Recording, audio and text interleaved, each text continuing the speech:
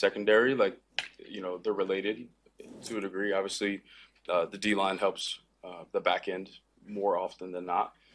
But in this situation where we have good corners, good safeties, we can be in a position where maybe we can have the quarterback hold the ball a little longer. What? Did the edge rushers kind of break the way you thought they would? Yeah. The more you know.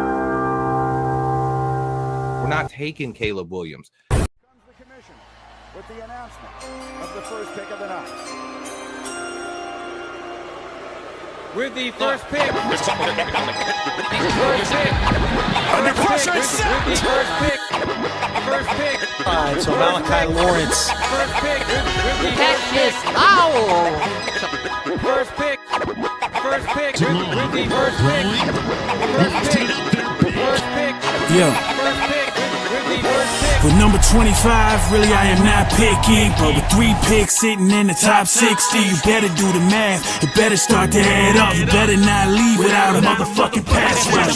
Build trenches, dogs, need those, enough Craigs need to add a couple Debos, 3 tech, got a tech, beast mode, a couple edges or the kid from Toledo, McNeil won the D, sort of a need for us, a retool for the champions of the North, we put the blueprint down, now we build on it. Green Bay wanna smoke and we still want it. Detroit under reconstruction. Minnesota trying to get saved by a munchkin. Last year's good, got better, and the best part, this is phase 1, cheers to a fresh start. First pick. I mean, he gets a great right tackle, turns him around. Metador gets that first pick. With it. Wow, what an effort! First pick. Step inside the back outside. Get that ankle on that. Turn the corner. That's textbook stuff.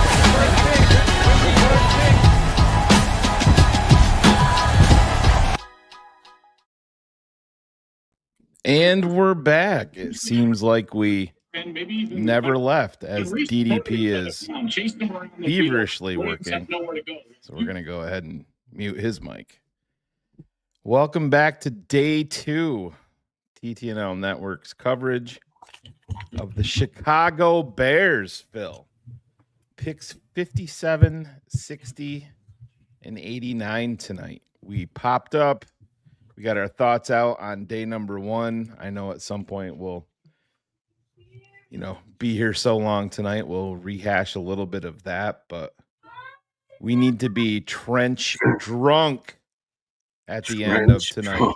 I feel like that's Logan Roberts' phrase that he loves to use. So I know Trench drunk. Yes.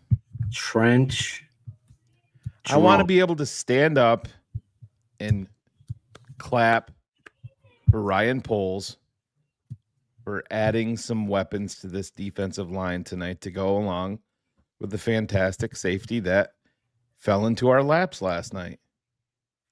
Dylan Thieneman. There he is.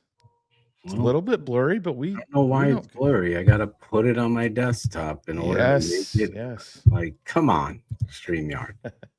We can do this. How is that? There he is in Rashawn Salam's old number, or maybe Kevin Byard's. Either one work. Ryan Poles. I didn't even think of Kevin Byard when I saw 31. Yeah. But the RAS of 9.6, that 4.3540 really sticks out, but that 10-yard split of 1.55 is crazy impressive. The overall RAS of 9.67. So the Bears safety core, I think you can say the Chicago Bears have the most athletic safety core in the NFL, or top 2 at worst. I'm not saying that they have the best, but they have 2 young, exciting players at the back end of their defense. Now, hopefully tonight, we will see a little bit different approach and see this defensive line addressed. Am I confident in that? No, I'm not. There, look at that. There you go. DDP's top 5, pick 25, Dylan Thieneman, safety from Oregon. And there you see the numbers again. High football acumen, fills the alley with confidence and physicality. there's people out there saying that this kid can't tackle. I'm not sure what they're watching, but anyways, yeah, this is an exciting night. Unfortunately, the Bears should be coming away with 4 new players tonight, but the NFL decided to not do the right thing and give us our comp pick for Ian Cunningham going to Atlanta. So that would not be a GM, Shane. Yeah.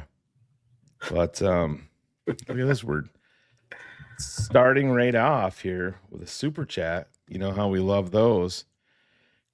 Chris Saros. Thank you, Chris. $9.99. Just want to say you guys are my favorite. I've been watching for a minute, but my broke ass can't afford it to be a patron. Oh my kids Lord, play baseball. Well, see that $9.99 would have got you a whole month. I know, Chris. You had a month. You'd check it out, and this is the best time of year because guess what's happening right now behind the scenes in the TTNL Network studios?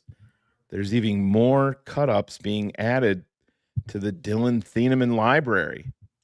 And if you thought the previous breakdown by our guy DDP was great on Thieneman, wait till you see the next one.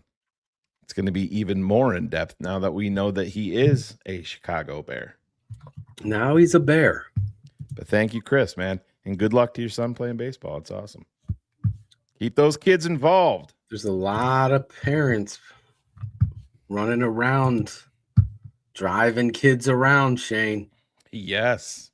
There's a lot of single dads doing that too, Phil. There is.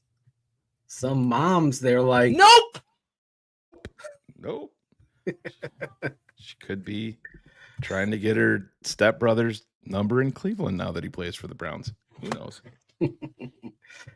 Well, thank you. But I digress. Who's the Big Joe, or who figured Big out Joe? We are now friends on Instagram. He is Big Joe. Didn't pick out a hoodie. Big Joe. He said the big part in Big Joe is earned. So the biggest one you got. No, we didn't go big enough for Big Joe. So he picked out a snapback hat, and we'll get it sent out to him. Well, appreciate you, Big Joe. There's our guy Sandman. So yeah, no, I'm excited, man. Like I said, we'll see how this started. Obviously, we had a lot of debate and discussion. I think it's going to regurgitate or overflow into this night. But should we play the video, Shane? I played it. This one. You helped the secondary. I played it. Played it on the intro. Played it on the way in. Yeah, because my partners. I was chasing after adventure. We're not here for the second night in a row. So if there was a draft day jail, Mr. Vargas and Mr. Toshin would be both sitting in it. Well, technically 7:00 East is when the draft starts, but I was out chasing dogs. Scheduled our show at 6:30 p.m. East. We started on time. I'm here. Anyways, I don't know where Ivan is. He just texted too. He's dealing with a family issue at the moment, and he will be here. But like I said, there's lots to talk about, Phil. We did a day number 2 TTNL mock draft just a little bit earlier. I guess I can load that up and we can put it up on here. We did get trench drunk. There you go. So obviously Thieneman is in store. At 50, we didn't do any trades. We didn't go up, didn't go down. We just kind of thick and pick the way that it went. Joshua Josephs, the edge rusher from Tennessee. We were in consensus on. My 2 picks with Josephs and Fields. Malachi Fields, yep. I would have probably came back, I know. Yeah. And taken another D end at 60. Yeah, so Grayson Holton. Edge drunk, Shane. Edge drunk. There you go. Grayson Holton, the interior defensive lineman, who, guess what, fits Dennis Allen's requirements to play on the inside of his defensive line, comes to Chicago. My number 2 wide receiver. My number 2. as Phil's well number 2 overall. without talking. Malachi Fields comes to Chicago at number 89, and this is the Ivan Vargas pick. Phil and I wouldn't have made this pick. Ivan did. Ivan's pick was Katron Allen out of Penn State. I was fighting for the other Penn State back. And then in the 7th round, anything goes. Devontae Smith, we can obviously use some corner help. And then Ethan This was Kaliakmanis. Shane's pick. Yeah, I think that there's tools there to work with. I look at him much like I look at Tyson Bagent. If you go back to the year Tyson Bagent came out, nobody was talking about Tyson Bagent except for TTNL. You look at some of these guys, you find 2 or 3 things that are intriguing, you bring them in, and you develop them. And now we have the ultimate developer of quarterbacks in Ben Johnson, so that's even more impressive. And I'm not going to complain if let's just say that the Bears do go 7th round quarterback to get another camp arm in here, a guy to keep on the practice squad. That's going to be a Ben Johnson special, and who Ben wants there, Ben gets. I'm not going to complain one bit about that, but I know that Kaliakmanis has been connected to Chicago, so connecting him with Ben Johnson, and you're taking a flyer at 241. So be it, but we'll see. But yeah, no, Joshua Josephs, I mean, I think is the main takeaway there, and we were all in consensus there. Gabe Akis was actually available, but from our work, from our eyes, Phil, Ivan, and myself, we were all in agreement that Josephs, we're all higher on him, even over Gabe Akis out of Illinois. I like Akis a lot too. I would have doubled up with him, but he went with the next pick in that exercise. Shitty draft. No special teams linebacker.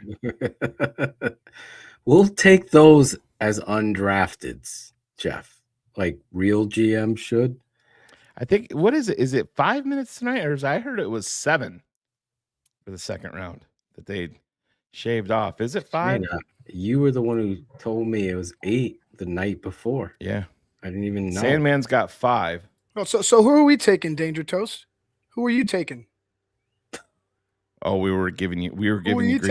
We were giving you grief about Katron Allen. Katron Allen has the most yards in school history. Sandman agreed with you though. I know, because Sandman's smart. He's a Penn State fan too.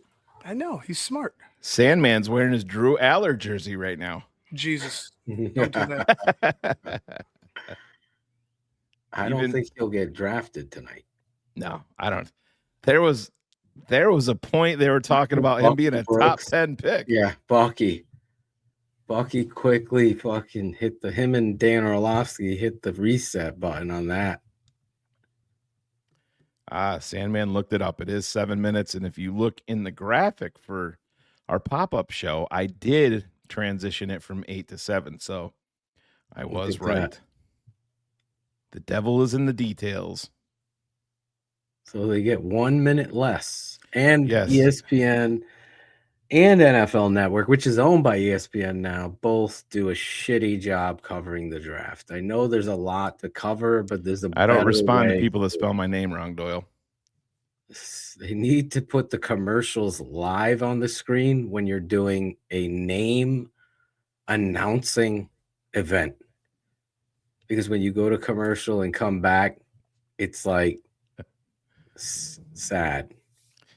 Bragg's in the stands. Barb gave him some milk money to give us a little shout out here. $2. Bragg's big board is greater than Phil's moonshots. Well, my guy went before Greg. Exactly. No NASA talk. No NASA talk. My guy went before Greg's guy. Maybe Greg could be in the fight night. Oh, so I gotta give DDP some praise here. So what happened? In the pre-day 2 festivities, minutes before we went live, when I was all alone in the green room, getting ready to go. Nobody decided to show All up. alone. Booger McFarland went on and was talking about all of the NFL defensive coaches that he talked to, wanting to know who they felt the 3 best pass rushers in this draft were.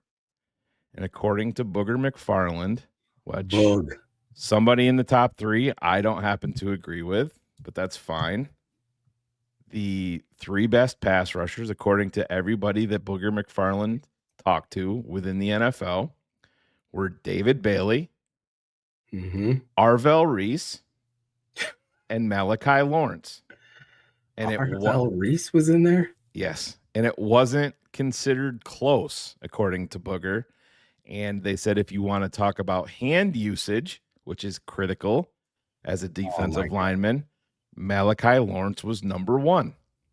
Talk about it, Greg. Maybe you and Adam Hogue can read the Beast book together by fireplace tonight. And with great hand placement and hand usage. Love you too, Chris. Thanks, man. Young R. Mason Thomas size may prevent Chicago from taking him. Despite his explosive get-off and his elite level bend. Oh my God. This is my prayer. I had hope for Jeff King. Did you watch the video that I sent you on Instagram? Oh, on the redo? I didn't even know. It's crazy. I was going 100 miles an hour to get on the show, so I was trying to watch. Fernando Mendoza and his family liked how he reacted. The instant reaction of him being drafted number 1 overall, they actually made the family redo it because there was very little, excitement. I understand they've known for a long, long time, but I mean, I know if it was my family, no matter how long they know, they're going to be going crazy and stuff like that. So they had to do a secondary instant reaction. It's just man, is that the first redo in the history of the draft? Those are the things that are just so ridiculously awkward that those things worry me with Fernando Mendoza, because listen, you can do whatever you want and lead. Everybody leads in different ways, but he's got some awkward to him, and that's not fine. I'm not saying that that's a negative, but if they don't win, Phil, you're a coach. If they don't win, I'm not sure that is sustainable. The way that Mendoza positive, his demeanor and hey, we're just here, and we're gonna put our best foot forward, and we're just gonna smile through it all. We'll see. I wish the kid luck. He is wildly talented. I'm just glad that my team is not in the quarterback game. I have some major concerns there about that being able to be sustained in the ultimate leadership role in an NFL locker room. Yeah, it's definitely a winning personality, meaning if you ain't winning and times are tough, a lot of people are going to tune you out if you're living in Happy Town with Greg Braggs. There's our guy, Eric Clemens. TTNL family, my guys. There he is. Hey, if they're on the move, if they see move somebody up and they get Cassius Howell, who's my top-rated player on the board right now, that would be amazing. Yeah. Will they do it? I was begging them to do it for Ruben Bain and Malachi Lawrence. So the word was that Tampa was very interested in a trade down until Bain fell into their lap, and then they just turned the phones off and made the pick. They're saying today that the Chargers made a big attempt to get up to draft Ione. Yeah. Vavega. Yeah. But they weren't able to, obviously. So they did the stick and pick and took Akeem Messidor, the elder statesman of the class. The only draft pick that was alive for 9/11 was the thing that they said today. This guy's a Missouri guy saying that he's got a drinking problem. Yeah, I have no access to that. So I mean, know. I'm not going to comment on it or speculate on it because I don't have that knowledge. So obviously Danger Toast does, but Caden McDonald is that'll be something that NFL teams would find out pretty easily. Well, in a few of my film breakdowns where I'm teaching as I'm showing, that's what we do here.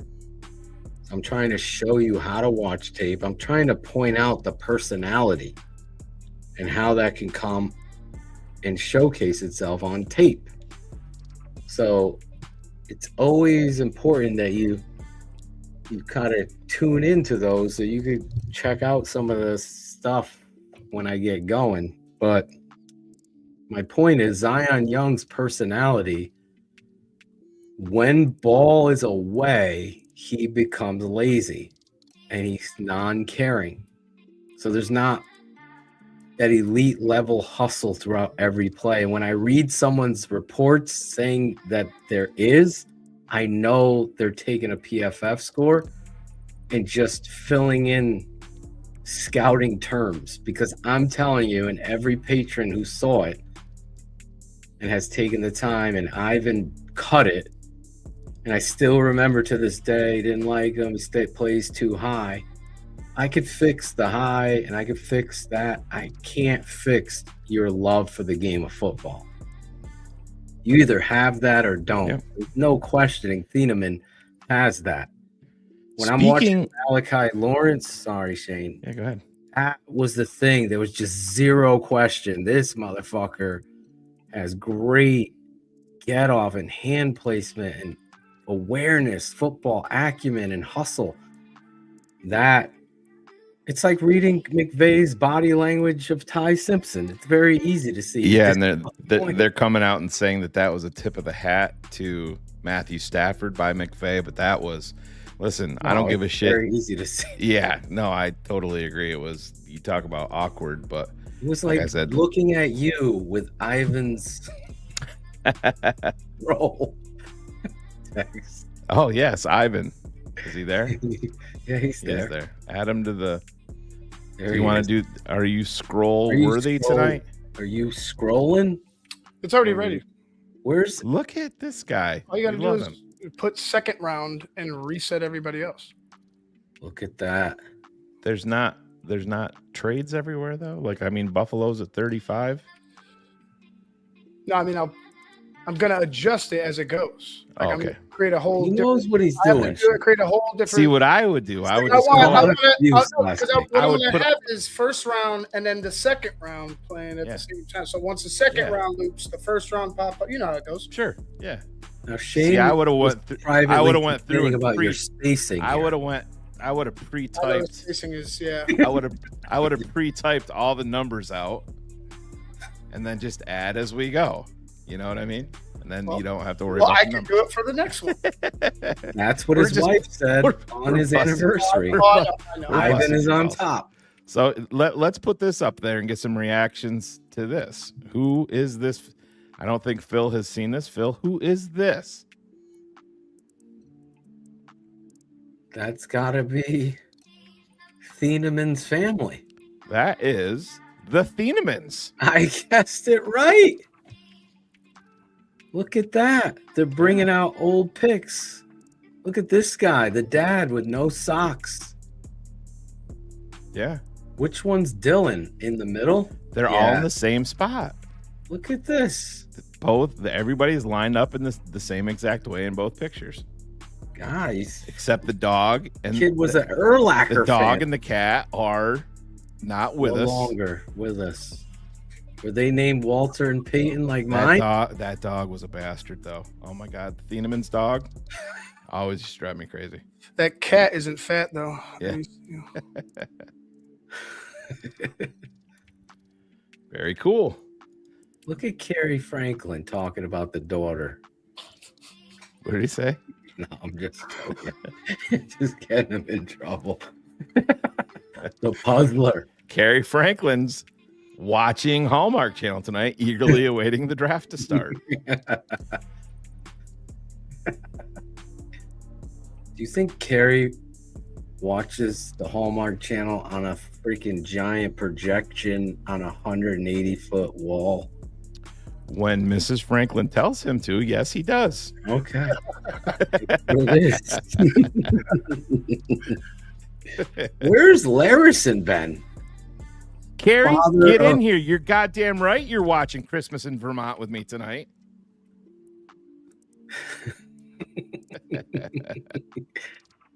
Larison is currently at the UFL, just soaking it all in. His son, his baby boy, is eating it up. He's eating up the UFL. He doesn't He's even have setting- time for us. He's setting so many great numbers that Justin Fields is going to have to try to attain next year. It's crazy. He's setting new highs. Oh, those are fighting words. Dude, you just don't know how much Andy Reid is going to unlock Justin Fields, Shane. Yeah. You just don't get it. We can put a poll up.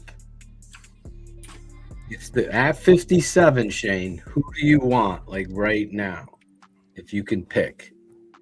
Right Even now? Yeah. Even if they can't be there, if there was one guy.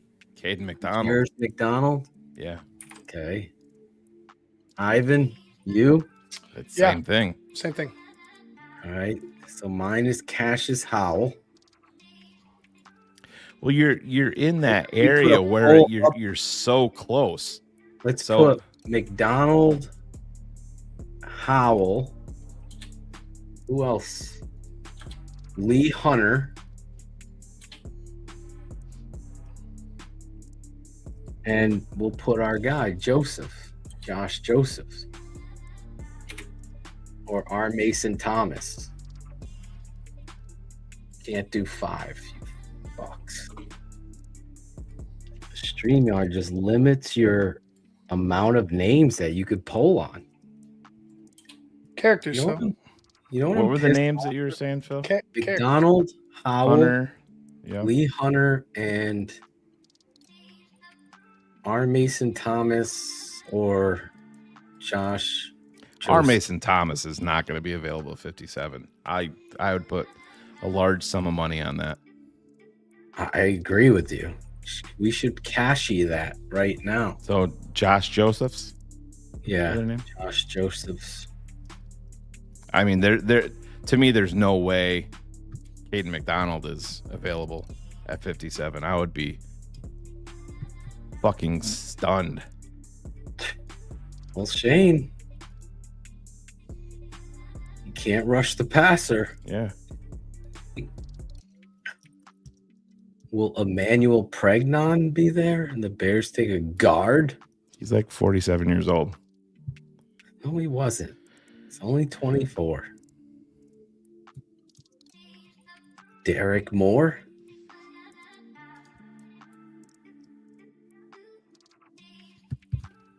Well, get that poll going. We'll see what. It's right there. Oh, we got it. So make your votes. Right now, Howell and McDonald leading. I just think it's widely. I think I'll say Caden McDonald goes within this first 5 or 6 picks. We are tonight. at 7:00, Shane. Will they start on time? They'll start on time, but we'll be 4 picks in online. So Adam Schefter is already reporting the 49ers plan to stick and pick at number 33. So there will be no trade. And it probably would be Cassius Howell right out the gate. Knowing them. Just thank you, Mr. Roger Goodell, for fucking over the Bears. Should have 2 picks in the 3rd round. Fortunately, fucked us over. Now I gotta delete shit off my phone that I just taken up space, Shane. So Cade McDonald is leading the way with 61%. I don't think that's any surprise. Lee Hunter, 3%. Cassius Howell, who throughout this entire process, Phil has not spelled correct one time, 26%. And Josh Joseph's 9%. Phil throws a couple extra S's in there. I saw a 9 go in there at one point. But There's no spelling bee on name, Shane. So the way that these polls work, if you see Caden McDonald has a number 1 by his name, you just throw a number 1 in the chat. Same for Lee Hunter, number 2, Cassius Howell, number 3, Josh Joseph's number 4. So 1, 2, 3, or 4. You don't have to include the name. That's it. It tells you right there. Type 1, 2, 3, or 4 in the chat, and your vote will be cast.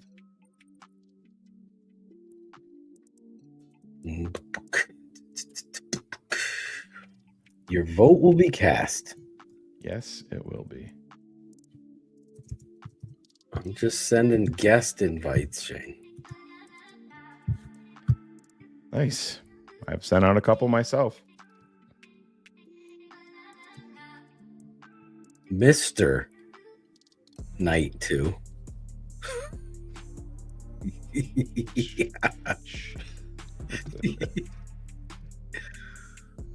Oh.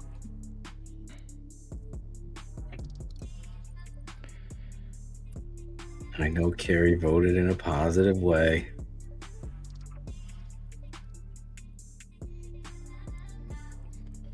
Mansour Delane is jersey number 5 for the Kansas City Chiefs.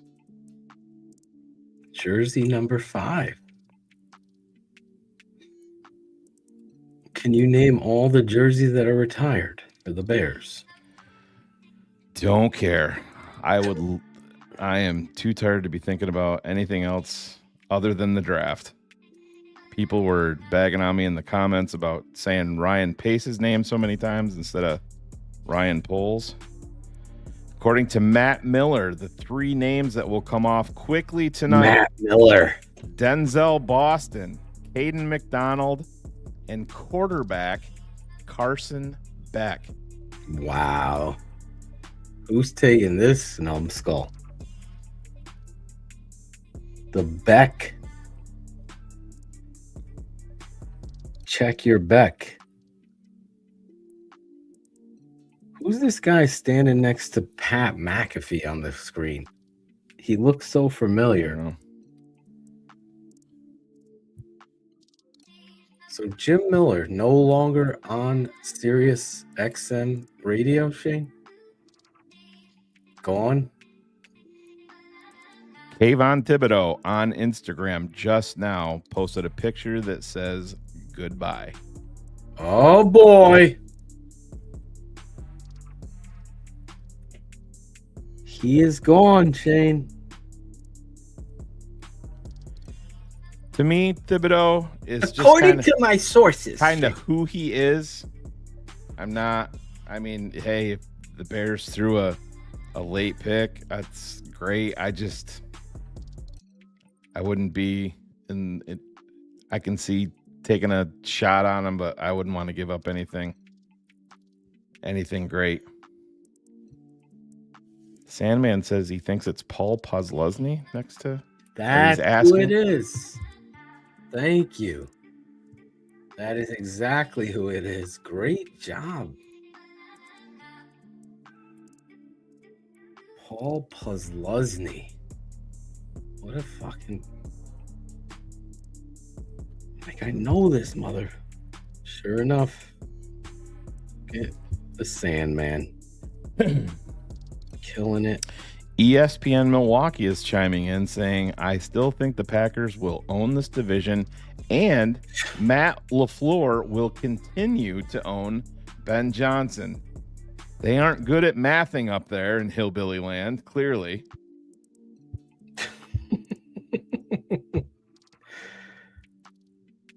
I've struggled for years to find out what a Packer is. Maybe they can come on and explain it. Not on our airwaves. Think about that shit. I don't even know what an owner is up there. We are the Green Bay Packers. Yeah, it was Acme Packing Company, right? Isn't that? Yeah. Well, you're just packing what? Pack your bags and step to the back of the fucking This is line. just going to go down. Dock workers. That's all it is. This is going to go down a bad. Let's just focus on the Niners. Are on the clock with 4 minutes and 20 seconds left. Pack that meat. Fucking fudge. Yes, there we go. Sorry, Shane. I was reading. Wasn't me. One of the comments by your boy Jeff Burton. Just reading words, Shane. Reading words. There you go. So I am refreshing. San Francisco's pick is not in according to TV. It is not in according. It's 3 minutes and 44 seconds on the clock here. Oh, I got a couple seconds. It's better than yesterday. Raheem Morris is the defensive coordinator in San Francisco. He happens to really like pass rushers. Why is Sophie barking? I don't know. Someone must be home. Wifey's home? No, he's on NBC. Mike Tomlin, NBC Sports. Yes, I would. My guess would be that he got that from a Facebook page that reports craziness all the time. You'd be shocked about how many DMs a day I get from people. Oh my God. Did Mike Singletary just buy the Bears and fire George McCaskey?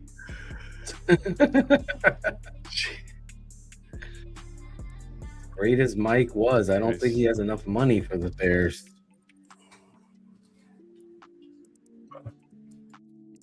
Bro, I heard Michael Jordan just proposed to Oprah Winfrey. It was on Facebook. Chicago's power couple. Oprah, on the other hand, could purchase the Bears, Shane, if she wanted to. Team's going to draft Carson Beck in round 2. Holy shit. Let's put a poll up. What team is drafting? Go to widgets. Fucking poll. You can type. Your fingers hurt? What is it? Where? Widgets. Oh, widgets. Oh, this is cool. I didn't even know they existed. Phil's just like sitting back. All right, make me an AI. Steph, I need a sandwich in 7 minutes. Tate, go let the dog out. Fucking nerd. I need a poll. All right, Max AO, give me a song. All right, yeah, patrons, listen to this hum and tell me what How the do song you get is. it back on the show? Listen to this. There you go. Hey, thank God for Big Joe. You got it. Now I have the Niners pick is in. Do we have? All right, let's go around. Is in. Go around the horn. Ivan Vargas. Who is it? I say Cassius Howell. I think Cassius Howell would be the guy. I'm going to say Cade McDonald. Okay, that's a good pick too. They have not announced it, but we do see Kyle Shanahan. I'm watching NFL Network. Wow. The 49ers pick is in, and they have taken from Ole Miss wide receiver Deshaun Scribbling. My boy went that high, yo. Wow. Stribling. Wow. That's a stunner for me. That's with a big who's stunner. available. I mean, Stone Cold Steve stunner. I mean, they're obviously very happy with their defense. That, you know. Okay, we'll see.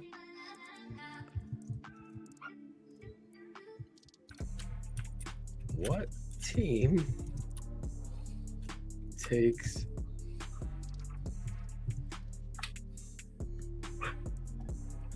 This is what? How do you because spell Omar that? Cooper was drafted last night, Spencer. Is Beck Bech? Shane? Andy Lee, the punter, is announcing the pick. Oh, I can't. You got to put teams. You can't poll it. Forget it. Blew that poll. Has everyone voted? It looks like Caden McDonald. 50. Yeah, I'm not shocked by that. I mean, I would be floored, but equally excited if he fell. Deshaun Stribling going to the Niners. Deshaun Stribling. Our guest might have something to say about that when he comes on. Yeah. But Stribling, I'm a big fan. The Arizona Cardinals are officially on the clock. Dun, dun, dun.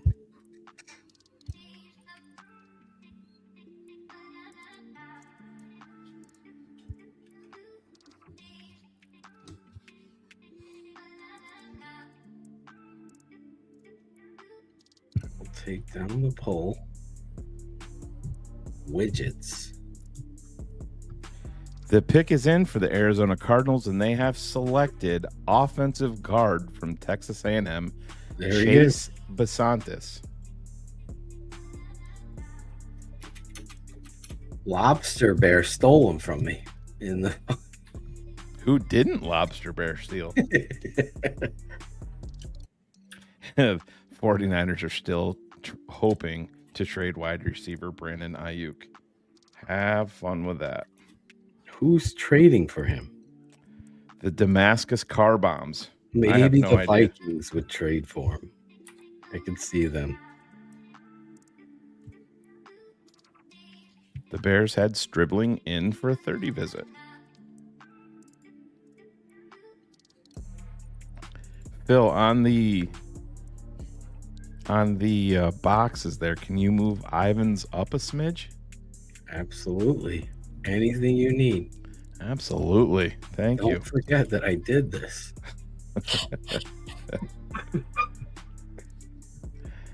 Chase Basantis. I'm shocked Stribling went at 33. Ivan! Ivan! Ivan? Are Ivan! you okay? You hear us? Ivan, are you all right? Oh, hilarious. Oh my god. That was funny. We kid because we care.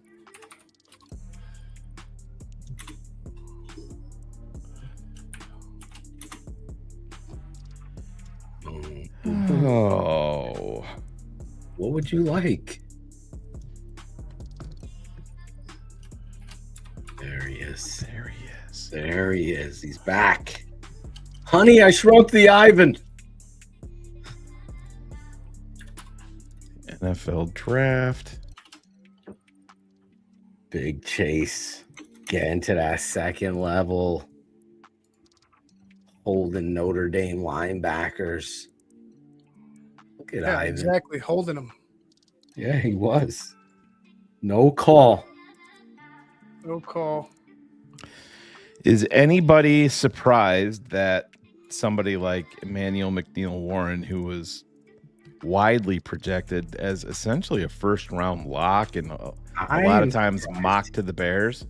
I had him as my safety number 5. I had him safety 2A.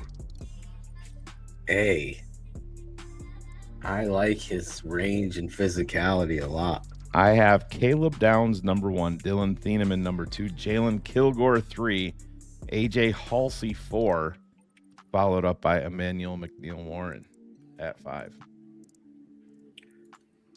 We appreciate you, Jay Peterson. What's up, Jay?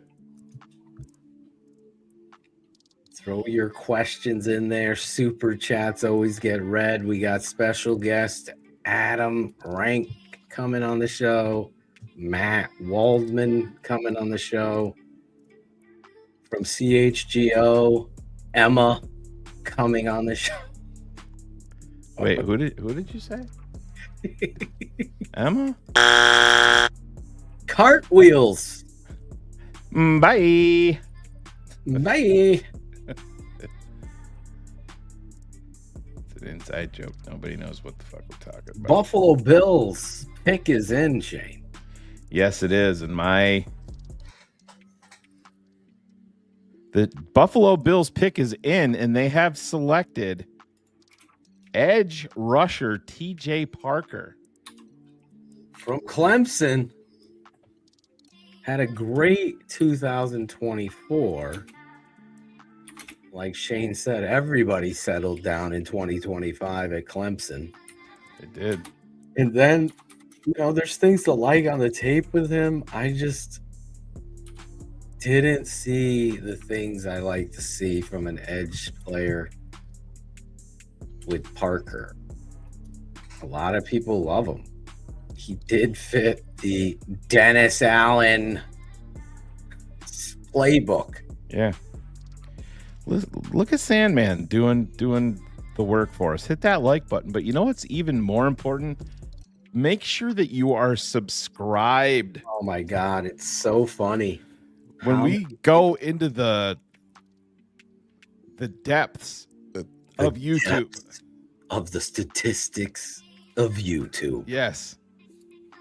56% of our listeners are not subscribed to our channel. But watch everything. Yeah. Watch crazy. Every week. So the Raiders were on the clock, but wait. There's more. They have just traded. Oh, no. Yes. To a team in navy blue. Come on. The Houston Texans are now on the clock. I knew it wasn't you knew Phil was going to fall for it. Oh, God. I trust in Shane. Blind trust. Robert Nash is subscribed. We were getting up. I thought we were getting up there. Listen, while we got some time, everybody head over to YouTube. Just serious. Look at TTNL Network. Hit subscribe. And I can keep track. I can keep cost track. Anything. Listen, if we pick up 300 subscribers while we're live on air tonight, let's do it. We will unlock the Dylan Thieneman draft mob. Really? For everybody, but we need 300 new subscribers. And while you're at it, go subscribe to Patreon. Gotta get it done.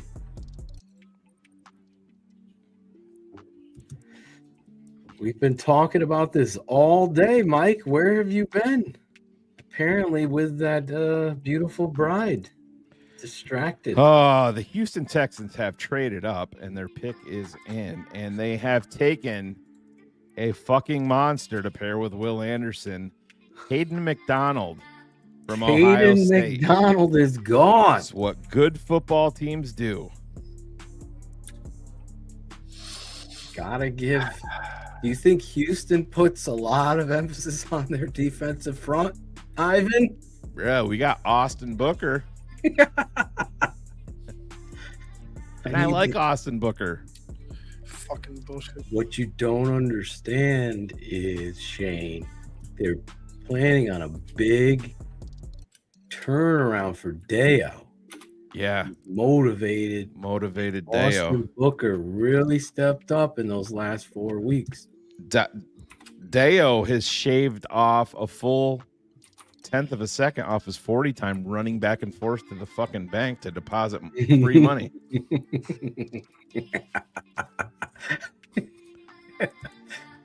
All right. We have not our channel analytics have not moved. No. One bit. Unless they are, maybe they're not updating it in real time, but come on, people. Yes, they did trade up for Anderson. They saw a need at edge. Even though they signed Daniel Hardy, they still said, we got to move up. We got to. What a great fucking job by Houston, though. I mean, you just think about just those two to move forward with.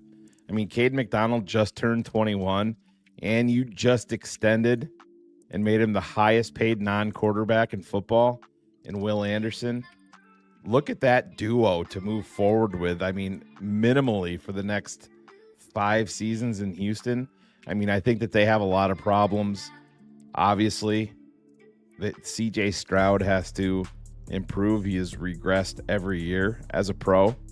I get it, but man, oh man, you can't fault them for adding to a strength on that defensive. You got Daniil Hunter, Will Anderson. You're adding Caden McDonald to it. That's impressive. It's very impressive because they understand that you win in the trenches and up front. Your defensive line is going to win you games, even if you have an average quarterback. In Chicago, we got an above average quarterback. And you know what? We're going to take a different approach, and we're going to build our secondary. This is funny. This is kind of telling with what we're dealing here. This pick of McDonald for Houston goes against the typical undersized interior defensive lineman type that DeMeco Ryans has preferred in Houston. Yeah, so let's employ that in Chicago, please. Well,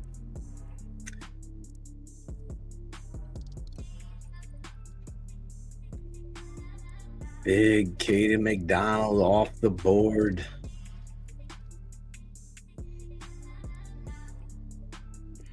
See, position D tackles left on the clock.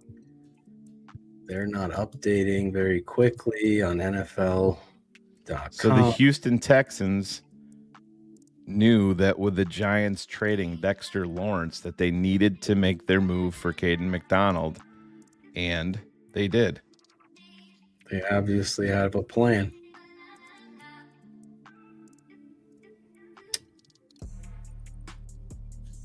And quite honestly, Bears really got to go after the DNs.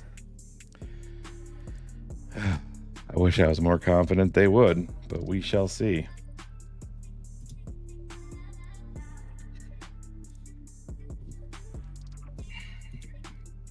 The New York Giants have pivoted, and they have taken cornerback from Tennessee, Colton Hood. So the Jonathan Hood's kid. Yes, the injury concerns surrounding Jermod McCoy. Obviously, I mean, he is wildly talented as a player when healthy. He tore his ACL in January, and there's been another issue with his knee. So the fall is on. I mean, McCoy without the injury is a top 15 player, I feel like, in this draft.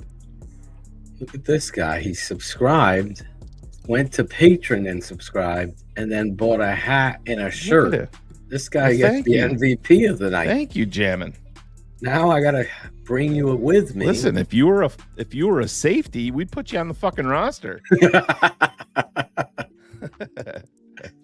I was gonna take him with me to Chicago and have him be my bodyguard as I take over the draft room for Ryan Poles.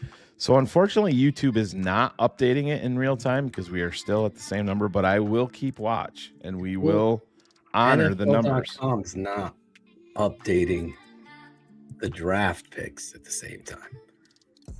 Mr. Uncrustable, he does it again, folks. Round 1, passes on the edge. Make the QB hold it longer. It's like your dad on a drive to the amusement park when he asked you 4 times, do you have to go to the bathroom? No. McMaggie from YouTube just commented on TTNL Network's pop-up show, and it says, the Bears could win the Super Bowl, and these 2 morons would cry that they didn't score enough. Oh, yeah, that's what we do. Yes, clearly. That's exactly what we do, McMain. Should I bring back that McMaggie's mom's a cunt or just let it go? I don't know. I'm sorry. Don't say it. McMaggie. Big fan of Caden McDonald on tape as he penetrates and plays the run. Probably the best run defender up front in the entire draft. No doubt. Just continues to see the ball. 9 TFLs for an interior lineman. Impressive. Houston pulling the big fella in, adding him to what is the best defensive front in football. I'll just give them the title right now because my boy Will Anderson was everything I said and more. And Hardy continues to shine bright like a diamond. Their interior defensive linemen continue to get better as well. So, Houston. Not from Houston, but I rap a lot. Said Biggie Smalls. There he is, Caden McDonald crying. Very emotional. Very emotional. Bears fans would call him a wussy.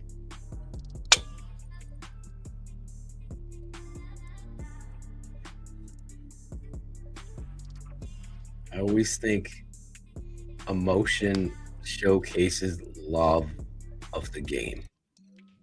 Strength. This guy's been a patron for years and he just subscribed to the YouTube channel. Thank you, Kyle. We appreciate Kyle's been with us for a long time. Katie McDonald's crying, guys. He's a bust. I know. Is he a mutter, though? You like that shit? You like that parentheses shit? Huh?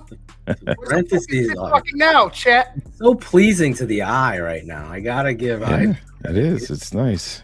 His banner game has gone up like Ryan Cox's class grade point average. Going somewhere else with that, but all right. No, Ryan Cox is one of the best professors down south. His classrooms get smarter. The Giants pick is in, Shane. Yes, Colton Hood. I told you. They're cornerback. Only by 15 minutes.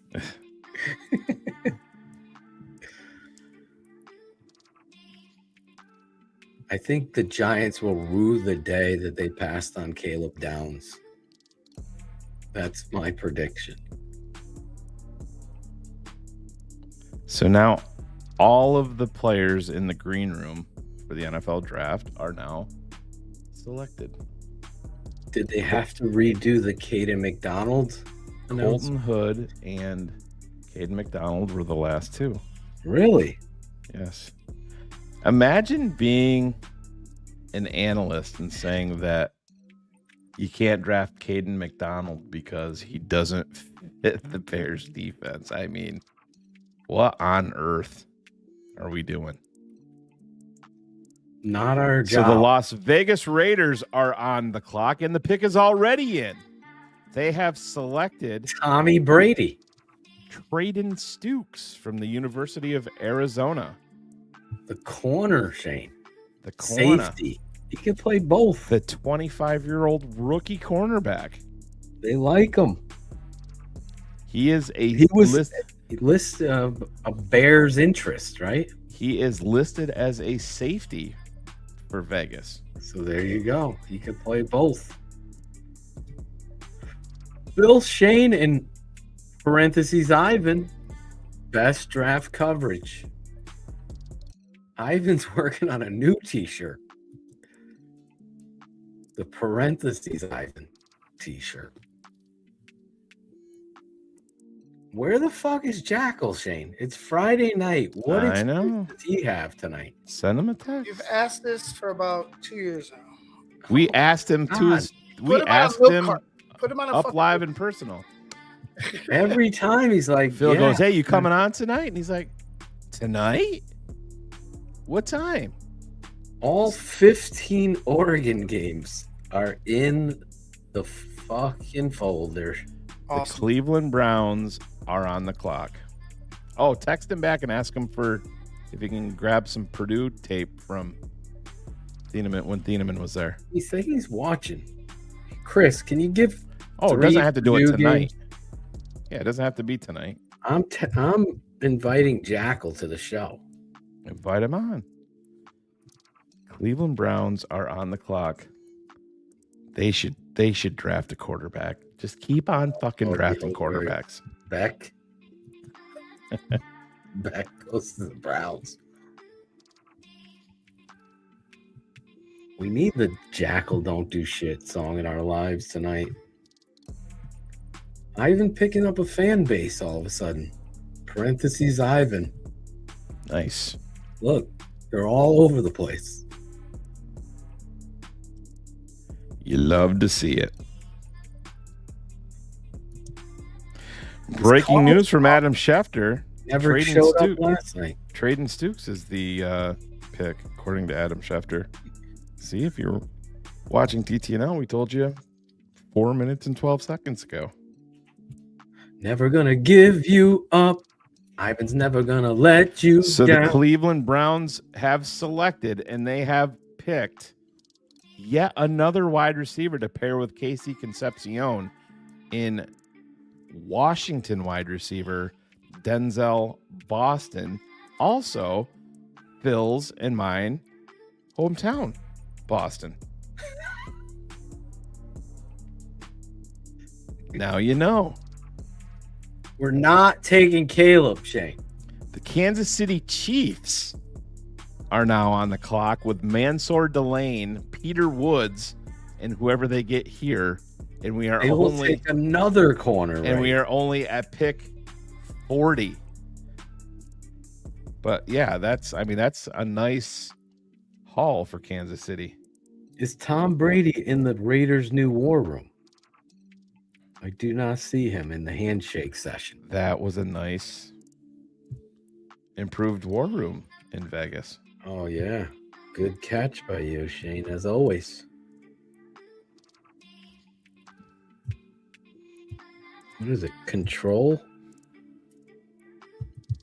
No, it's not control. Is it command? What are you trying to do? No, it's not command. How do I make the little circle? Option, the dot. Yes, option was the way.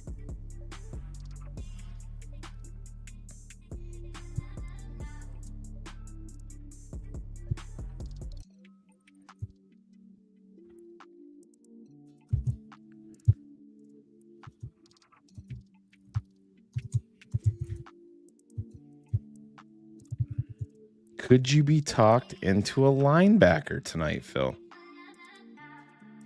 The Bears have been connected to two of them in Jacob Rodriguez and Anthony Hill Jr.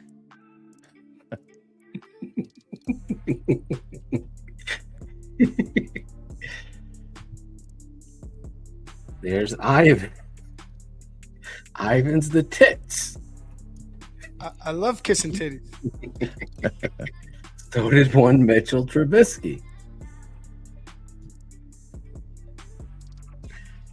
I couldn't remember how to get the circle.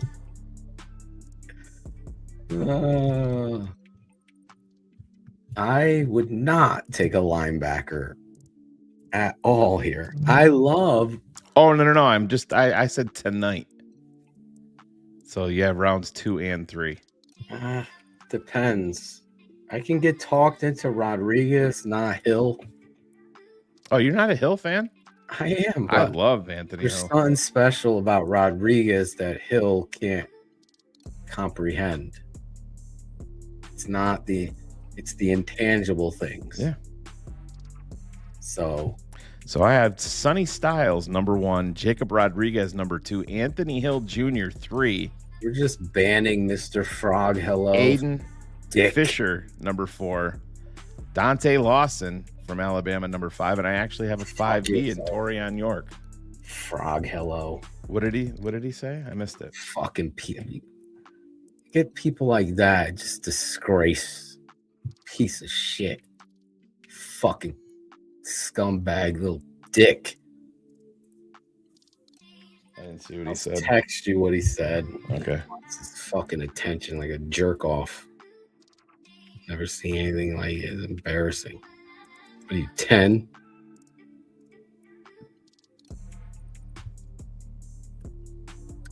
Oh.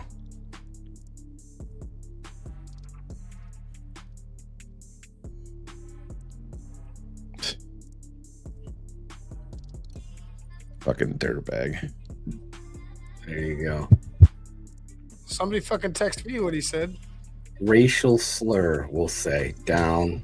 Each spelled it out like a little pussy. Well, he's gone. He'll come back. I'm not in a mood. I don't have any zero tolerance for that bullshit. We could joke all. Yeah, Andy. I mean, come on, bro. Be better. I don't have any patience for that. I don't think Andy knows but I caught it right away. So the Kansas City Chiefs have made their selection, and of course, they take R. Mason Thomas. There you go. To pair with Peter Woods. Jeez. Does he fit their scheme?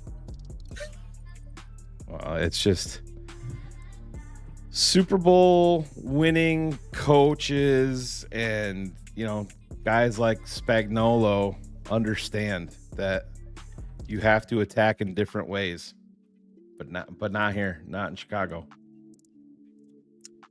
You have to be 6'4". You have to be 260. Oh, so back to back. Here is the run that we've all been waiting for. The Cincinnati Bengals pick is in. Cassius Howell goes to the Cincinnati Bengals. Here we go, polls. They're all going. Cassius Howell can be a pass rusher in Cincinnati, but not in Chicago. They're all going off the boards. As they should. So smart football teams do. You invest in your defensive line. I mean, you had Trey. Could there be more different players than Cassius Howell and Trey Hendrickson? I mean, honestly, you know what I mean? Yeah. Spags was not a failed coach. He's an amazing defensive coordinator. Yeah, but Spags is a fantastic fucking defensive coordinator, which is what I said. Did I say head coach? No. I was talking about Andy Reid. Lots of coaches fail, and they're fantastic defensive coordinators.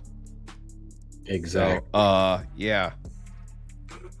Everybody's so fucking quick to try to point out a fucking mistake and have their fucking gotcha moment. I love that shit. The Bears gave us 3 seconds. We're excited about you. You ready to roll? You ready to roll? DA meeting with Dylan Thielen. Shit. Sir, okay. Yeah. Well, we're ready to get going, man. We're excited about you. There it is, Shane.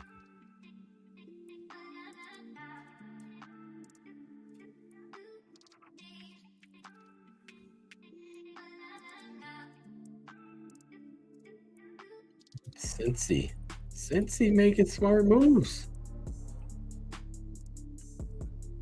The Bengals, as long as we got motivated Deo, we should be good. Yeah. It's awesome. So the Don't Chiefs forget have the 30-year-old lineman. The Chiefs have added R. Mason Thomas, Mansour Delane, and Peter Woods. Rebuilding a defense. R. Mason Thomas and Cassius Howell just have never-ending motors and great bend. It's just... And the defensive line run continues. Oh, no. The New Orleans Saints pick is in, and they have taken defensive lineman Kristen Miller from the University of Georgia. The run is on. Here we go. Could have traded up, solidify an R. Mason or Cassius Howell would have been ecstatic tonight. The Miami Dolphins are on the clock. The Miami Dolphins. Former Packers coach. The Cincinnati Bengals this offseason have added Boye Mafe, Dexter Lawrence, BJ Hill, Jonathan Allen, Cassius Howell, and they have Miles Murphy and Shamar Stewart coming back on their defense.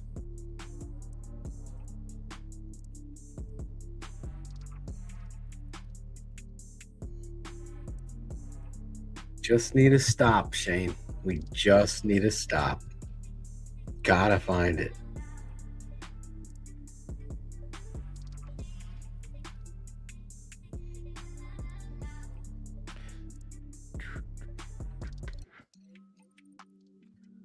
Where are we going to get that stop?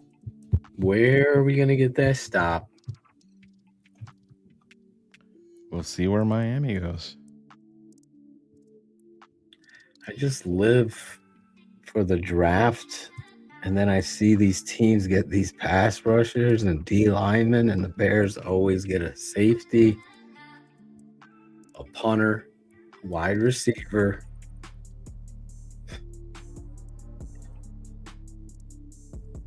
When was Leonard Floyd the last edge defender we drafted? Yeah. Top 3 rounds? Yes. Makes me vomit. He was the one guy I didn't want that year, and we picked him.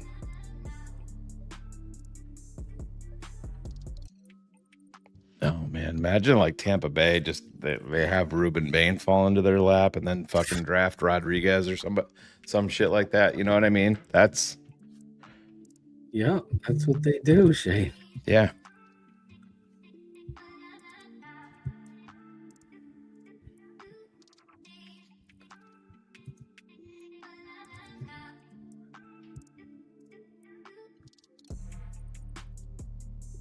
Josh Josephs is my number 1 edge right now left. As this run on defensive linemen goes. Yeah, and like I said, I know there's been a lot of I'm just not as high on Akis as you. I think you and Ivan like him a little more than I do. Yeah, I like him a lot. I just have Josephs over him. Yeah, so do I. I would rank right now, just looking at edges, I would have Josephs, Akis, Derek Moore, Zion Young, Danny Dennis Sutton. And that's the thing, with Zion Young. Like I said, we've talked about we can be talked into him at 57, but off field is going to tell the story. Like if what that guy brought up, and I'm not putting any validity into it, but those are the type of things that we do not have access to.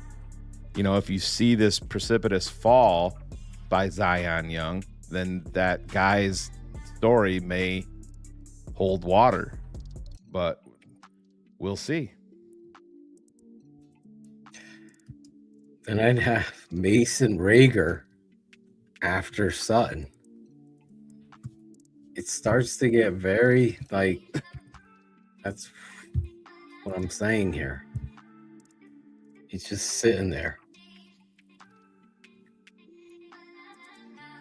So the Miami Dolphins pick is in, and they have, well, I don't have this verified.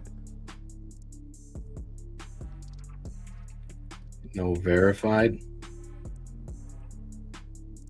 It's not verified. I'm not going to report on it till I get it from a better. Oh, and Dame is in there too. I forgot about him. Thank you. Okay. Tucker.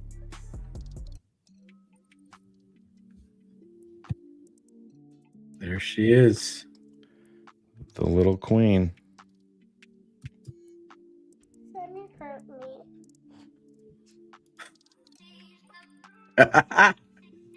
Yeah.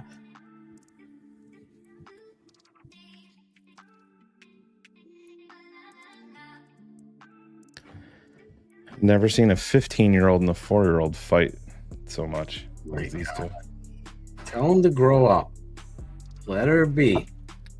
So we have a trade. The Dallas Cowboys are acquiring linebacker D. Winters from the 49ers.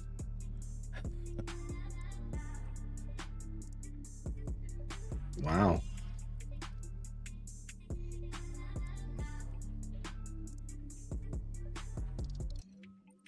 Bears are just going to sit there and wait, see who comes to them. What corner? We'll see. And Dame Tucker is another one of my guys. Sorry. The Miami Dolphins pick is in, and so the original one that I got was not correct, so I'm glad I did not report it. The Miami Dolphins pick is linebacker Jacob Rodriguez. Wow.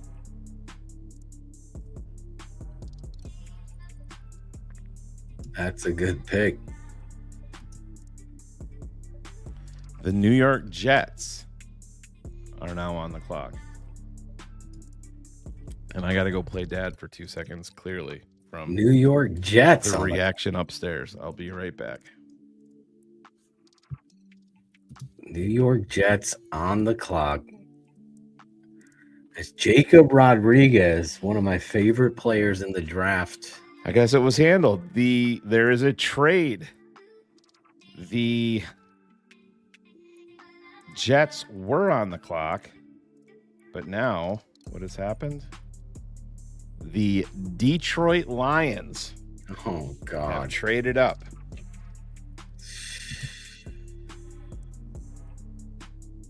We're just sitting at here. 44, so we are not too far away, but will they get a running mate for Aiden Hutchinson here? Yet more teams that believe in drafting defensive line. The Lions have traded pick 50 and pick 128 for pick 44.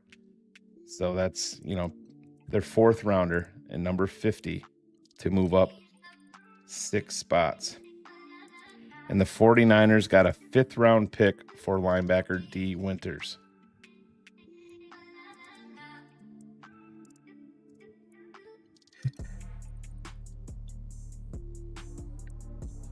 Jacob Rodriguez off the board.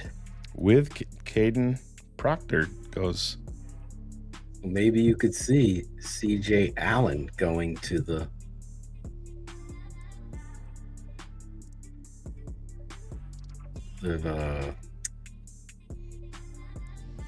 who traded up again? Detroit. Lost my. My guess is they got to be going defensive line. I hope not. Bears pick at 57. Maybe it's safety. Who's that safety for the Lions? Well, they got the kid from Illinois, and then Well, they're playing Brian Branch everywhere, but Brian Branch is an excellent player, but can never stay healthy. Maybe they get McCoy, the corner, often injured. You're trying to talk things into existence. Yes. Let's just let it go because we know that your track record is I not want good them here. to take McCoy. I Always understand, injured. but we know that you're. I manifest. Yes. These are the words that I manifest. I love that. That was one of my favorite songs.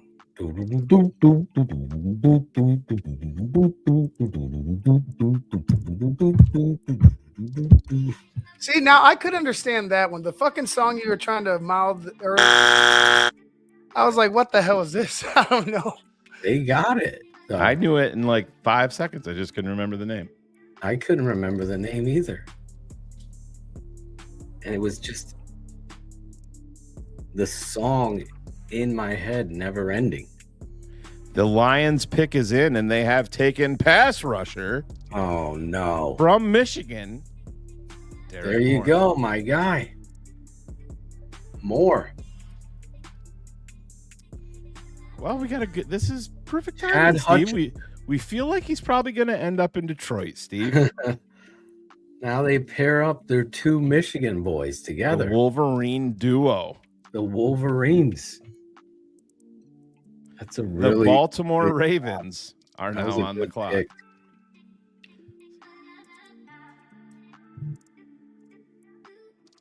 The 2024 Purdue tape, as Chris Harold, our guy, is listening, is in the folder, Ivan. This will be the most comprehensive breakdown of Dylan Thieneman out there. This is going to be so fun for me. There's so much tape.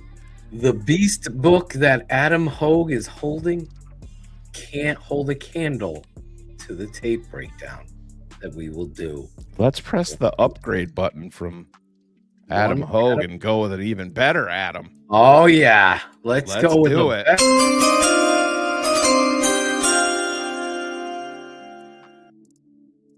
There Hey! Just sneak it in.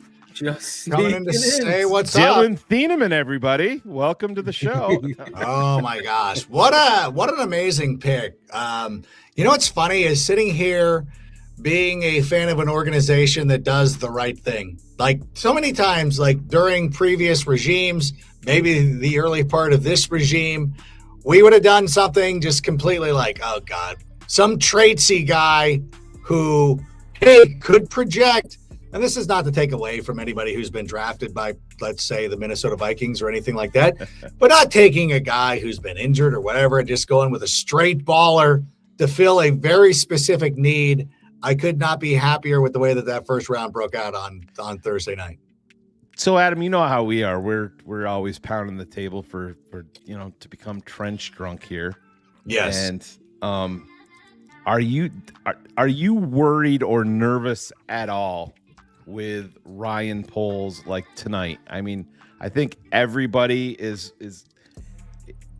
the excitement over Dylan Thieneman. I understand it, but he's drafted 2 defensive ends in now 4 drafts and 1 first round.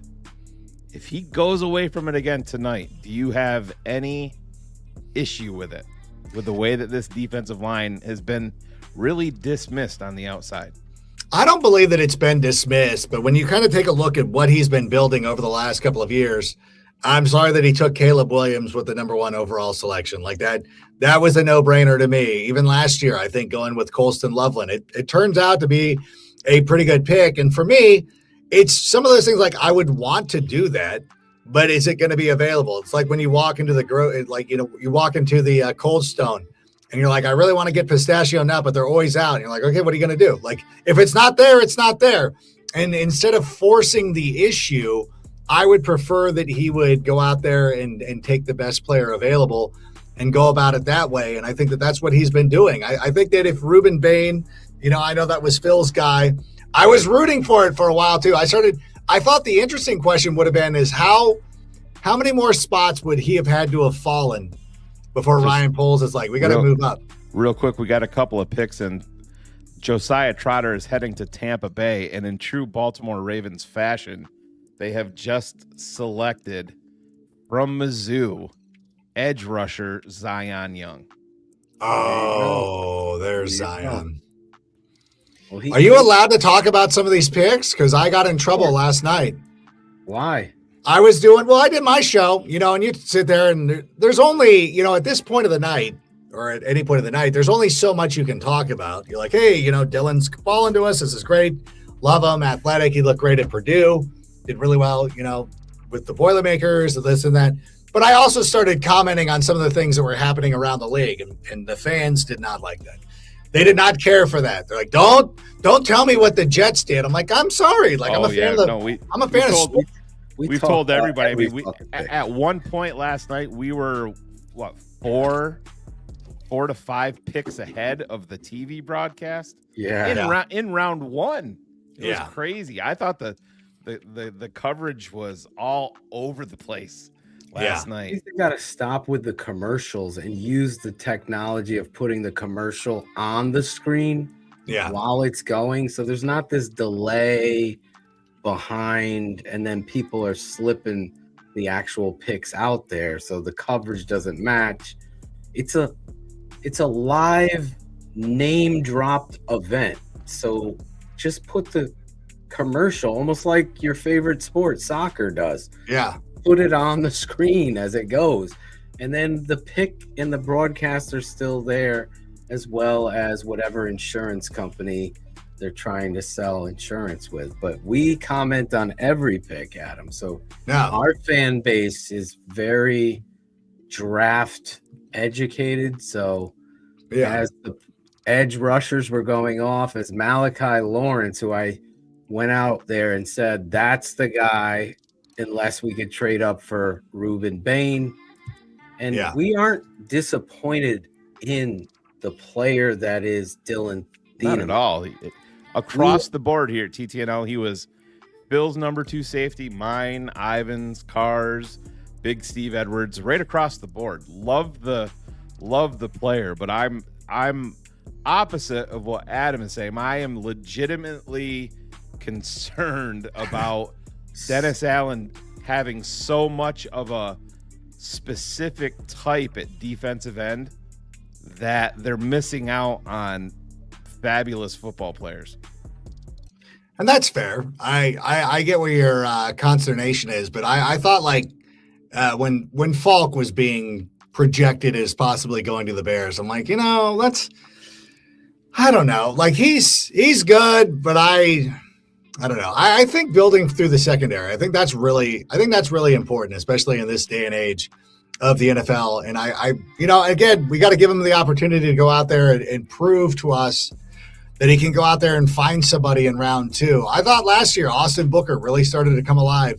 There was a graphic that they showed, it was either tonight or last night, about the teams with the least amount of sacks last season, and the Bears didn't even make the graphic. You're like, okay, so it wasn't great. It wasn't, we weren't that team. We weren't prolific by any stretch of the imagination going out there and getting to the quarterback, but we weren't the worst. So I felt like DT was a little too good to pass in that instance. I thought, when I was doing my mock draft with a twist, I had him going at 19 to the Carolina Bears. I suggested he go at 19 to the Carolina Panthers. And when he got past the Panthers, I knew in that moment, I said, that's who we're ending up with, because that is a need on this team. That is a fantastic football player. And I think that, building out from the back, again, referencing my favorite sport, soccer, building out from the back often works. So just here's some NFL related news, not draft related, but that just dropped. So week 3 in Rio is the Baltimore Ravens versus the Dallas Cowboys. Ooh. Was just released. Wow. Rio de Janeiro. It's interesting the way they drop that too. Why are you dropping it during the draft? Like the Cowboys did it. Not the NFL. Interesting. Somebody's getting a note about that. Yeah. Someone is good. Jerry don't care. No, yeah, Jerry would have fought for those comp picks and sued the NFL. That still doesn't sit right with me. It doesn't sit right at all. It's just a disgrace on so many levels. It's just bothersome that more people in the industry aren't making a bigger deal of it. Yeah. And make it a problem. Diana Rossini, meanwhile, is getting dragged daily. It should be the same thing in regards to what Roger Goodell and company have done in regards to this rule that they set in place to help minority candidates get a better shot. And here, under the umbrella of that rule, is the example of a team doing it the right way, yet you punish them. It's embarrassing, really. And it just... So I announced this before, but Jeremiah Trotter's son, Josiah, that's my is now guy. a Tampa Bay Buck. My number 2 middle linebacker. And the NFL has confirmed the Rio game, Dallas versus Baltimore on September 27th. Yep. Well, now we got to hope for Josh Josephs, Shane. Or my guy, I know you don't like him, Gabe Akis. I don't know. I don't dislike him. I'm just not as high on him as you are, Phil. I see some stiffness in his game, and we'll see. I really like him. Go ahead, Adam. I'm sorry. No, I was gonna say I'm a lunatic. One of the players, I can't believe Cleveland got him. They got Denzel Boston. Yeah. So they went out there. See, I really appreciate what Cleveland's doing because they're like, our quarterback, whether it's Shador or the other guy, is going to need a lot of help. I think Casey Concepcion is a really good football player.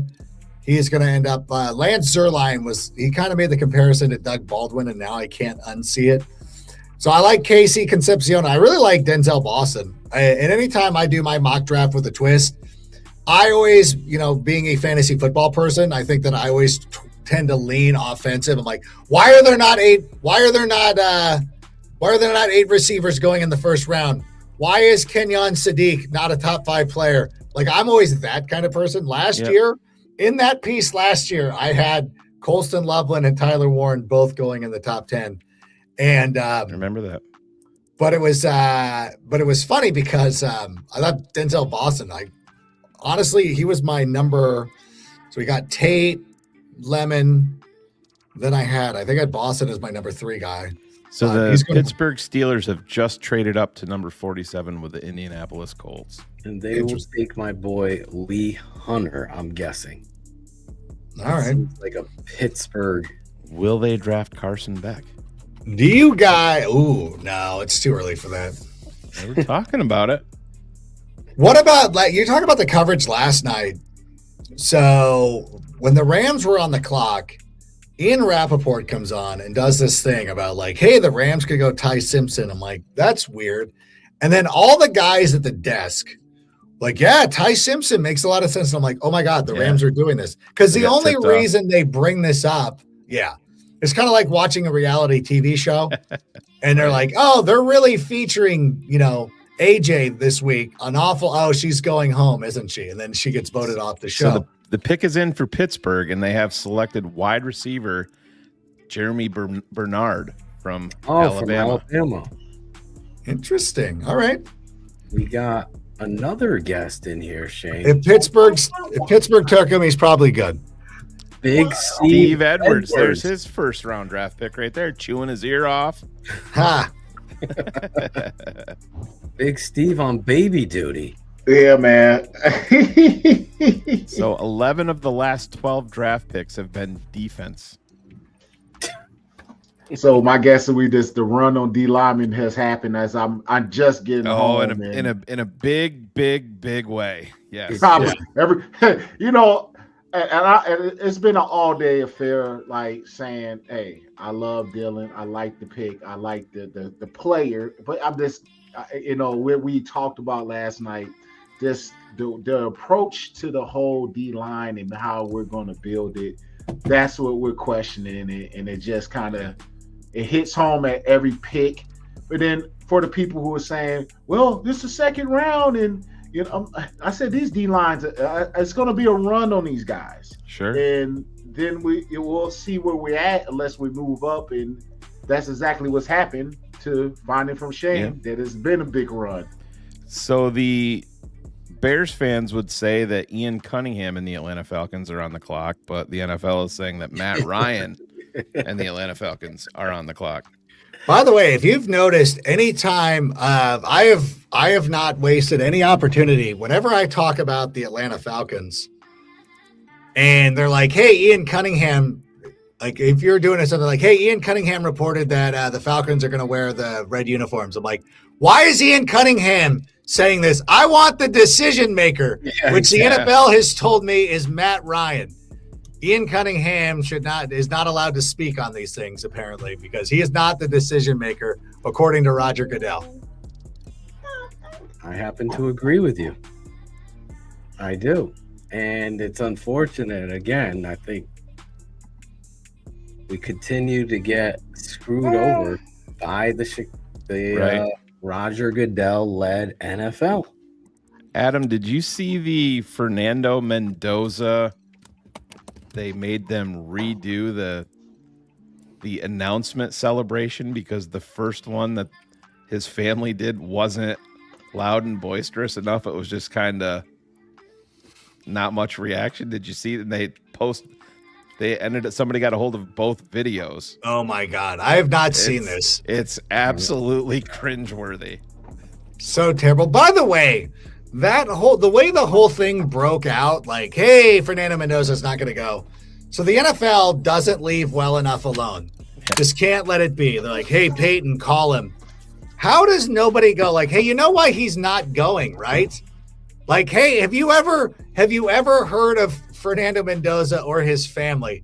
There's a real obvious reason why he's not doing this. Like it's so it's not even fun. You know, it reminds me. So we were doing this thing on NFL Fantasy Live where Patrick Claybon and I were taking turns. Like we had to write. We ripped off Colin Yost and Michael Che. So we're doing that kind of thing. And I said, hey, I was going to have one of our researchers. I go, hey, I'm going to write something really mean about Josh Allen. Can we have Kareen play Josh Allen's mom? And then I was like, wait, something's amiss. It took 30 seconds to Google Josh Allen's mom had battled cancer. And you're like, oh shit, we shouldn't do that. Like, okay, well, we'll bring out somebody else to be his dad. You know, like that kind of thing. Nobody in the NFL there wasn't one person in any room who was like, hey, by the way, you know the story of his mom, yeah? Like there's a reason why they're not flying to Pittsburgh. Like again, the NFL fumbles stuff so hard. Like they've now gotten to the point where it doesn't matter. Like it doesn't okay, like we're not going to give the Bears comp picks. What, are Bears fans just going to stop watching football? Like they can be as insulting and condescending as they want because they know everybody's still tuning in and everybody wants to be a part of the NFL.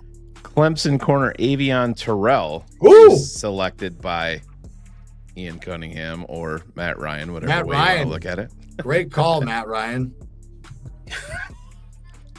I actually really like that. I think that's a good pick too. And I honestly thought that was somebody the Bears were going to draft.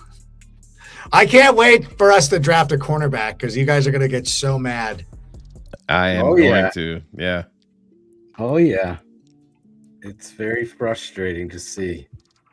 I think there's a good point to be made. Like, what if Montez Sweat gets injured?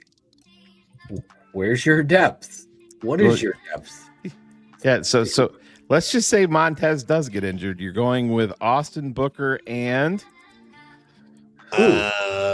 Deo, who's also injured. Shamar Turner, injured.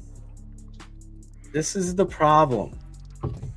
Cam Jordan should have been signed this morning. Yeah. And announced.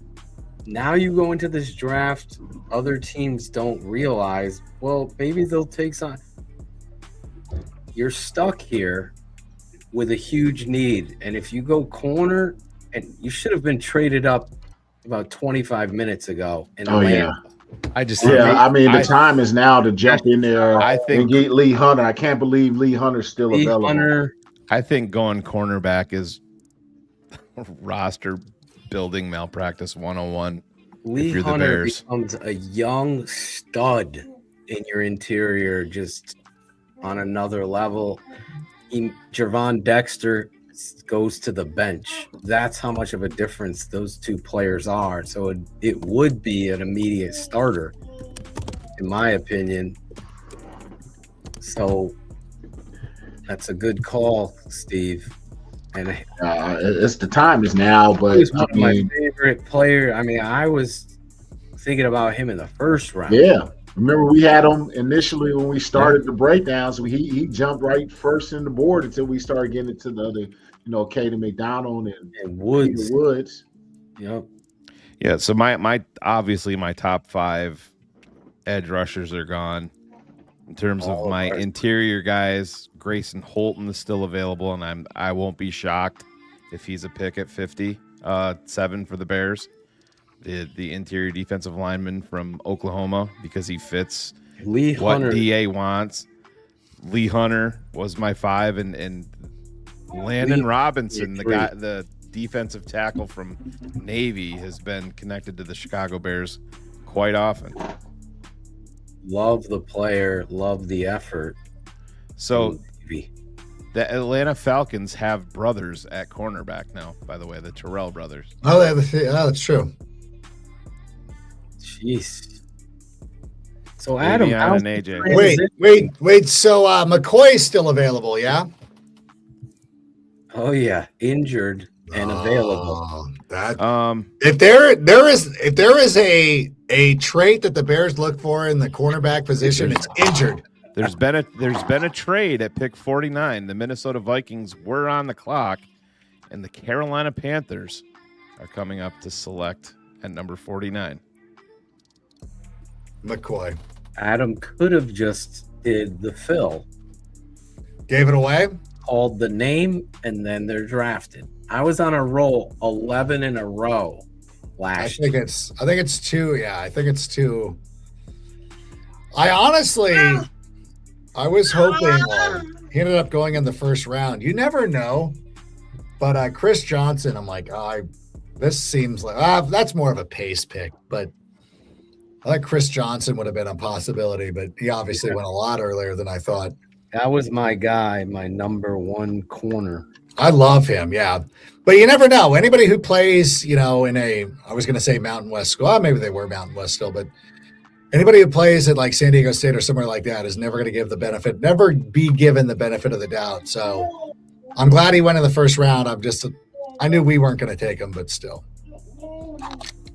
Well, this is where sitting kind of makes your GM look a certain way, because when the run on edge, which is a massive need, starts to happen, now best player on the board becomes your excuse to fill that position, as well as your necessity. Because are you going to reach for a guy because you have the position?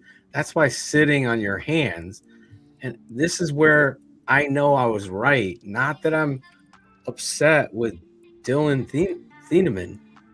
The position of edge is such a huge thing in football that the Bears keep skipping. Now, if you drafted at edge, I can get you a safety, a starting safety here in round 2. And that's because the other guy slipped, right?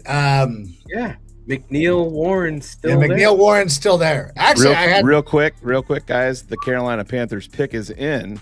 Is it McNeil Warren? Because they need a safety too. And unfortunately, Big Steve and Phil are going to be very upset. There he is, Lee from Hunter. Texas Tech. Damn it, Lee I did it Hunter. again, Adam. I'm blaming Steve though for this. Yeah, Steve was the one who came in popping off. Yeah, sorry, man. I came in hot, like, where the hell's going on? Steve Edwards, everybody.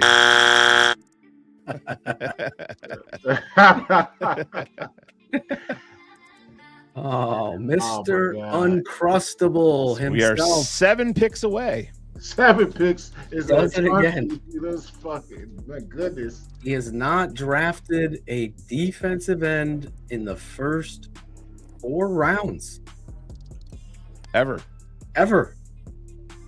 Just avoids it like the plague. I mean, it's almost a draft strategy from the guy that you play fantasy with that always fucking loses.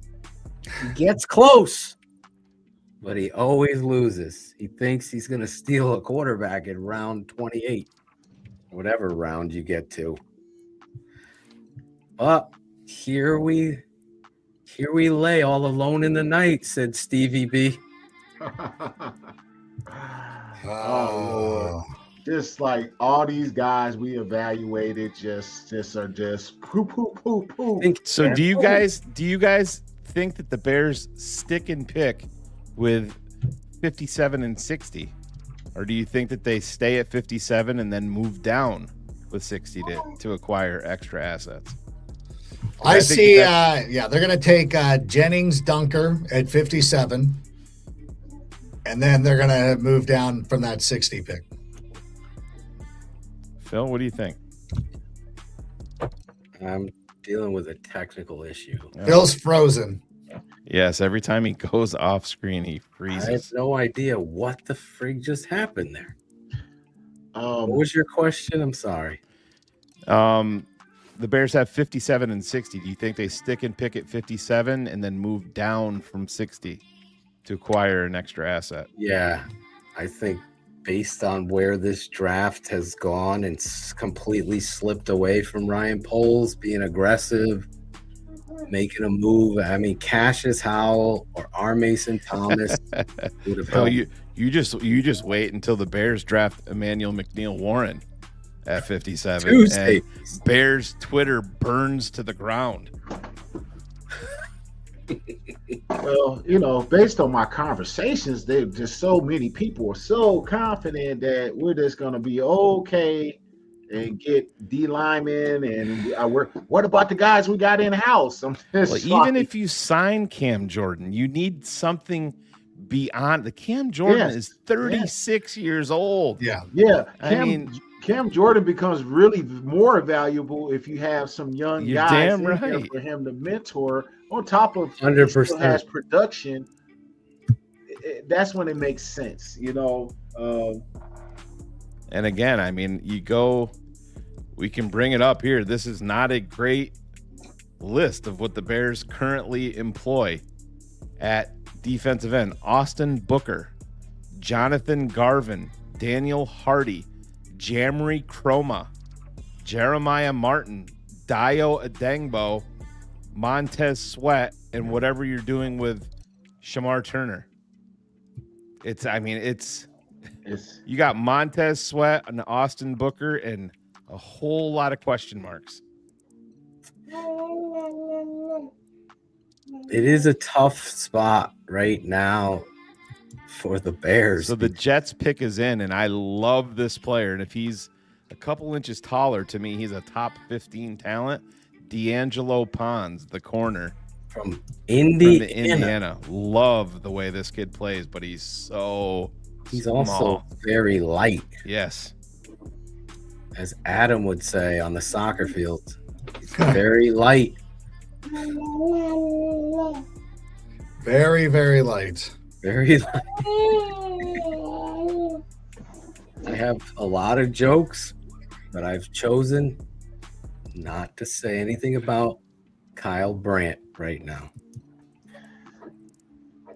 Is the Tennessee DN still available? Yes. Josh Joseph.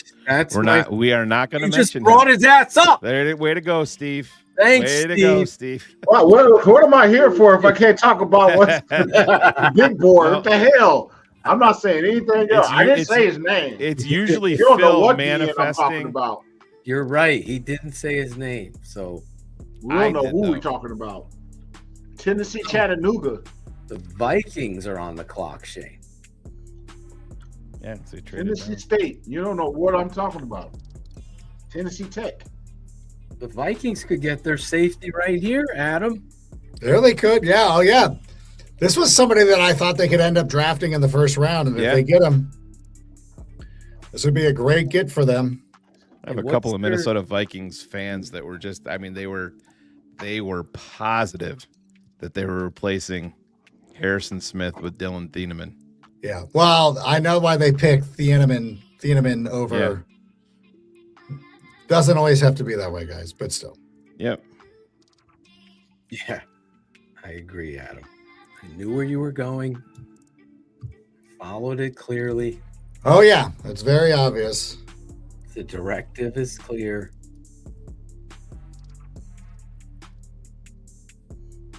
I'm still trying to figure out how Ivan puts the banner up top. Yeah, I don't know how he did it either. I haven't looked around too much. I didn't even know about these widgets. Might as well get the widgets get ready, Shane. Who are the Bears going to select? The Packers are coming up as well. They'll take a pass rusher. You just watch. Yeah, they will.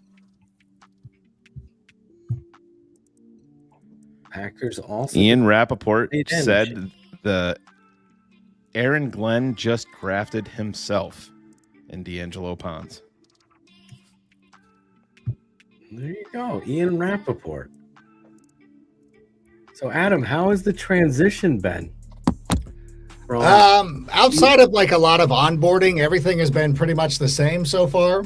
I got to switch my insurance and things like that. But really, like I got a new key card. I got a new ID and stuff like that. But we're now starting to I can get into Disneyland too. So that's been. Can we come up and visit and go with you? You could. We have to make reservations like regular people, which Can I you don't get him appreciate. to the Atoshan lower boys? the height requirements for Phil so he can ride some rides? We'll sneak him onto Space Mountain. We'll give him some platform shoes. Do they have new rides there? How big is Disneyland? I've never been to Cali. I mean, it's big. It's not whatever. Disney World? Have you ever? No, I won't go. That's huge. I won't condescend to go to Disney. Oh wait, I love Disney World. Sorry, I work for them. You do. Love them. Oh, can't wait to go. Can't wait to fly out to Florida to go do that when it's right in my backyard. It's like, what, because over the last couple of years I've been taking these golf trips, and then this year somebody's like, hey, do you want to do one? And I'm like, no. They're like, why not? I'm like, I forgot there's so much great golf where I live. Like, I don't want to go. Like, I'm fine. I'll stay in my own bed. God. You guys want to hear something hilarious? Of course. Tony Pauline is live covering the draft, and he just sent out the invite StreamYard link live on Twitter to everybody. Shane, log in and put him on. I went. That's not great. Oh, God. Jesus. That's bonkers. Well,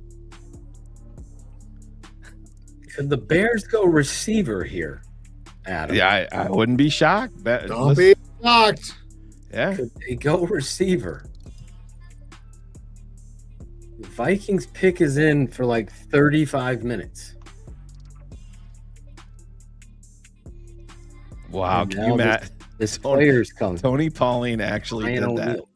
The StreamYard link, when it pops up, looks similar to like a YouTube link if you're posting your show. My God. But Jake he sent out the invite to link. the Vikings. Jake Galvin. Oh, the guy from Cincy? From Cincy, yes. Yep. That is hilarious. And now everybody's retweeting it. Galday was Ivan. Ivan really liked Galday. Where did our guy Vargas go? He's here. At his chair. Hey, Ivan. Oh, no, he's not there.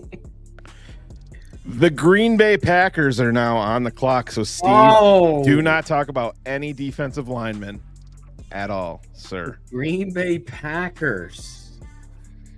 They're going to take Skylar Bell and try to sell us on him being a number one wide receiver. Did you see they just paid Jaden Reed tonight? $50.5 mil extension over 3 years.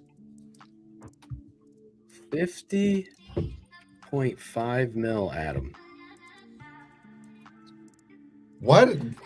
I mean, let's be honest. Green Bay should take Carson back, right? I think they should. Stop. I totally think. Let's manifest that. Yes, Steve. You're on a manifest like gangstar tonight. Gotta get you. Manifest that one. Here they are, Green Bay. Want that smoke? There's Evan crying again. They don't want that smoke, Shane. What does Adam Rank do now? He has his own show on NFL Network. He's a constant analyst for NFL Network. I'm on twice a week on the NFL Network. Sick podcast with Adam Rank. He also goes on After Dark with Shane and Phil and Greg Bragg. Yes. Oh, I've been missing out on that because my Friday Night Lights team has to practice on Mondays. It's okay. Well, we can tweet out the StreamYard link live on X. Get you there, Adam. Drew Aller to the Packers. Yo, that would make my night.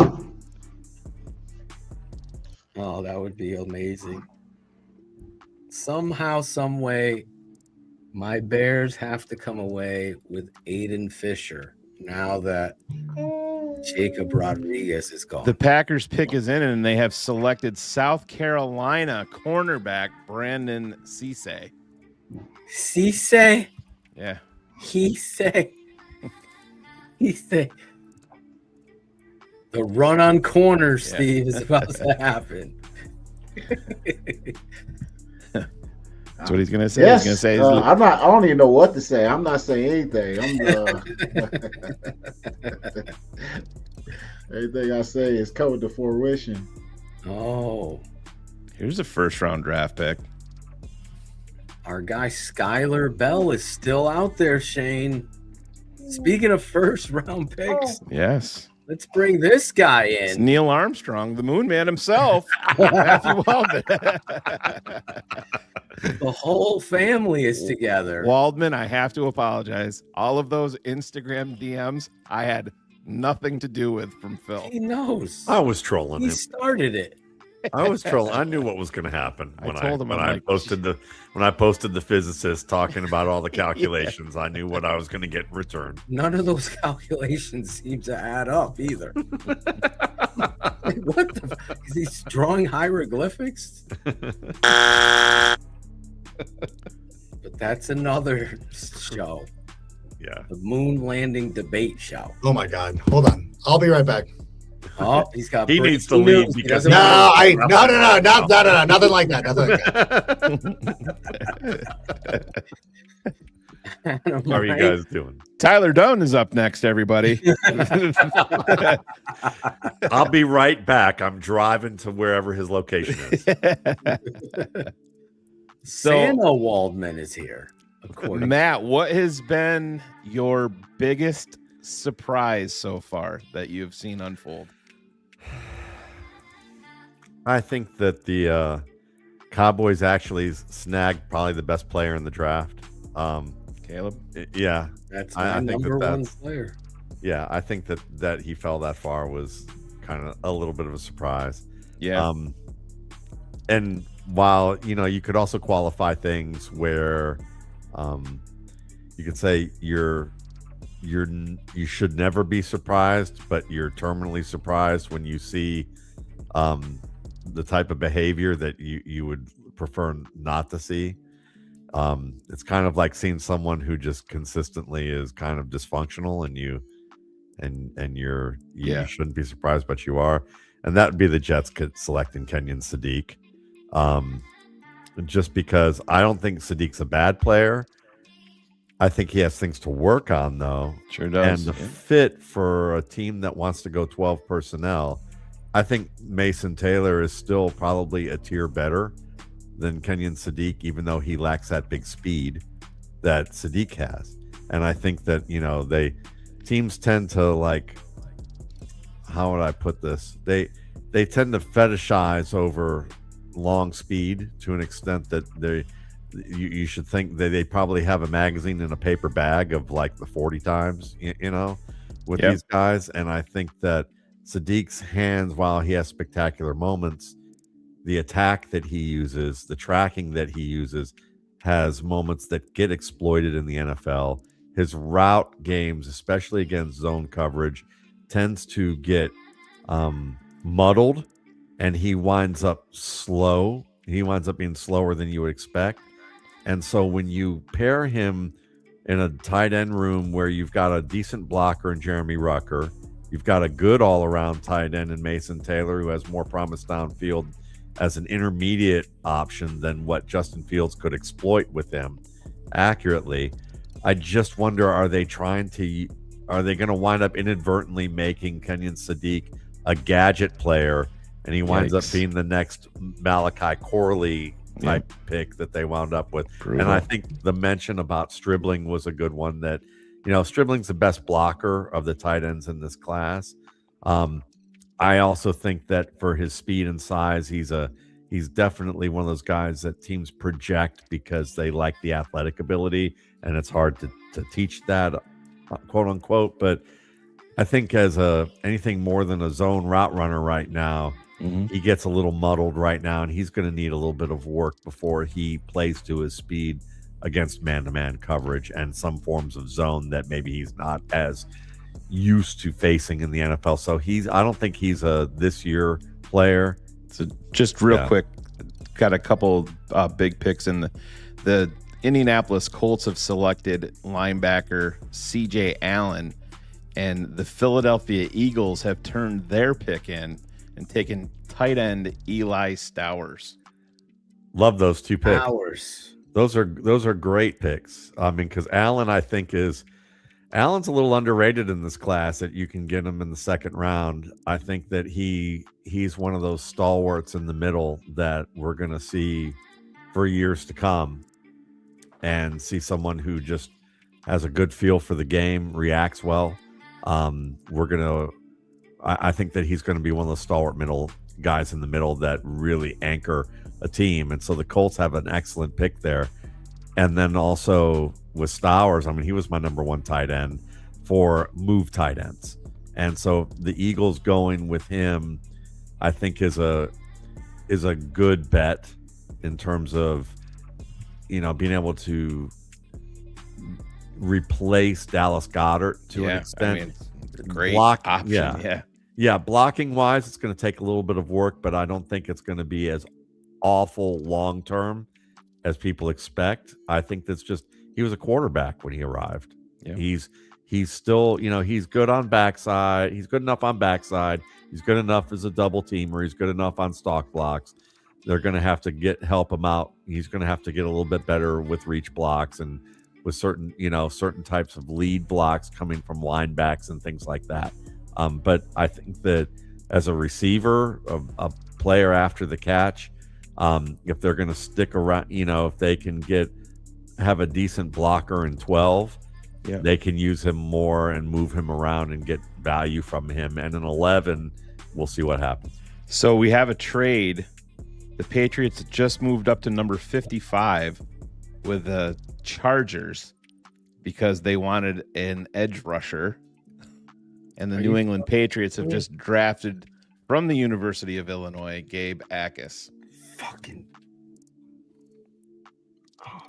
So we are at pick 56, and then the Chicago Bears are on the clock at 57 and number 60.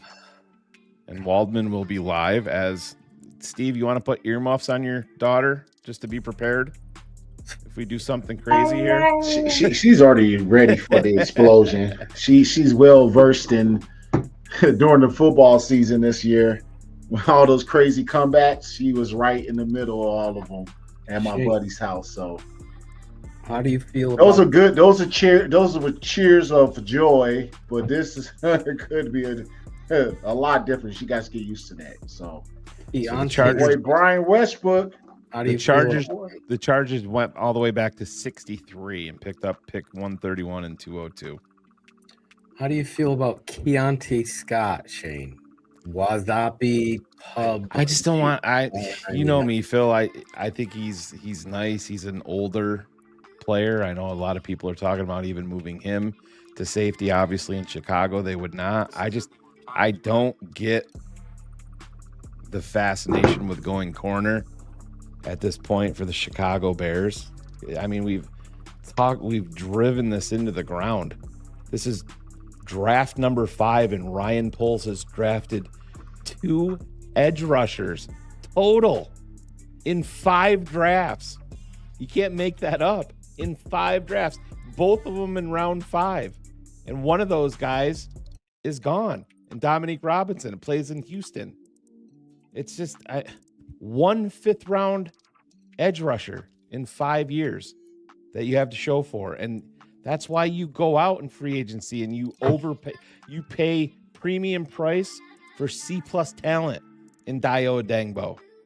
Like you said, Montez Sweat goes out and gets hurt. Montez Sweat is a nice player. He's not an elite pass rusher. He's paid like one. He's not elite. He gets dinged. He misses time. Then you're down to Dio Adangbo and Austin Booker. I just don't understand why they continue to go away from this. Now, if Josh Josephs is on the clock at 57, it's easy. You write his name down and you just draft him. Well, we're 3 picks away, or 2? 1 pick away. 56. If Jacksonville takes him, I'm gonna fucking lose my mind. But Malachi Fields, and this is the thing, and I'm not. Listen, I love Malachi Fields, and I could say he's my number 2 wide receiver overall. Matt, I think he's your number 2. He's my number 2. 3. Okay, so right 3. in the similar range. I can see Ben Johnson. Listen, you're making $13.5 million. He's gonna get his guys, and I have no problem if Ben is pounding the table for that, because I love Malachi Fields, but it's just overall it's roster building malpractice to not address it. It's the Bears finally had a pulse when they built up their offensive line. Is that just happened by, they finally invested there and they made the playoffs. Yes, Caleb has a big part to do with that. So does Ben Johnson, but this defensive line is awful. I know. It's a joke beyond a joke. Matt, I call him Mr. Uncrustable because it's afraid of an edge. He hates edges, and that's our GM, Ryan Poles. In the first round, he did it again. We're coming up on the Bears pick here. Will he finally take a defensive end in the top half of the draft? This is round 4 and up. Now, my 2 favorite edge players, or 3 of them left, are number 1, Josh Joseph, number 2, Amde Tucker, and number 3, Danny Dennis Sutton, are all there on the board still, but led by Josh Josephs. How does Ryan Poles see it? I could see them taking the corner from Miami here. I could just see that's this GM. He just him Dennis Allen with that. Akis is no longer available. New England traded up and took Akis. New England took him at 55. Yeah, they traded up. Now, me and Ivan really liked Akis. I like him. I'm just not as high on him as you guys are. Adam Rank is back, getting ready for the draft. Camera a little blurry, Adam. I don't know what happened. Did the kids mess with the internet? Maybe. Is Adam blurry for you, Shane? Yes. There you go. No, I look sharp. I'm usually the one with the Gulf War camera. There it is. Now you've clicked. Don't worry. 1969, we landed on the moon and talked to them on a dial phone. Rotary. We got to get you cleared up.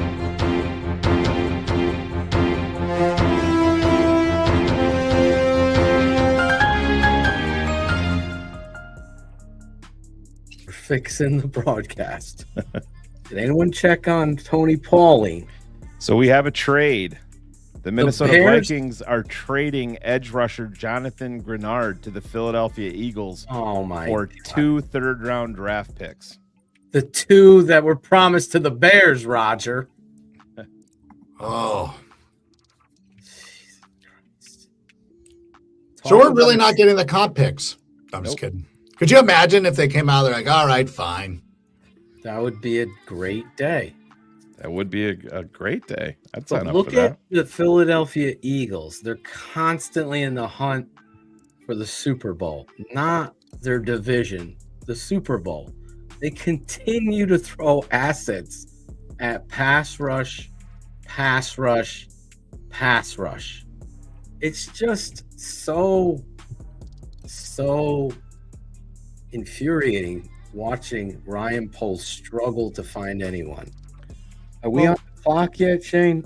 Or waiting for Jackson? No, we're waiting on Jacksonville. I mean, nobody has broke it yet on X. I mean, everybody is obviously. So, what are your guys' thoughts on Mackay Lemon actually going to Philadelphia? And now that we pretty much know that AJ Brown won't be there. You had a big man. You had an excellent big man. I know some people think he's slowing down. I don't know if that's all that as accurate as people put it. But now you're getting a guy who can play a bully from the slot, but now you're asking him to be an outside man a little bit more often there. How do you guys view that? Just real quick, the Bears are now officially on the clock.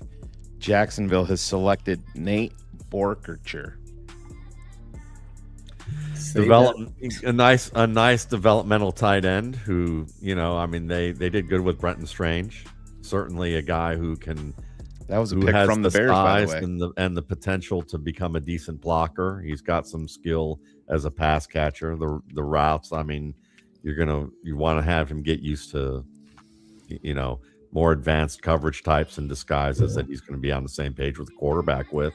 But you can see him being a solid part of that depth chart who can contribute eventually. They really don't make these names easy, huh? No. The Bears are on the clock. Yes, we just hope that Ryan Poles doesn't try to surprise anybody. My guess is I think Adam brought up the name, Jamad McCoy. The corner. It's all going to come down to the medicals with him. I mean, healthy, he's a top 15 player. Right. Tore his ACL. It's the Ryan Poles way. Yes. Draft a guy that's hurt. It has been with Yale offensive tackle. Why am I drawing a blank all of a sudden? Karan Amagaji. Shamar Turner, rod in his leg. These in this area. Wow, Grenard just signed a 4-year, $100 million extension with the Philadelphia Eagles. They don't have the money, Shane, according to the fan base. The chat. How do they continue to sign these guys? The big deals, because the salary cap is a myth. Exactly. If you want to use it as an excuse not to sign your player. I am just Oh refreshing. no. What? I feel like I'm on that ride at Universal going straight That's up. the worst sound to make when the Bears are on the clock, by the way. What are you even thinking about over Getting worried about what this guy's going to do. I want him to surprise me and be something good. It's like he's on Capricorn 1. Please just take Joseph's from Tennessee and make some Bears fans happy. They're not going to do it. This is just not. Not the way. We'll take some no-name corner from freaking Texas A&M. Roosevelt Williams, Roweezy. Remember that pick back in 2002? From Tuskegee? Tuskegee. Not the Airman? Oh, jeez. The pick is in, Shane. The pick is in. Now we fight. until Shane has it. His eyes light up and the drama unfolds. I should be saying, letting Waldman do the story of this with his voice. And this is the part of the draft. I'm just enjoying Big Steve's daughter here. She looks like she looks like the cousin of my grandbaby Winter. I mean, they could be fam. It's uncanny. Kicker from Penn State. So I thought it was for real. I was like taking that Don't serious. put that evil on us, Phil. Don't do that. I didn't put it. I was reading.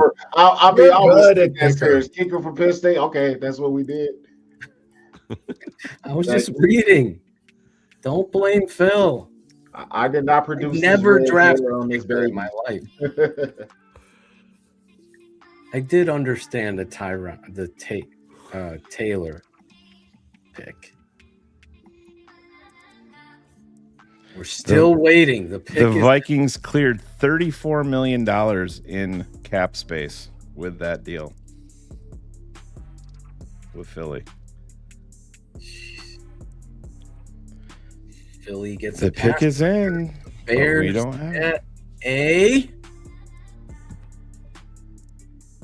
drum roll. We're still waiting.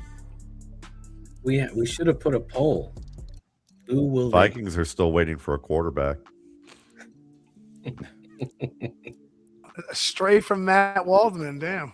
The Chicago Bears pick is in, and they have selected from Iowa center Logan Jones.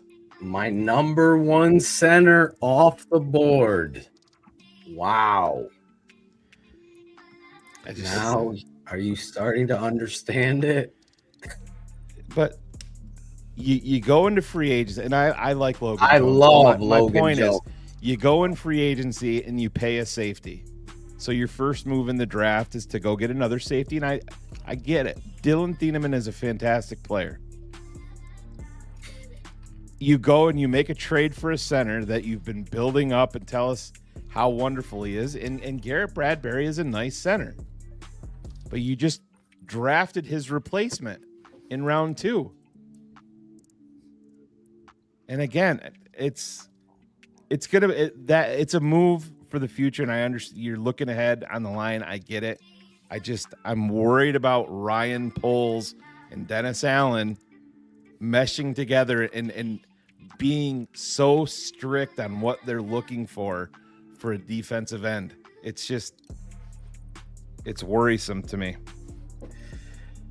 Well, Logan Jones, on a positive note, was my number one center. Attacks the line of scrimmage. Like, Where were you going to draft him, Phil?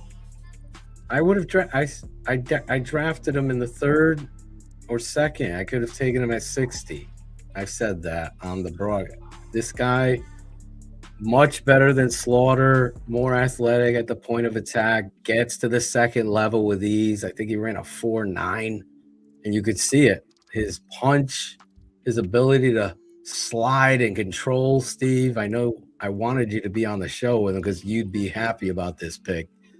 Well, there is an understanding. No, I did watch that footage. You watched my breakdown? Yeah, I watched the breakdown. He and I watched Slaughter, and I did have another 25-year-old. He turns 25 in October. Yeah, but could we have waited for the 2nd pick? He would have been there? Now, in between these picks, it's no telling if we're going to get a DN still, but that's room for space for somebody to come in and swoop the Penn State. I'm not even going to say nothing. Cleveland just traded out after Chicago. Uh-oh. So who's moving up? Cleveland traded up with the Niners. The Niners moved out. Cleveland. The Matt Waldman special. While he's on the air, he's saying a little prayer. Maybe Cleveland does. They've taken 2 wide receivers, right? In this Yeah, draft? they took Boston. Yeah, they got Boston and Cooper.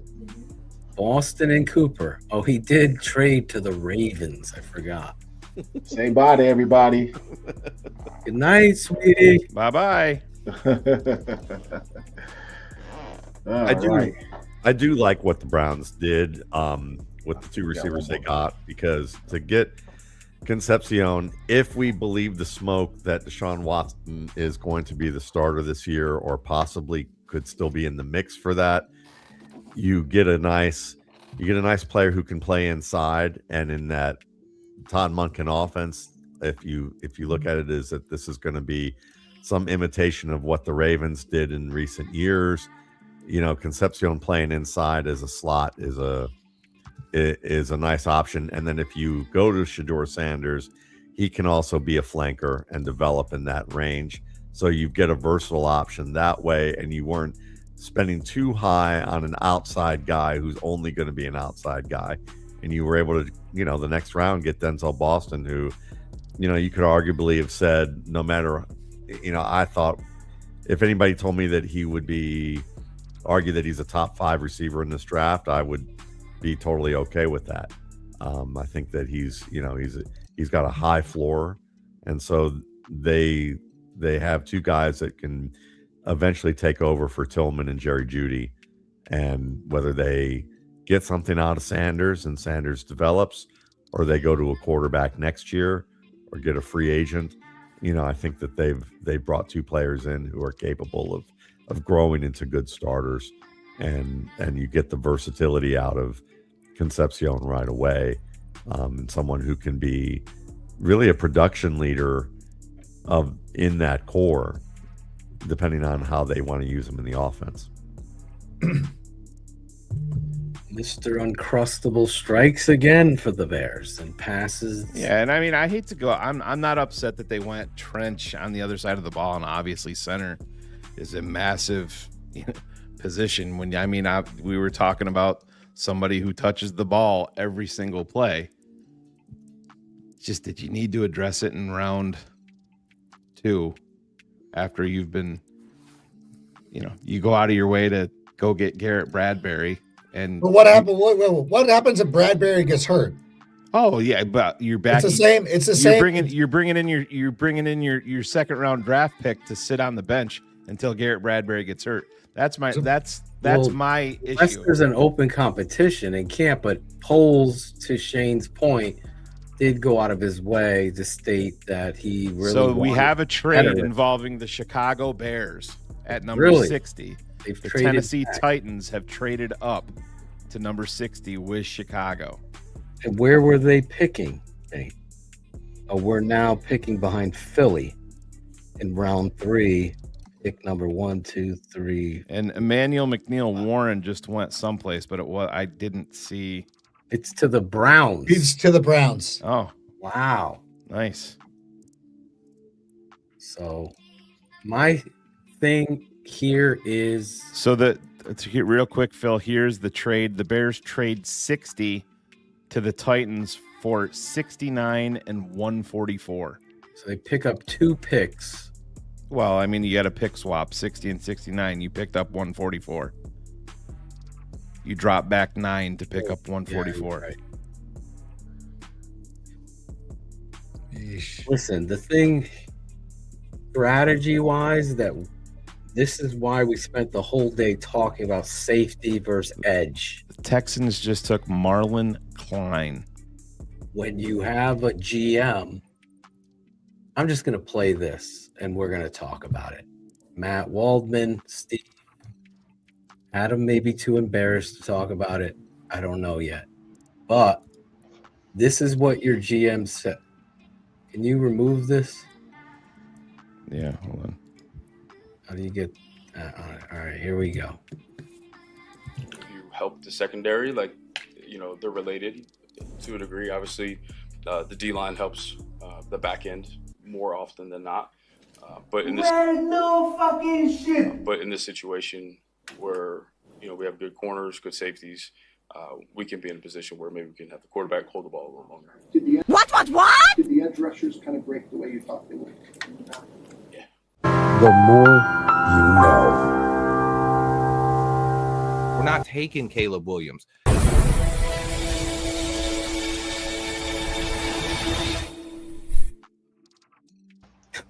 So Your GM goes out there and says, we're building the secondary to make our opponent's quarterback, hold the ball longer. And thus, that's how we get our pass rush. It is the first time in football history in my life that I've Real ever quick, heard Phil, anyone say that. the Tennessee Titans with the Bears' original pick have just taken linebacker Anthony Hill Jr. Someone you loved, Shane. Yes, I did. Hey, fellas, since we traded back, I might go eat real quick. I'll be Go back. ahead, Steve. I will be What back. are you eating, though? What are the odds? Is it going to be steak? Y'all can never guess. You talking about what I'm eating? Yeah, what? Y'all would never guess what I'm eating. It's super healthy. Okay, a protein shake. The Baconator. Tofu. Tofu curry. Oh my goodness! Tofu curry. From the Thai. Well, you know, it's all the setup for pizza tomorrow. It'll be my first pizza in a long time. Oh, he's Fox's Tavern style pizza tomorrow night. So I'll eat my tofu healthy meal tonight. Sounds like you want to turn into Slim Steve. Slim Well, Steve. Slim's about. Where did he go? Already. Where did he go? Put Steve back on. Ivan doesn't like coconut. I milk. didn't take him off. I didn't take him. Hey, what the There fuck he is. happened? I Go said, eat. y'all just poofed me the hell out of there.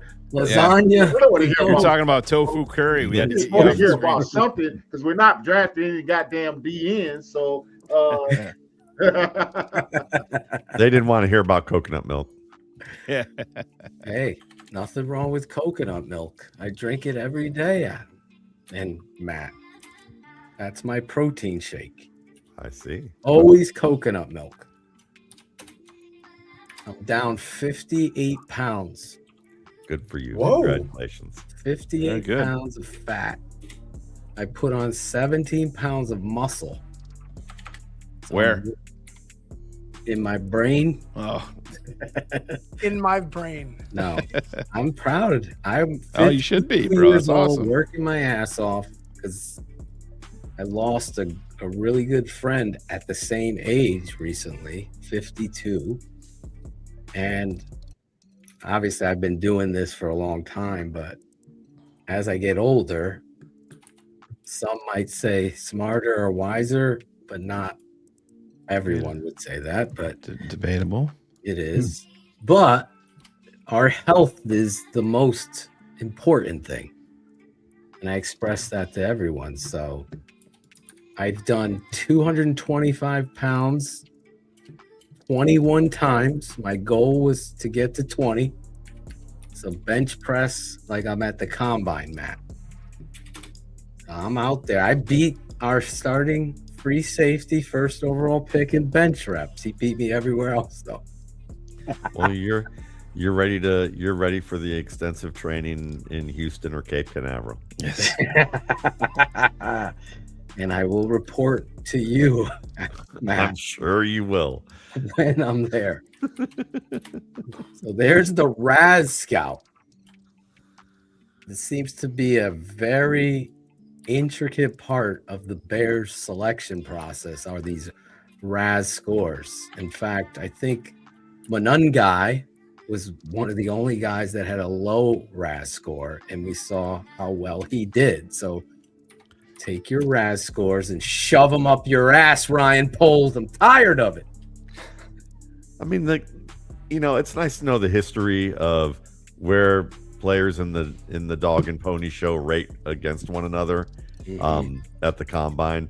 But I think it's a little more useful to know what are the minimums that you're looking for at the position for each tier of what you consider to be an active roster player, a contributor, and a starter or an elite player. And I think that sometimes we unintentionally prime fans and media to think that faster, stronger, it's got to be higher all the time, when oftentimes that processing speed sometimes lags behind the actual athletic ability that you have.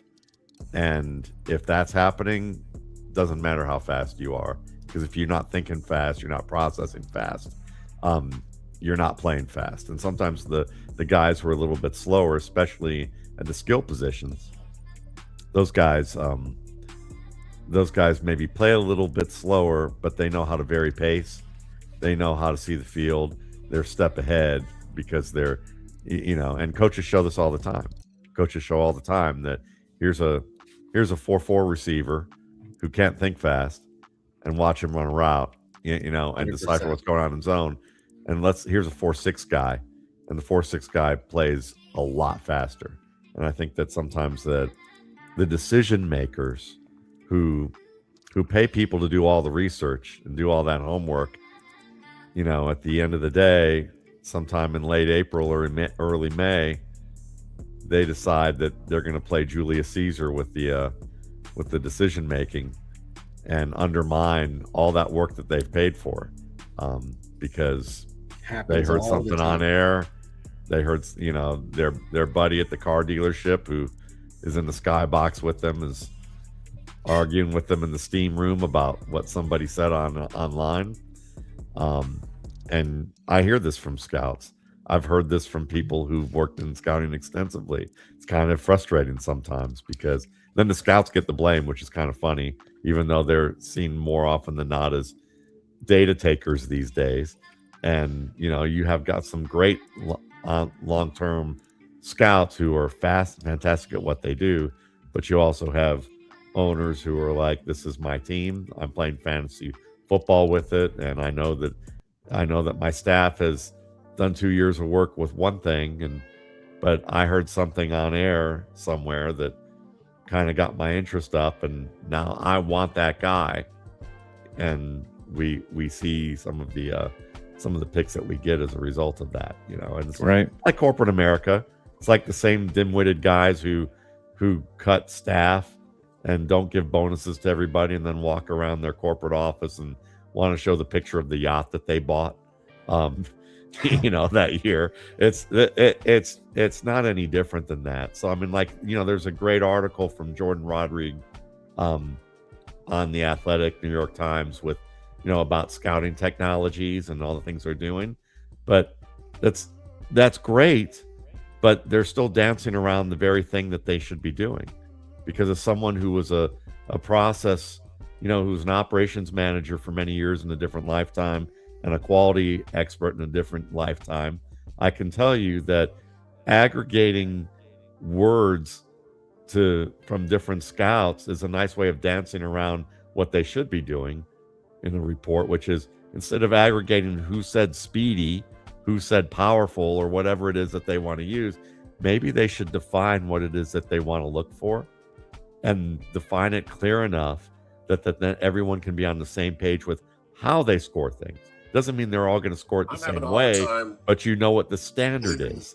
And then you can also aggregate that information where you can help your scouts get better, your coaches be on the same page with your scouts, your GM and your executive be on the same page with everything, so you know what you want your team to draft and the type of player you're looking for, rather than have some guy who's got 25 years of experience who knows a shit ton versus someone who has 3 years of experience and they're this far apart on something basic.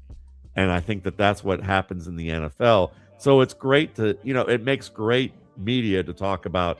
They've got this thing like a restaurant aggregator now where the scouts say, who would you draft over this? That's something that would be great for Twitter, or Eater even. But when it comes to who would you want the scouts to say, who would you draft in this order to help build a board?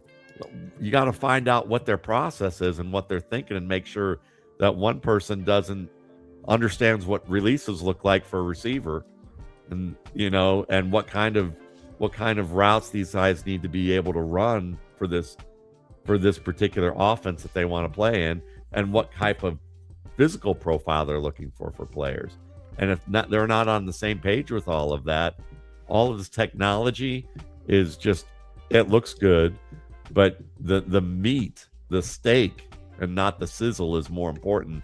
And the steak oftentimes is like just getting people in a room and literally going, what is it we're looking for? How do we define that? If we can't fully define it, how do we fix that so that we can? We get this where we're all on the same page, and then you don't have like the New England Patriots every year back in the Belichick days riding herd over their scouts to select receivers like that they've looked at for a couple weeks after the Super Bowl, and they can't pick anything other than a slot receiver for about 20 years because there's a disconnect between what's important. And so, it's a fascinating part about this. And I think that I'm interested to see I'd be interested to see what the scouts with the Bears and the GM, if there's a connection here, whether there's a connection between scout coaches and executives with this team. And right now it seems like if you look at last year that we know Ben Johnson runs the show to at least having enough of an influence to have gotten what he got last year. But can they get aligned? And what you're looking at right now doesn't necessarily look like that from the picks that they're taking. Nope. Yeah, I think you put it perfectly. I don't know. I wish I had more confidence in Ryan Poles addressing this defensive line, but it's obviously not a priority. Like I said, you're 4 complete drafts in, and the first round in your 5th and your second round pick in 2026, and it's still I've never seen another team that does not believe in bringing in edge rushers via the draft. The only way that I think you could justify, I love that they took a quality center long term. Yeah.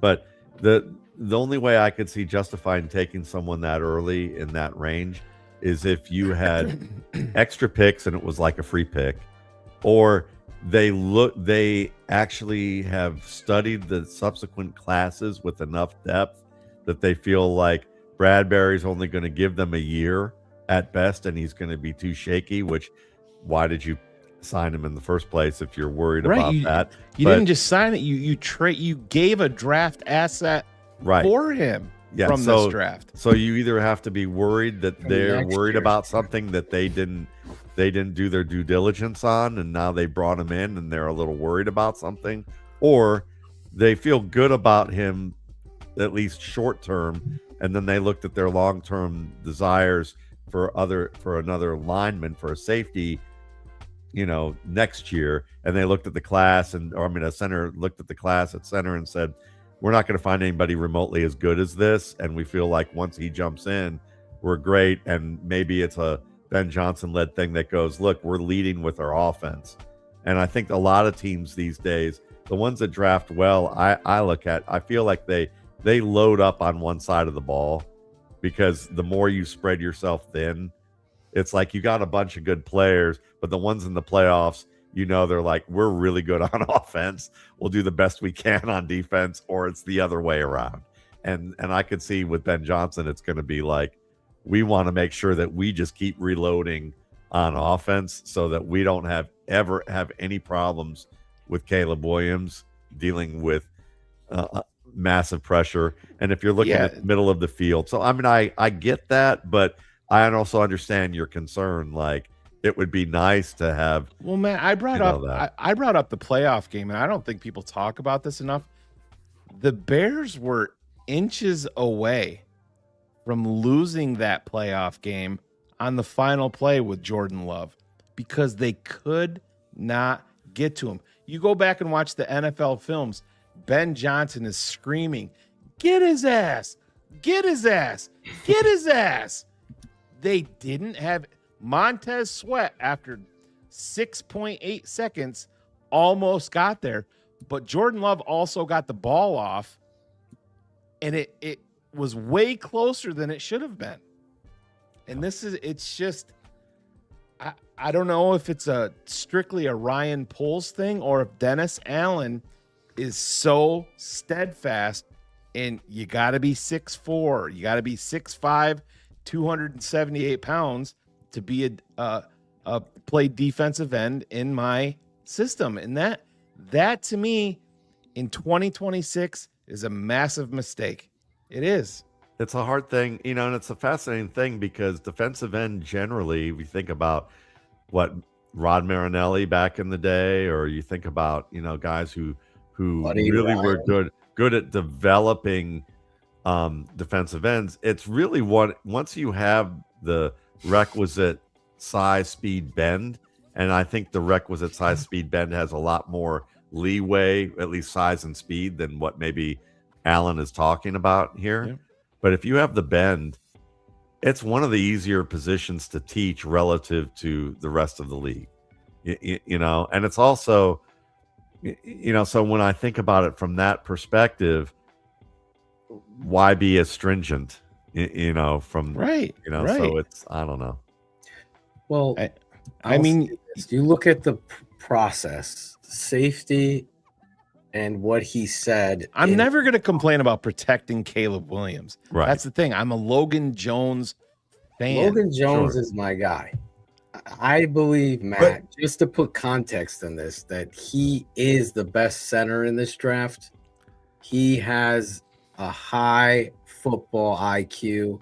He loves the game, plays with determination. Go ahead, Adam. Sorry. No, I just saw a comment right here where somebody's like, the second consecutive year in a row. I'm not going to say what he said about Poles. He's like, he drafted a backup lineman. Like, Ozzie Trapillo should be our left tackle of the future. Had it not been for an injury, he would be our slotted left tackle moving forward. That ended up being a great pick. And I think similarly, this is going to be the pick. Listen, this is not. I think in this day and age in the NFL, you can be good at one thing, and then you got to be passable at the other. The Kansas City Chiefs, when they were winning championships, were like great on offense, and you're like, I hope our defense can make a stop when it needs to be made. And I think that's the way Ben Johnson's approaching this draft. We are caught off guard because Trapillo got injured, because Drew Dahlman retired. Yeah, we would have gone different directions here if those two guys, if one guy hadn't gotten hurt and one guy hadn't gotten retired. So we have to go back and fix it. Like defensive end, I mean, I would love to draft a defensive end, but like we've got to make sure I cannot live in the world where we don't score points on offense. I cannot go back to that. We have Caleb Williams now. If we have to outscore teams, fine. But I got it. We got to fix. Like I would love to get new windows, but the pipes keep bursting. I got to fix those first, and that's kind of the way it is. But to take that analogy though, Adam, I look at Ryan Poles' roster construction as he's building the house and he's picking out the fucking shingles before they've built the foundation.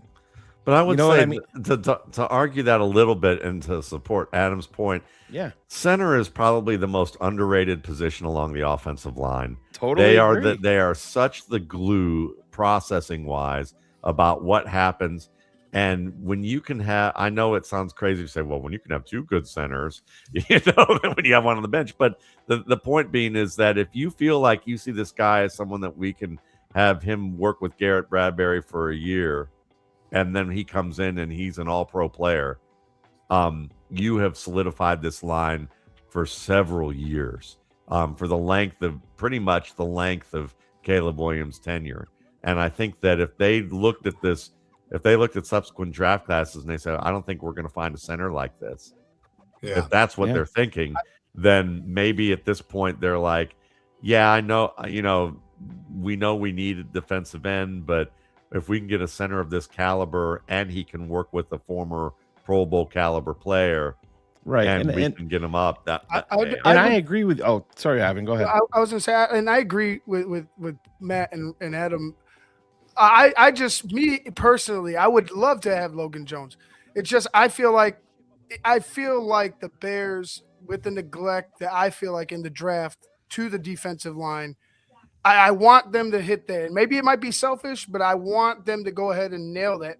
Now we add another pick, and hopefully that's where we go and we start adding at the back end of this draft. But If they don't, and they continue to go another route and add, maybe they add one guy, maybe they don't. I don't know. I don't know how they're feeling, but if they don't, I would be upset. But so just real quick, Adam, let me just update this. Number 63, the Chargers have selected a center, Jake Slaughter. And the Seattle Seahawks just took safety Bud Clark. I love Bud Clark. Well, this since you brought up Bud Clark, Adam, don't forget your point. My thing is when you look at football and how you build a football team, I have never heard a GM say what he said in that clip that I played. And I know we added a little humor to it because you got to, or you're going to go insane thinking about it. Just real quick, this is a good one. The Arizona Cardinals are on the clock, and they have just selected from the University of Miami quarterback Carson Beck. Oh, there it is. There he is. All right. It's not Tyson Bagent. All right. So now you're building safety center when on the clock we could have gotten a starting safety and you could have went pass rusher. That's the decision that I want to know. I would do it the other way. It doesn't take away from what I think about Dylan. It doesn't. I just think the priority in a world where you've never swung at the plate, you haven't done it, that you could go into a season with Montez Sweat, not go into free agency and fire off some money to invest in that defensive end or that pass rush. You come away again with a linebacker, 2 linebackers, because I'm going to count, I believe DeMarco Jackson is a stud, and so is Bush, and a safety. In free agency, you paid the safety. Then you double down with safety again in the draft. It just doesn't make sense philosophically to me at all with so much. And to your point, Phil, I just want to get this point across, and I'll let you guys go. Adam talk. They're not go, but yeah, I am not complaining about Logan Jones, the player, or Dylan Thieneman. I'm looking from 2022 on with Ryan Poles, and I've just never seen anything like it in the NFL. And I've been doing this a long time too and following it. And it's just Matt, have you ever heard somebody say our secondary is good, so we're gonna get the quarterback to hold the ball longer because we're not good on the defensive line? He said that last night in his presser. I played it for him. Right. And then he it's got not up like there they're playing bump and run. Right. And from the 80s. One of the first comments that he made after they drafted Thieneman is, well, we actually tried to trade down, but there was no interest. So we stayed and took Thieneman. And I'm like, well, that's just shitting all over the kid right out of the gate. But then what happens? There's no interest. 5 of the next 6 picks were traded after the Bears, starting with number 26. The Bears were at 25. But there was no interest, but everybody else traded. Well, they're just not going to give it away. You still understand that Thieneman is still going to be there. Listen, first of all, we have you keep saying this time and time again. The Bears essentially gave up a 2nd-round pick in 2024 for Montez Sweat. So it's not like they've completely neglected this position. They drafted Austin Booker. Why would you sit here and use a pick on a backup for Montez Sweat and Austin Booker when you need a starting safety and you get one of the best? Like, you can use. But you just drafted a backup center to Garrett Bradbury. But you're going to be drafting a backup defensive end. Why do we need a backup defensive end? Because we need a center. Look at Philadelphia. Look at Philadelphia's throwing fastballs constantly. Seattle didn't have a guy out there that's getting 15 sacks, but they were 2nd in the NFL in pressure rate because you have guys. You're off. The next guy's rushers. So we could go out and sign like Cam Jordan. We could still use some of these other picks. Yeah. This draft. Right. I'm gonna stand on center being so important. I agree with you. I agree. Logan Jones is going to be I called him in the tape breakdown an all-pro. And I know we're comparing with Philly, and I know that Philly's been good in recent years, though Patullo was an absolute disaster and made vanilla offenses even more simplistic in terms of taking a step back last year. And then when you see that they're going to get rid of Brown eventually, and we're going to see them trying to replace him with Lemon, who I really love as a player, but I can see how that may not be as great of a fit as it was. They didn't get Dallas Goedert as a blocker with Stowers. You could see where this team might be teetering in a direction that people don't anticipate. Yeah. And they're going to need to rush the passer a lot. Right. Well, The Eagles are leaking stories about their quarterback, so to try to trade him down the road. And like, I don't need to compare myself to Philadelphia right now. Yeah. But I'm just saying, you can throw anybody. I mean, throw Houston. Yeah, Houston out there. Look at Cincinnati's been Seahawks throwing more and more and more at the defensive line. They just traded for Dexter Lawrence, and they just drafted Cassius Howell that they traded up for tonight. It's just but I'm just looking into it too much. Yeah, and maybe one is a dysfunctional organization that in the division I root for. We're just praying that they don't figure it out because Joe Burrow and Jamar Chase are as great as they are, but you're praying that they continue to misstep and keep that team being the third or fourth team in that division. And then when you look at Houston, I mean, I like where they're heading in some ways, but there's still a lot unproven there. I mean, Chicago's a step up from those two teams already right now.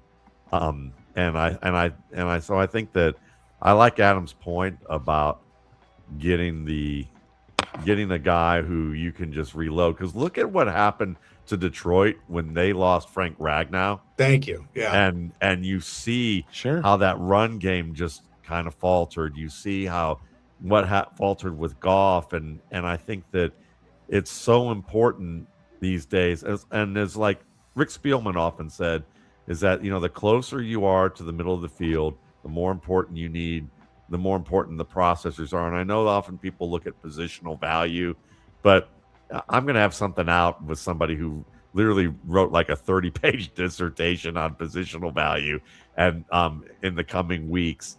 And it's a great piece, and it kind of turns things on its ear from what the convention says about it. And but nice when pull.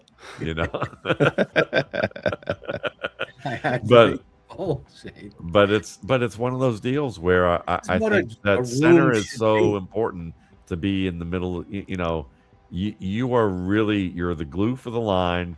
You're also kind of a redundancy plan for your quarterback. And with these crops of quarterbacks, as unbelievably talented as they are physically, right? They're with the NIL, with the way these teams are just trying to win, they're not training these guys.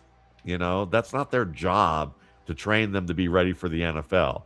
They're, what Lincoln Riley did with Caleb was for them to win now.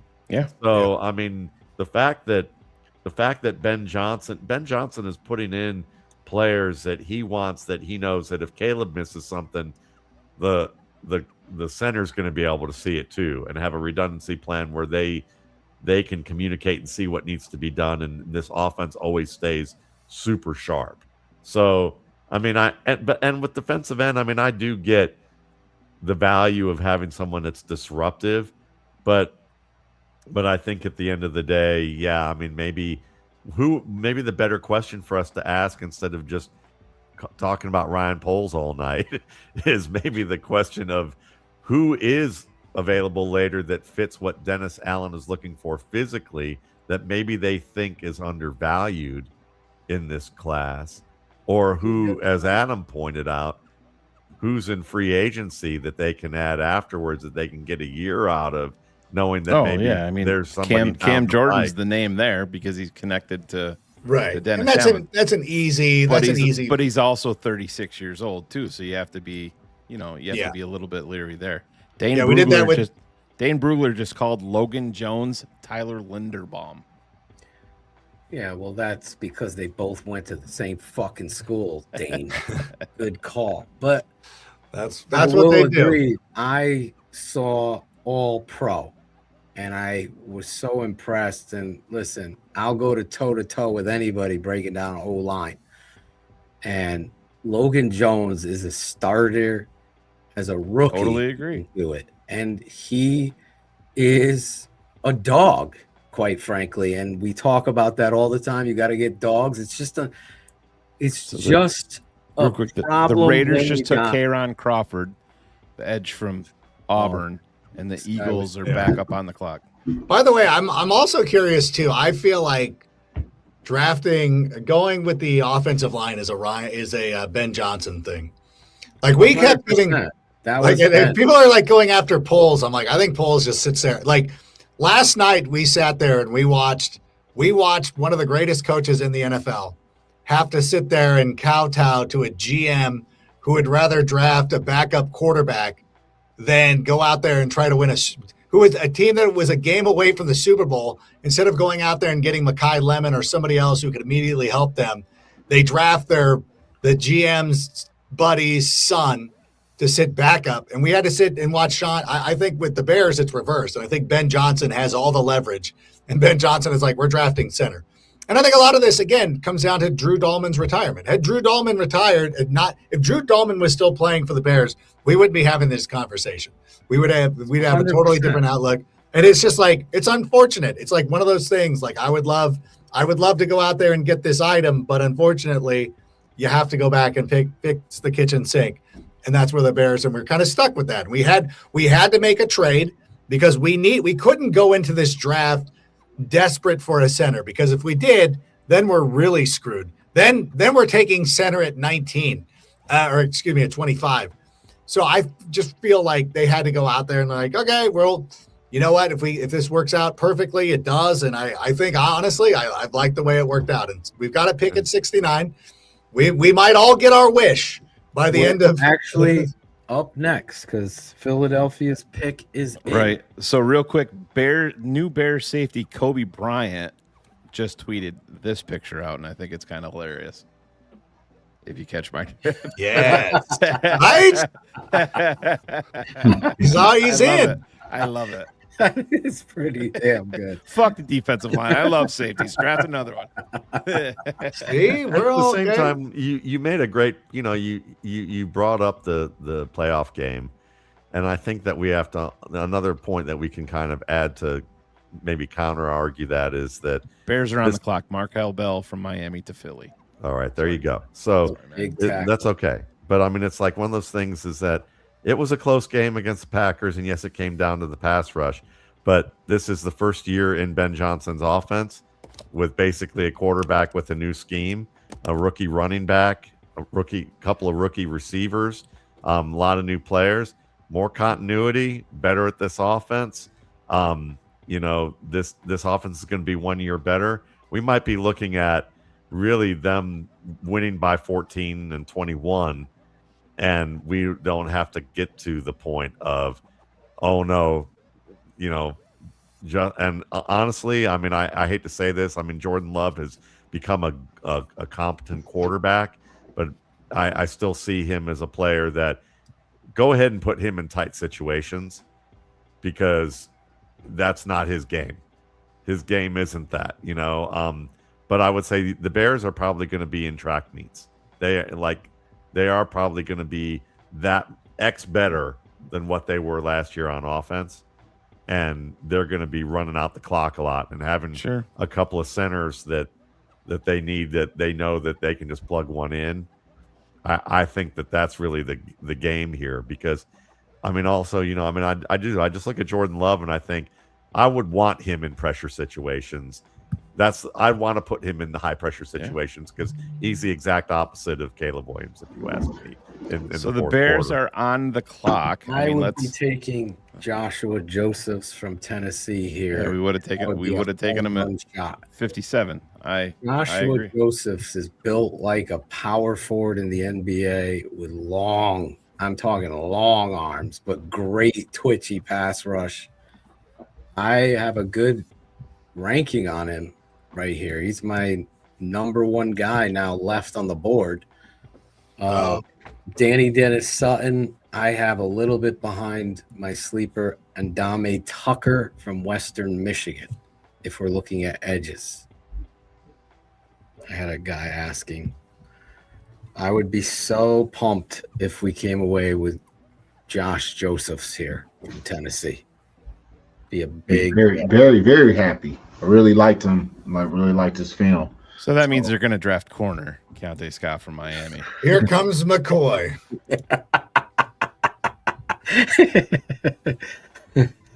Well, you know, he was the best player on our board. Hey, if we can keep people.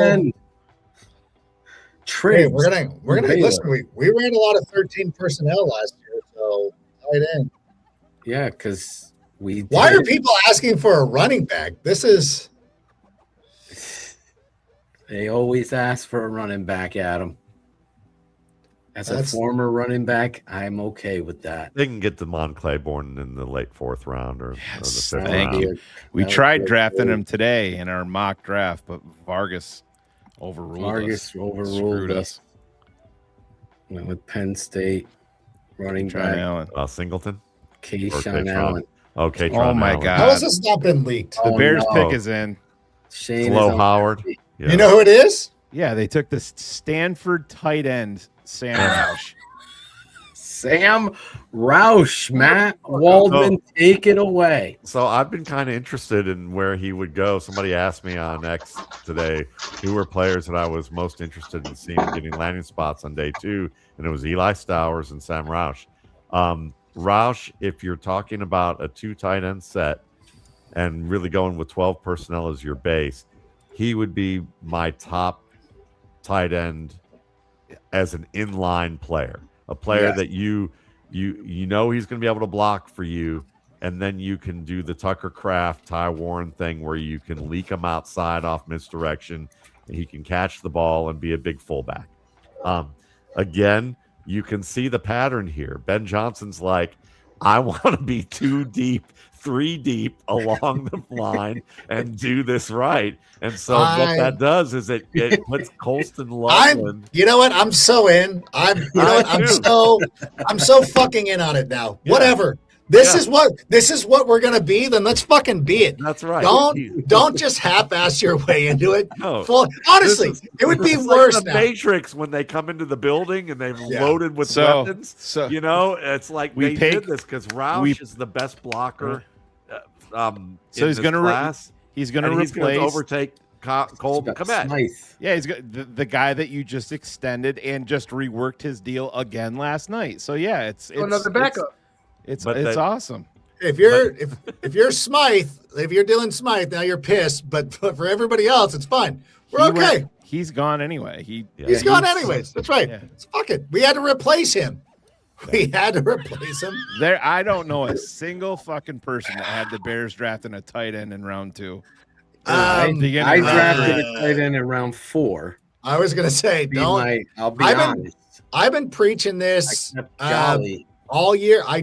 On my show, I know that I haven't been able to do the after hour. But I've been telling everybody who will listen is like, we're going a lot of offense. Like we really are. And I honestly thought if Denzel Boston had fallen to us, I was a player that I really liked. But it's Ben Johnson. This is what we're doing. Like we're starting over. We're not building on anything. We're starting over. And he's a fast learner. Roush is a fast learner, soft hands, quick for his size. But like what that does is that Colston Loveland is going to be everywhere on this offense, which we already kind of expected. But he could very well be the primary receiver if they needed him to be. I honestly you have Roush on the line with Kmet. You know, you could do that. That was like when I was talking about the Jets, the guy the Jets drafted. Sadiq.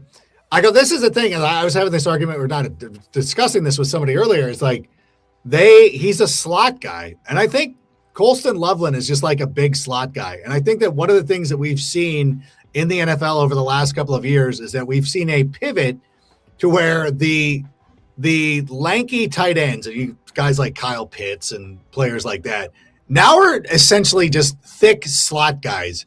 So instead of being DK Metcalf, who's listed as a wide receiver, you're listed as a tight end. Colson Loveland is basically a wide receiver. He blocks pretty well, but still, he's a pass cat like you saw the play against Cincinnati. Illustrated it. All the here, Adam. I just got to say that because I honestly would lose my brain, but now I'm all in with you. It's so like, fuck. We'll figure it out. Like it's just don't one have of those any words. You got it. Like this is a philosophy. I understand it. I would have picked obviously the defensive end from Tennessee. Roush, great blocker, hands. Now you're playing a lot of 13 personnel. They do play a lot of 13 personnel. You're leaking these guys out off mesh, bringing them back with Caleb. Yep. It makes sense. And what they do with Loveland. The very next pick is defensive end Romello Height. So yeah, I did not want Romello Height after watching his tape. Without seeing what's going on ESPN Wisconsin or Milwaukee or whatever. Ben Johnson just ripped his shirt off in the war room. Those guys did he? No, I love it. I hope he did. I hope he did. Listen. I'm sure they'll be making fun of this and be like, they did it again. Like, actually, they're probably so shell shocked they can't laugh at it. We're in the third round, Ivan. Sam Roush is going to end up having this huge play that just destroys everybody. It's going to be good. He's huge. He's the best blocking tight end, inline tight end. And the way I score it now these days is that I have two different types of metrics of how I look at it. You have your Kyle Pitts types, your move tight end types, who I call oversized receivers, and I give the value to, route running equal to receiving, and blocking is about half the value. But when it comes to the inline, it's now receiving and blocking are the equal value, and route running is half the value. And when you look at what they're going to do with Roush, I mean, let's remember something. It's going to, now that more teams are going 12 and 13 because they've gotten these, linebackers who are safety size and defensive ends who are linebacker size on the field trying to handle spread. Now they're about 3 to 5 years behind the curve before college football starts producing players who are good enough and big enough to handle the run game. So if you're ahead of the game with the personnel that you want to have to run teams off the field, there's going to be a good 3 to 5 year period that you're going to have the edge if you're a physical team, working down, just shoving it down their throats. And I think that, between Roush and Loveland, and you don't want Loveland's close to a unicorn as you're going to get, right? Along the lines of Kittle and along the lines of, when you look from that perspective. But do you really want to stress them like Kittle? Do you want to stress them like Kittle, where Kittle's hurt every other year?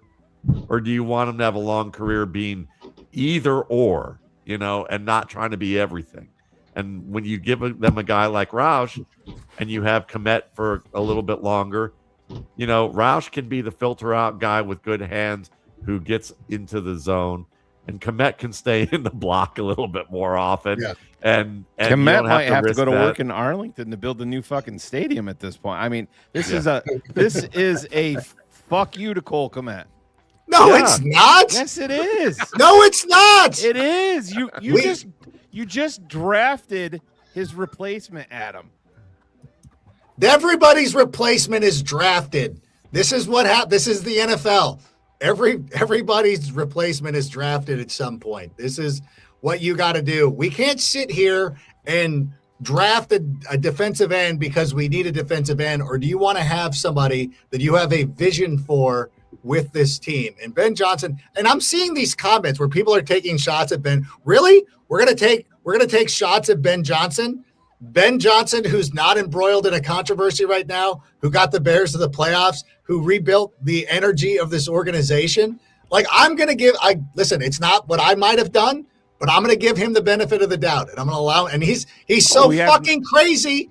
He's so fucking crazy. He's going all in, and I can't help but love it because he's got it. I can't believe that I'm in a wrestling match where Adam Rank is my tag team partner, and we got Big Steve as a special referee here. Steve is looking down, Matt, and he's like, "Fucking tofu, fucking tofu."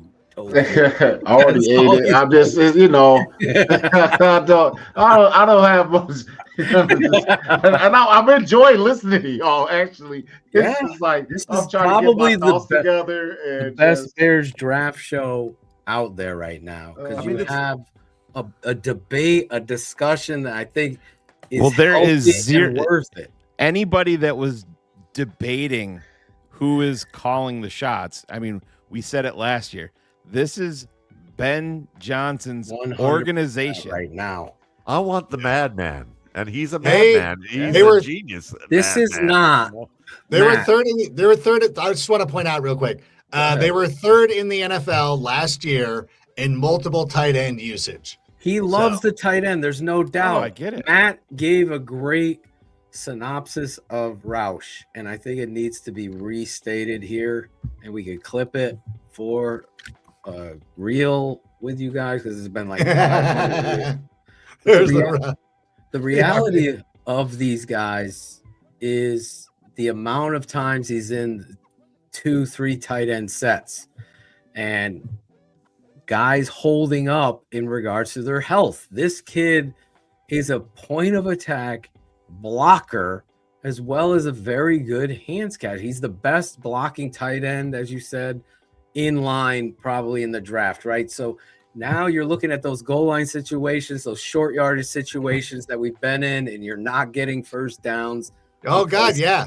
Cole Kmet, I'm sorry, whiffs his fucking block or those wham blocks. Oh, He's falling to the ground, not getting them. Where this guy, I mean, if you watch the tape on him, he comes and pulls and traps like he's an offensive tackle with aggression.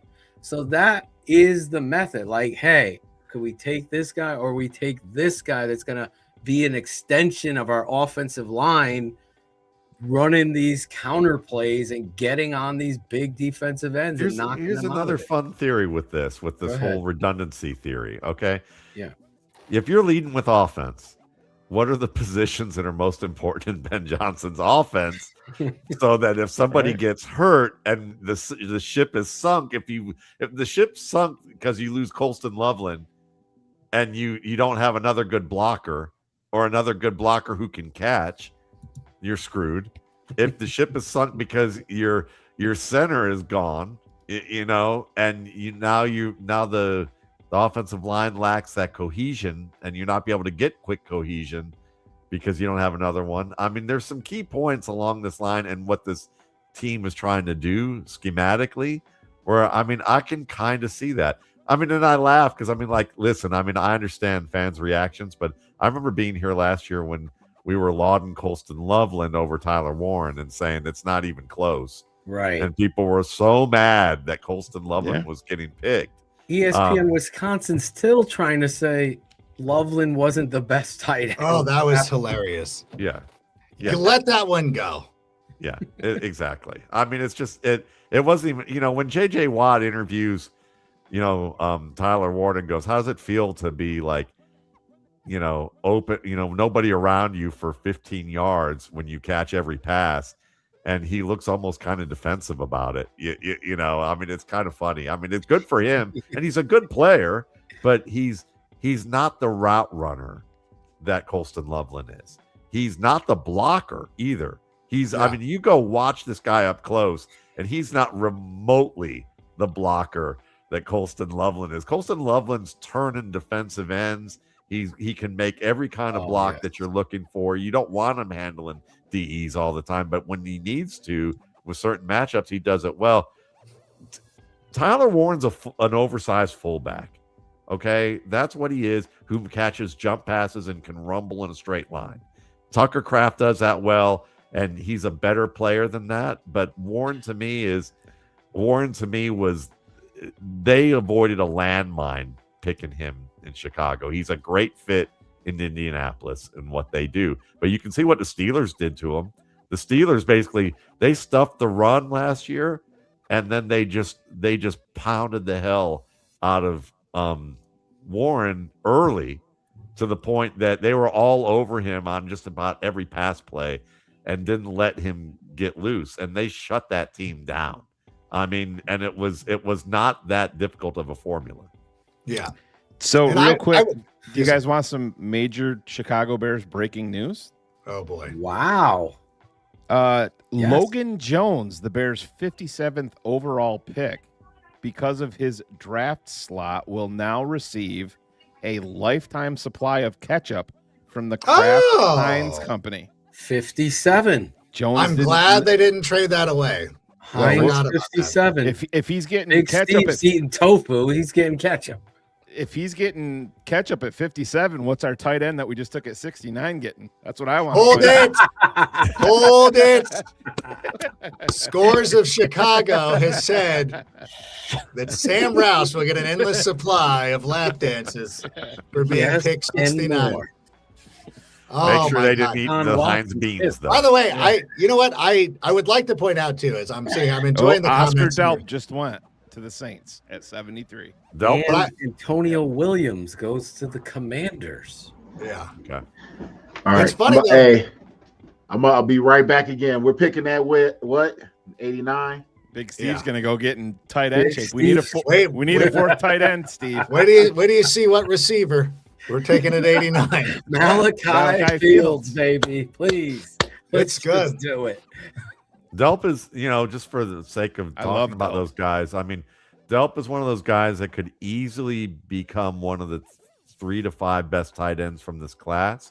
The only thing that I thought was missing with his game, besides that he can add a little bit more weight to play as well as he did in the SEC as an inline blocker, is that at the catch point, he's very good at tracking the ball and catching the ball, but when he gets blown up at the catch point, he doesn't make the type of plays that you're going to see a Colston Loveland make or a George Kittle make, where he's going to get wrecked and still come down with the ball. If he can prove that he can do that, he is a very smooth, fluid route runner who understands how to bait safeties and defenders on his side hip with setups with his routes, and that's a really nice pick for the Saints.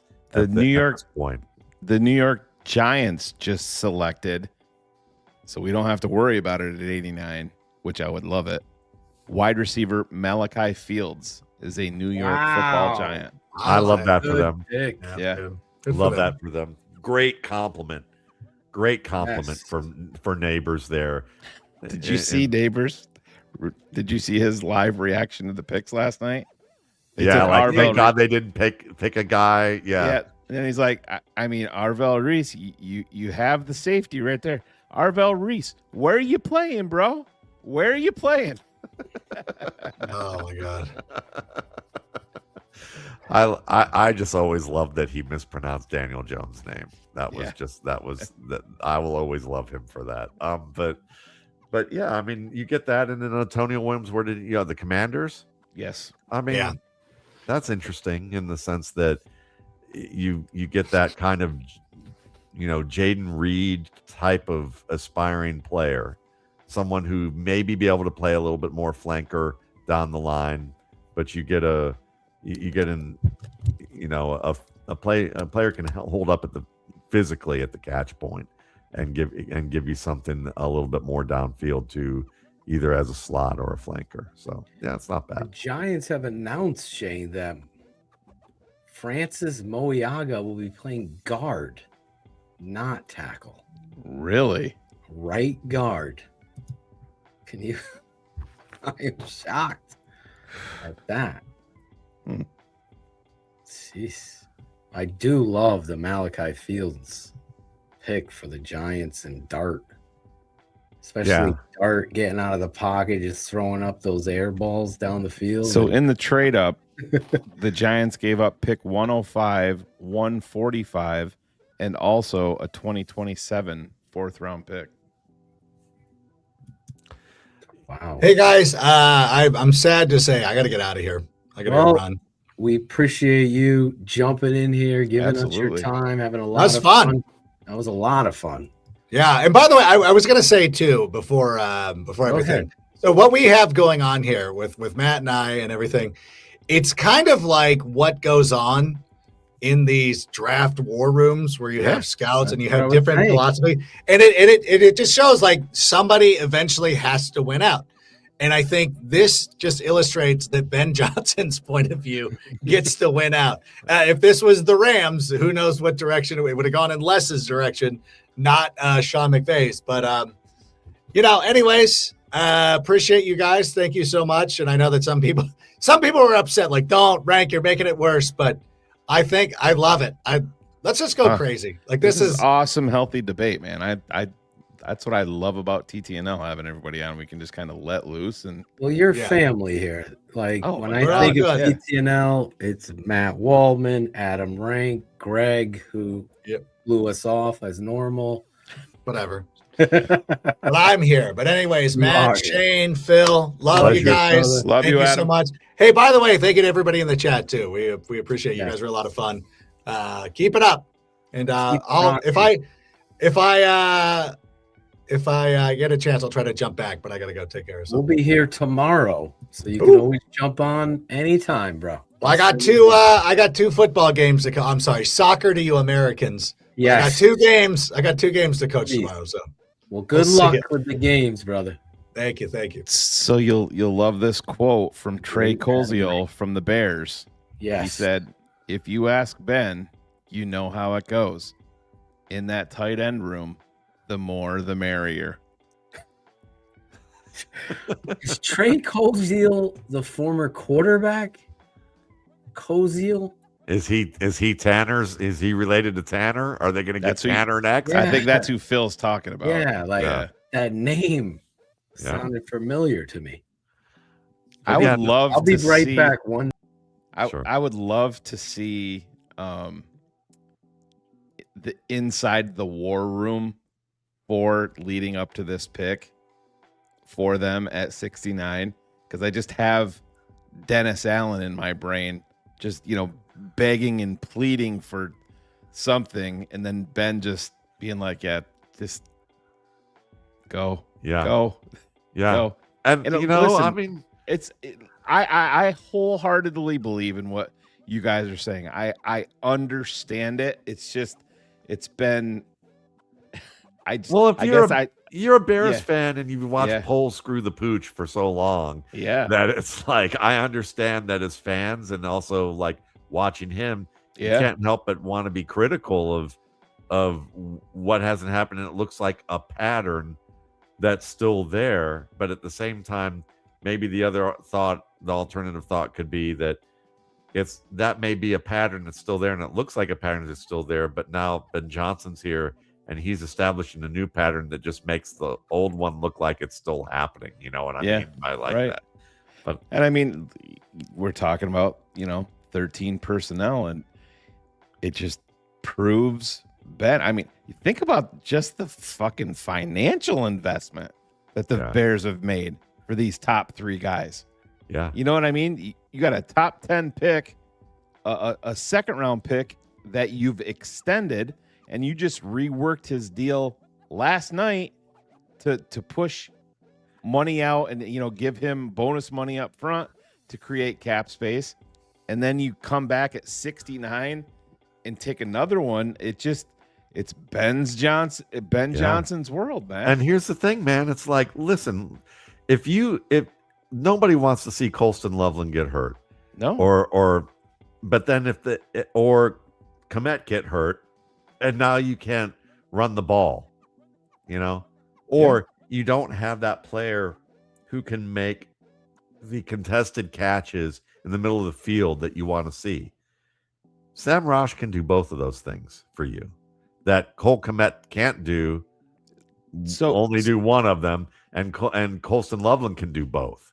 But So when you're talking about Sam, and you're talking about the I don't want to call them issues, but he's not he's got to work on his route running. I guess that's the simplest way to put it.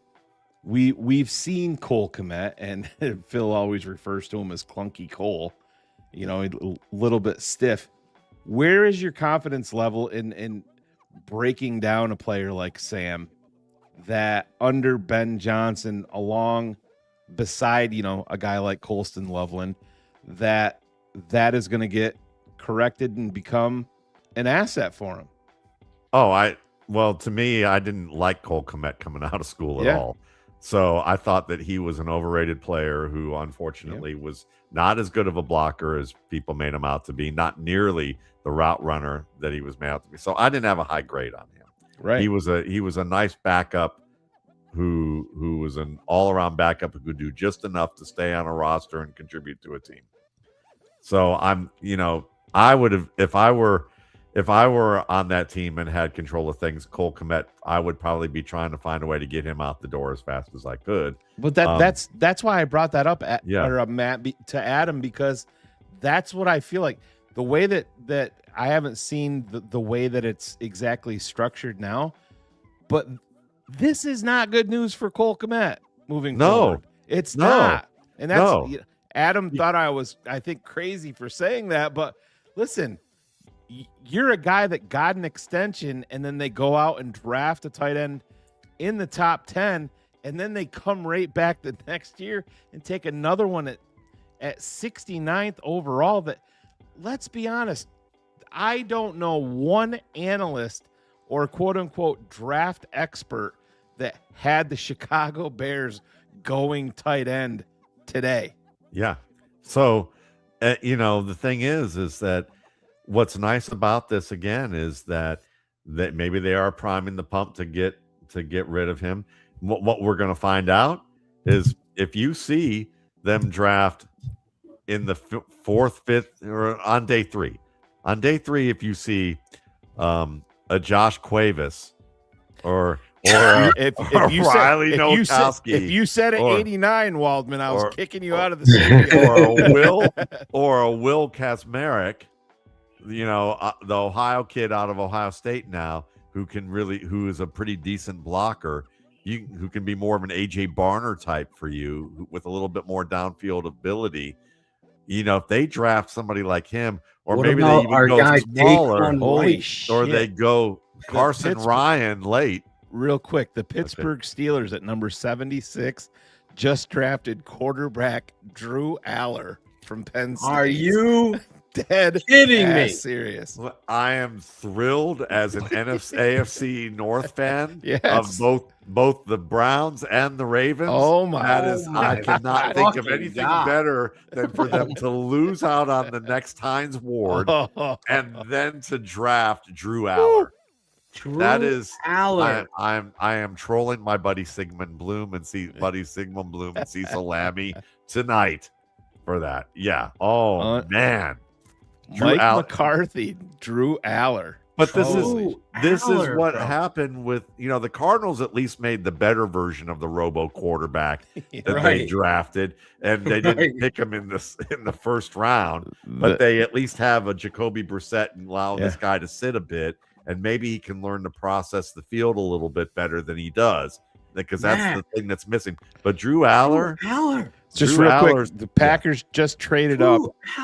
The Packers just traded up, and they took a defensive lineman, Mizzou defensive tackle Chris McClellan.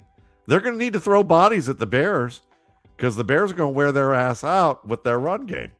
That's fucking loading up on run block. They are going to. The Bears are running back will be picked next. Their fields are going to be. Boy.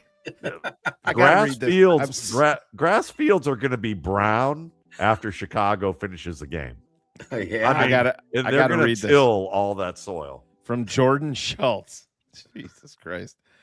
Drew Aller has first-round talent, let's be honest. Now he joins Will Howard and probably Aaron Rodgers in Pittsburgh.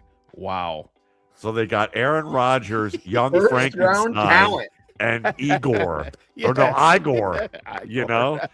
Aller could be Igor, and then you've got Will Howard, who's like basically Tim Tebow mixed with Young Frankenstein. Like he could probably do some good things eventually, but Drew Allard cannot process information well. 100%. They run schemed plays that have basically one read with misdirection so that he can basically make one throw and use his athletic ability as a figure, as a way to just like make this team look confident in Penn State. He's not accurate. Terrible. Yeah, he does not manage the game well. Terrible. And he does not see the field well. And they Terrible, have had to baby step him at Penn State to have a competent offense at best. What does he have with these analysts? I swear, last year, I can't remember what player we're covering. Allard had already announced he's not coming out or whatever. And I'm sitting there cutting the tape and I'm texting Shane. And we were going to talk to you the next day. I remember it very vividly. And I'm like, this dude, Allard, who Bucky Brooks is hailing as a top 2 Phil, you and I were in the draft. It's awful. I go, look at this guy. What the You and I were on the phone in the college football playoff on that last play where he rolled out, and the last pass was easily 18 yards short. And he said he made an excuse that was a fucking bold-faced lie. Yeah, it was bad. I mean, I just whew. Yeah, yikes. Drew Allard is my last ranked quarterback, just above my second to last, above I think Baron Morton.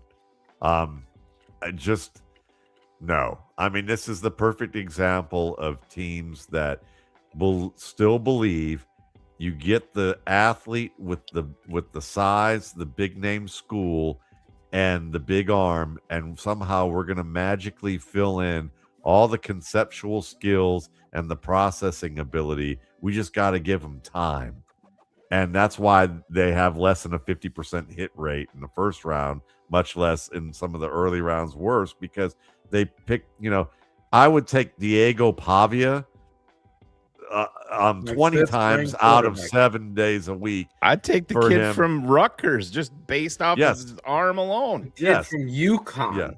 Yeah. Phenomenal. Because, Drew Allard is going to be a commentator who is going to be is going to be ranking quarterbacks in a few years for NBC. Dan Orlovsky. Okay, he's going to be opposite Mike Florio, and he's going to be the new Chris Sims. Okay, I mean that's just.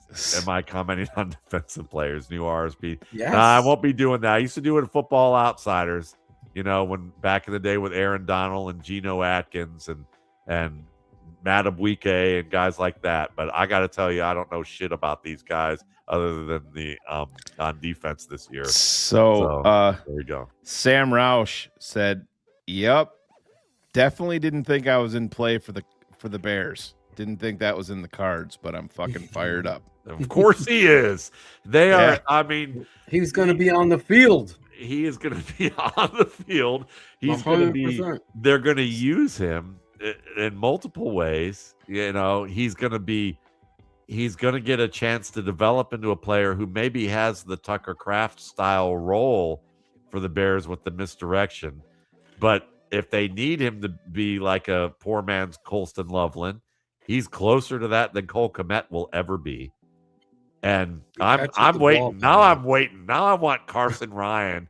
Even though he's only 235 pounds, he's pound for pound the best blocker in this class. I want him as their new fullback. So you need a fullback, man. Trey Colzio says talking about the pick. He says you saw there was a good run on defensive guys, kind of in the middle to late area of the second round. We looked at it. Ryan and Jeff do a great job of sequencing, and you look at the board sometimes will speak to you.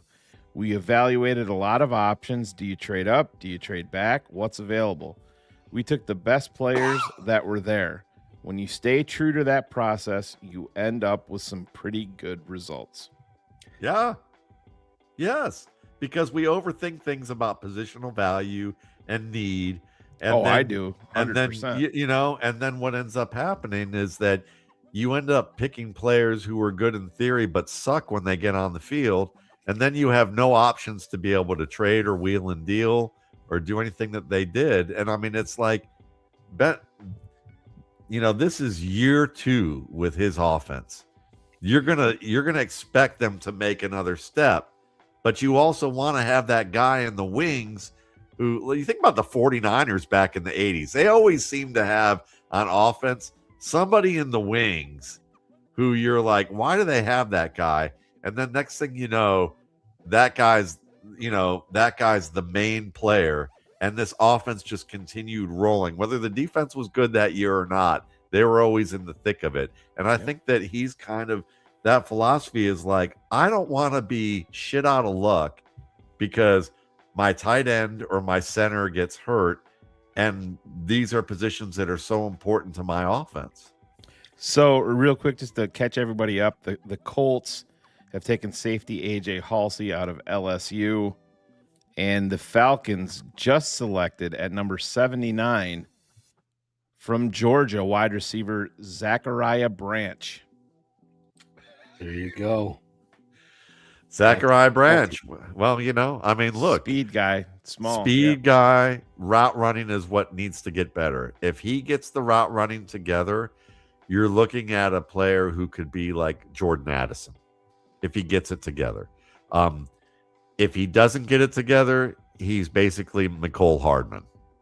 And so that's going to be the key thing for him.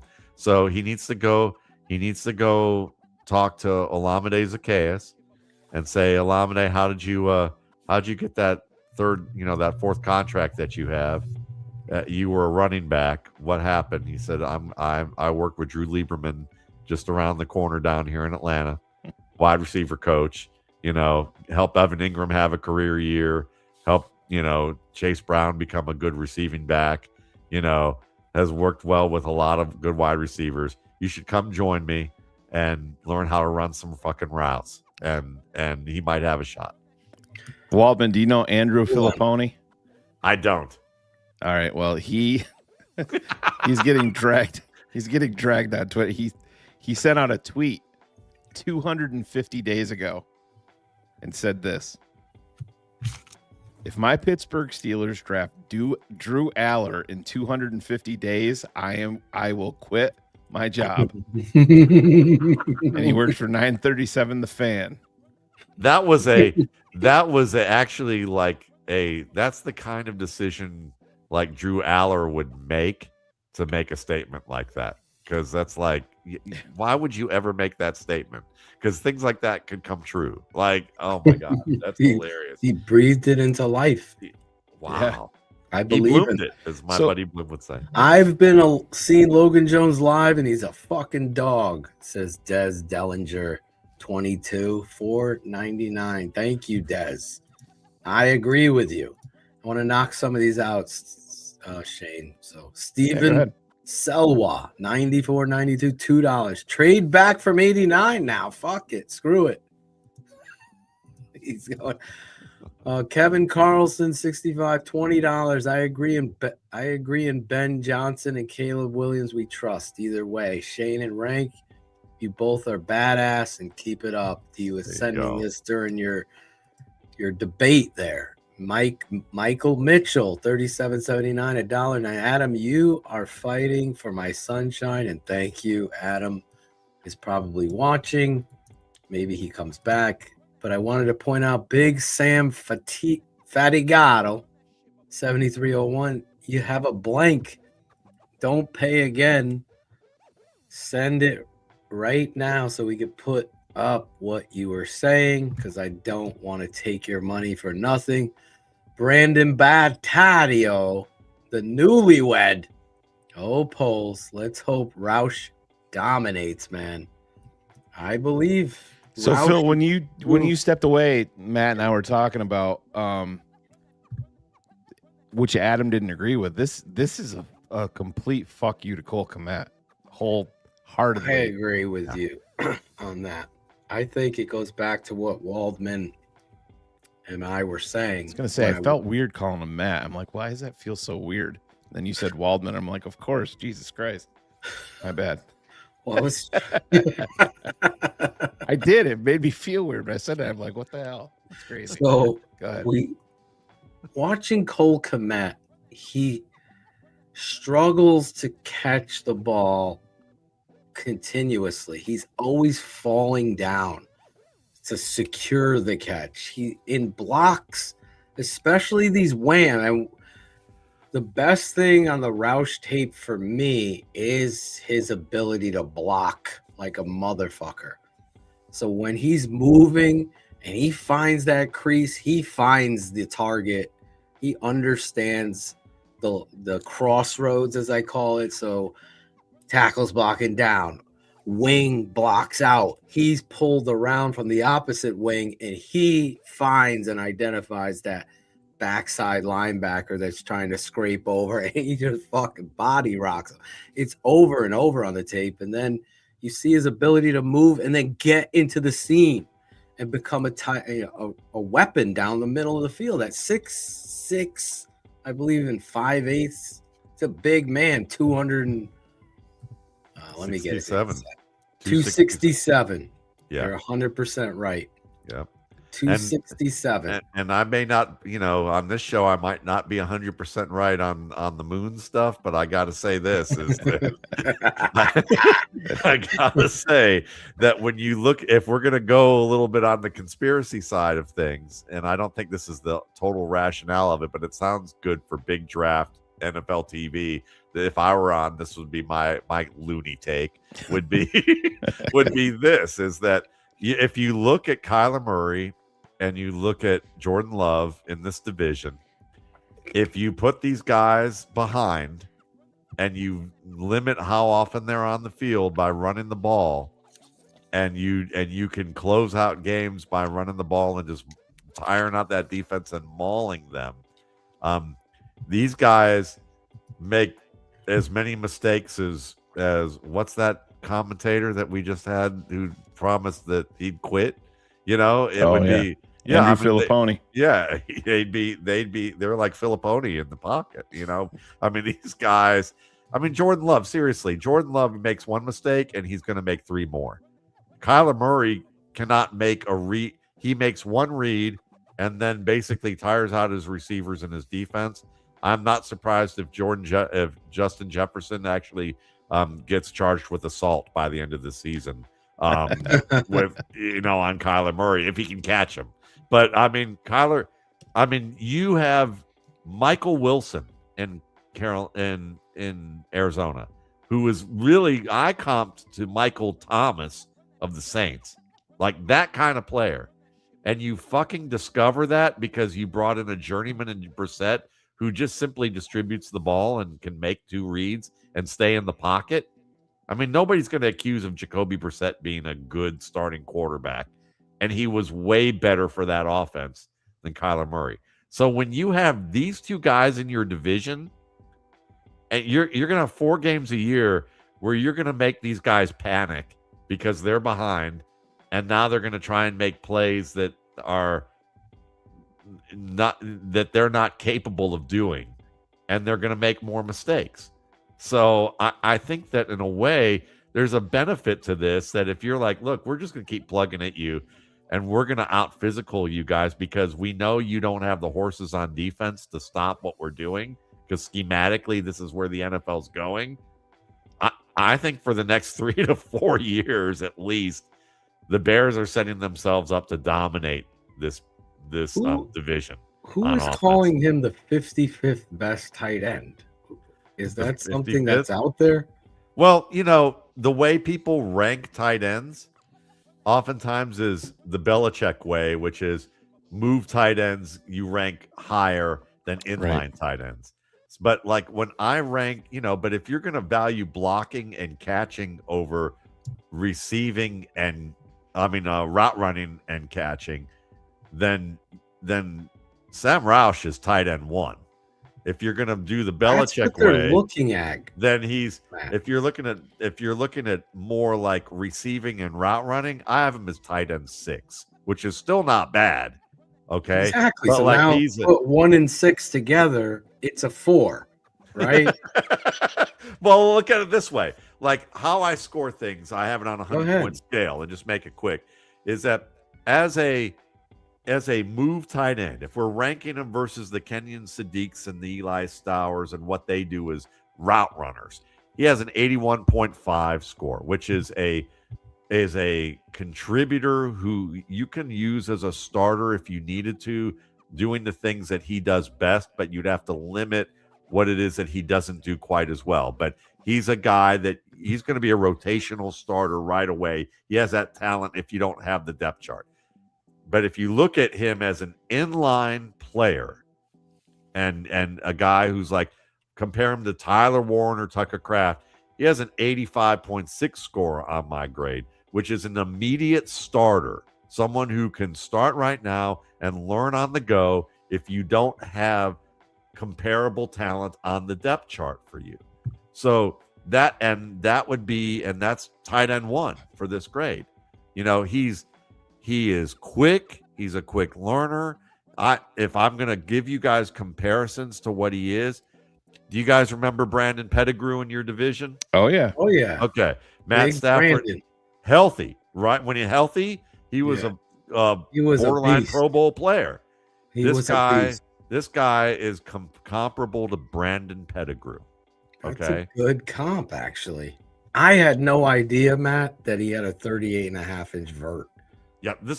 That Teams is fucking pretty impressive, bro. Yeah, teams have been talking about him, you know, all draft cycle, kind of low key, that they really like how fast of a learner he is, how he seems to be very coordinated, how his athletic ability for his size is impressive. That 3-cone is impressive too for a big man. Yes. Big. Yes. 8.11. Yeah. Yeah. Well, the 7.08. 7.08. I mean, yeah. The 8.11 score, the 7.08. Yeah. That's impressive. Yeah. So you're looking at, you know, to me, he's, you know, if he sucks, okay, if he just turns out to suck for some reason and we're all wrong, he's Brevin Spanford.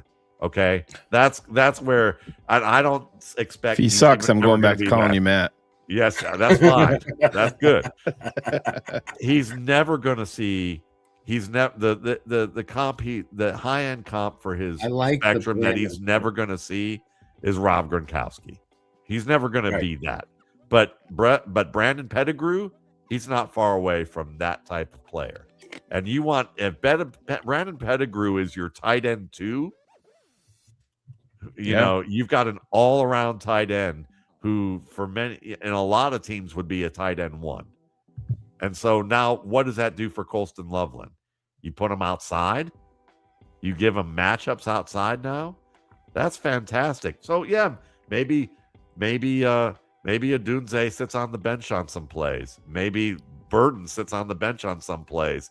But when they do, best believe that they found some matchups that are going to result in huge plays when that happens. So real quick, Phil, Big Citrus goes to Minnesota to pair with the defensive tackle that they drafted last night that's always injured.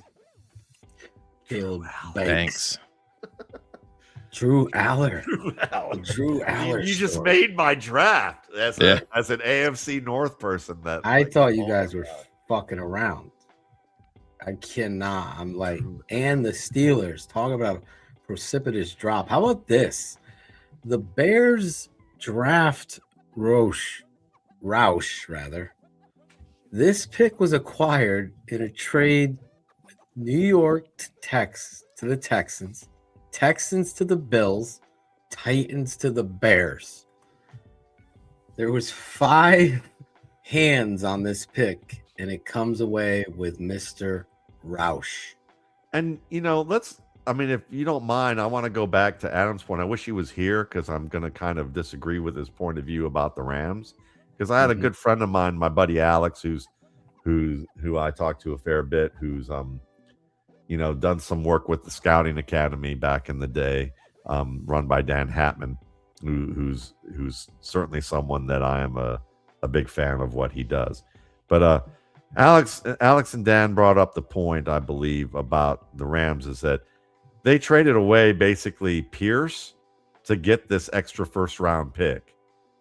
And so while I would love, there's a part of us that would love to say, well, they're in a win now window. Why are you going to pick a quarterback in the second round or in the first round who's not going to play right away? And you need to be, you're in a division where you've got the world champs and you have a team that's capable of being the world champs when they're healthy in the 49ers. You need players right now for this window. But at the same time, I can also see the argument that it was kind of a free pick.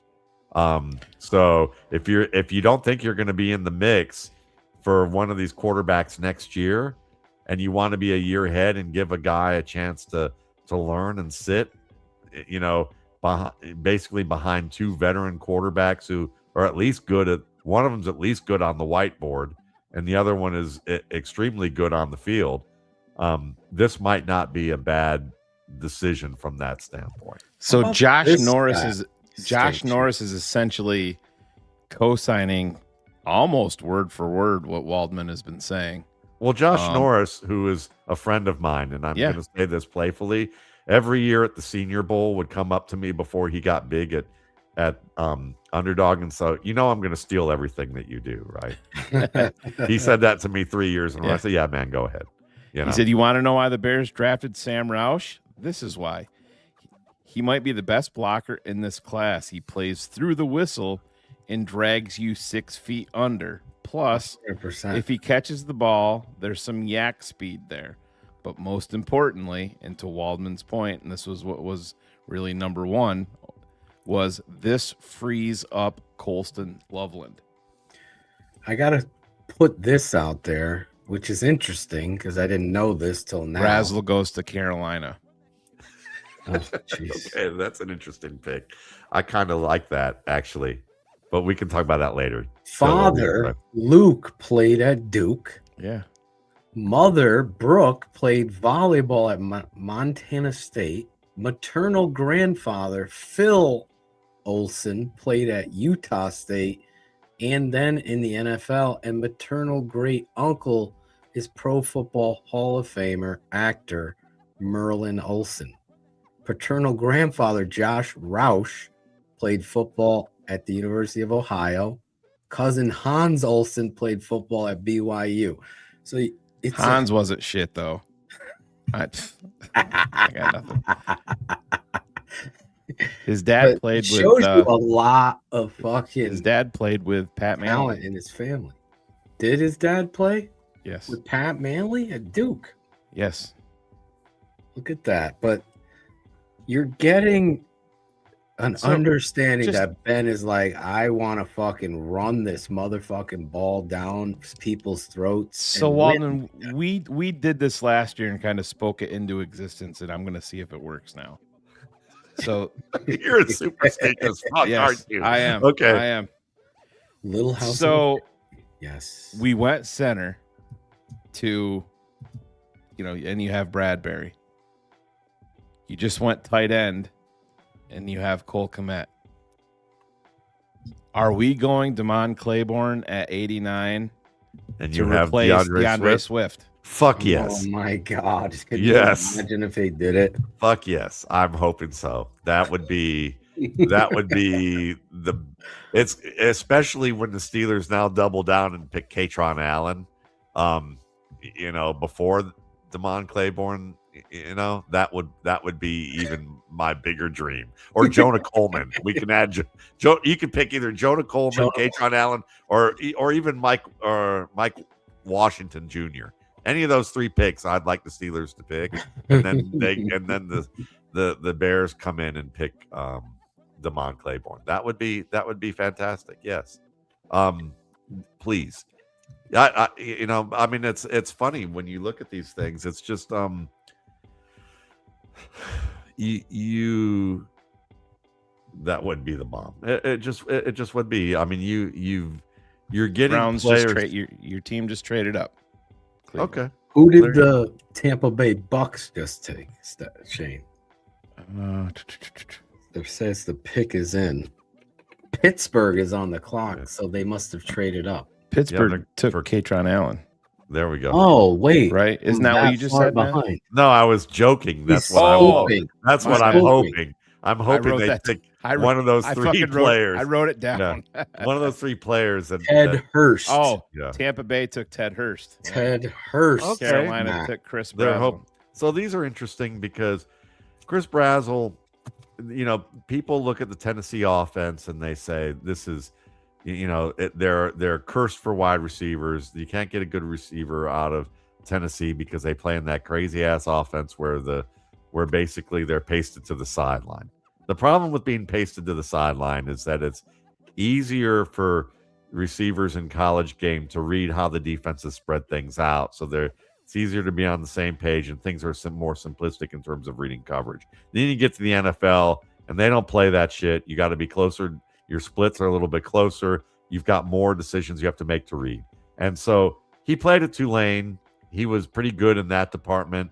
He's not a one-dimensional player. I think Carolina probably did a decent job getting this guy because they can now move Tatar McMillan inside. And I know people love McMillan, but if you watch McMillan, they schemed him open. Yeah. They used him in zone. He's a very good zone receiver. And when teams played man-to-man on him tight, he couldn't get off the line of scrimmage and win unless he was facing a linebacker or safety. Move that big guy inside, let him be your power slot, get Brazzell outside, and have Coker outside because Coker's their best man-to-man guy right now. Right. I love to hate Pittsburgh. I have a ton of respect, but I fucking hate him. Austin Barber, offensive tackle from Florida, goes to Cleveland. Wow. Okay. Barber. Yeah. And then who was the other receiver we just talked about that got drafted? Hurst. Brazzell and Hurst. Brazzell and Hurst. Hurst. Okay. So Hurst went to Tampa, right? So this is their bet that they can get kind of a replacement for Mike Evans down the line. That they get a big dude. Now he's more in the mold of two Cincinnati players, and he's kind of at the crossroads of two players that are famous in Cincinnati. If he develops the route game where he can leverage his speed and bend in a sudden way and really become a good route runner, he's an AJ Green starter kit, but I don't think he'll ever get to AJ Green. More likely, he probably has some bend and he'll be good after the catch and he can win at the catch point. He's more of a T. Higgins type. I think he's probably more of a speedier T. Higgins than he is an AJ Green equivalent. So the Steelers just took corner Dalen Everett from Georgia. They like Georgia players. They sure do. They do. Everyone likes Georgia. Roseman's pissed off. Well, tit for tat over there with these guys, Yeah. right? So Miami Dolphins are on the clock. I got the Roseman late. He's always taking Georgia boys. Howie. I mean, so we are at pick 86. The Bears are at 89. Roush's athletic scores are he's growing on you guys a little bit. Watching his tape, I'm like, we have no choice to. He's so fucking good at blocking. I got the reel from Shane. His athletic score, 10-foot fucking broad? Yeah, I mean that size? Seriously. I mean, honestly, it's like that's explosive. That matches up with how he attacks at the point. 10'6" broad jump. Yeah, this guy is gonna win in the end zone for you, in the red zone for you. He's gonna win there when you go play action. Because they're gonna have a tough time matching up with him. Yeah. And he's not like Austin Hooper, like another Put Stanford Loveland tight end. right on the wing on him. And now he down blocks Loveland go and he comes flying out. I mean, well, Durham Smythe on the season played 25% of the snaps. And I mean, this 13 personnel is gonna, that's gonna go up big in a big way. And you know who's also training with my guy Drew Lieberman down here in Atlanta? Who's that? Kyle Monangai. Oh, nice. Oh yeah, I was watching Every day I look on my Instagram, and about 20 miles away at best from where I live, Kyle Monangai's running around with his Bears helmet on, learning routes at a level with one of the better receiver coaches for like NFL players. So the Pittsburgh Steelers used the pick that they got in the George Pickens trade for quarterback Drew Aller. Well, trade one guy in the principal's office for the guy who's on the. I can't say that here. I've gotten too politically correct. I can't say what size bus that Drew Aller's on, but but yeah, it's Has the guard from Oregon gone, Shane? No. Wow. I'm surprised. Yeah. I thought he would have won. Pregnon to talk about, right, Phil? Pregnon, yeah, Pregnon. No, and I do. I feel bad for Jamad McCoy at this point. I mean, obviously, injuries. You can't blame teams for not taking the chance. But Alston's pick is in. Jags are on the clock. Who's the guy whose career disappeared over Aller just 5 minutes ago? What's that? His name again? Oh, Andrew Filipponi. Okay. Oh, Filipponi. I like his name. There we go. The Dolphins select tight end from the Ohio State University. Waldman brought him up. How do you pronounce that? Is it Kakmarek? I don't know if it's Kasmarek. I don't know which. Kasmarek. Yeah, I should know, but I just pay attention to their games, and that's why I'm not on national TV, because I don't pronounce names, and I look like. If we want the proper pronunciation, we'll just go to Phil. That's right. Fucking maven with that stuff. Malachi Fields, Shane. That's great job. So the Chicago Bears are on the clock. The Jaguars have picked who, Shane?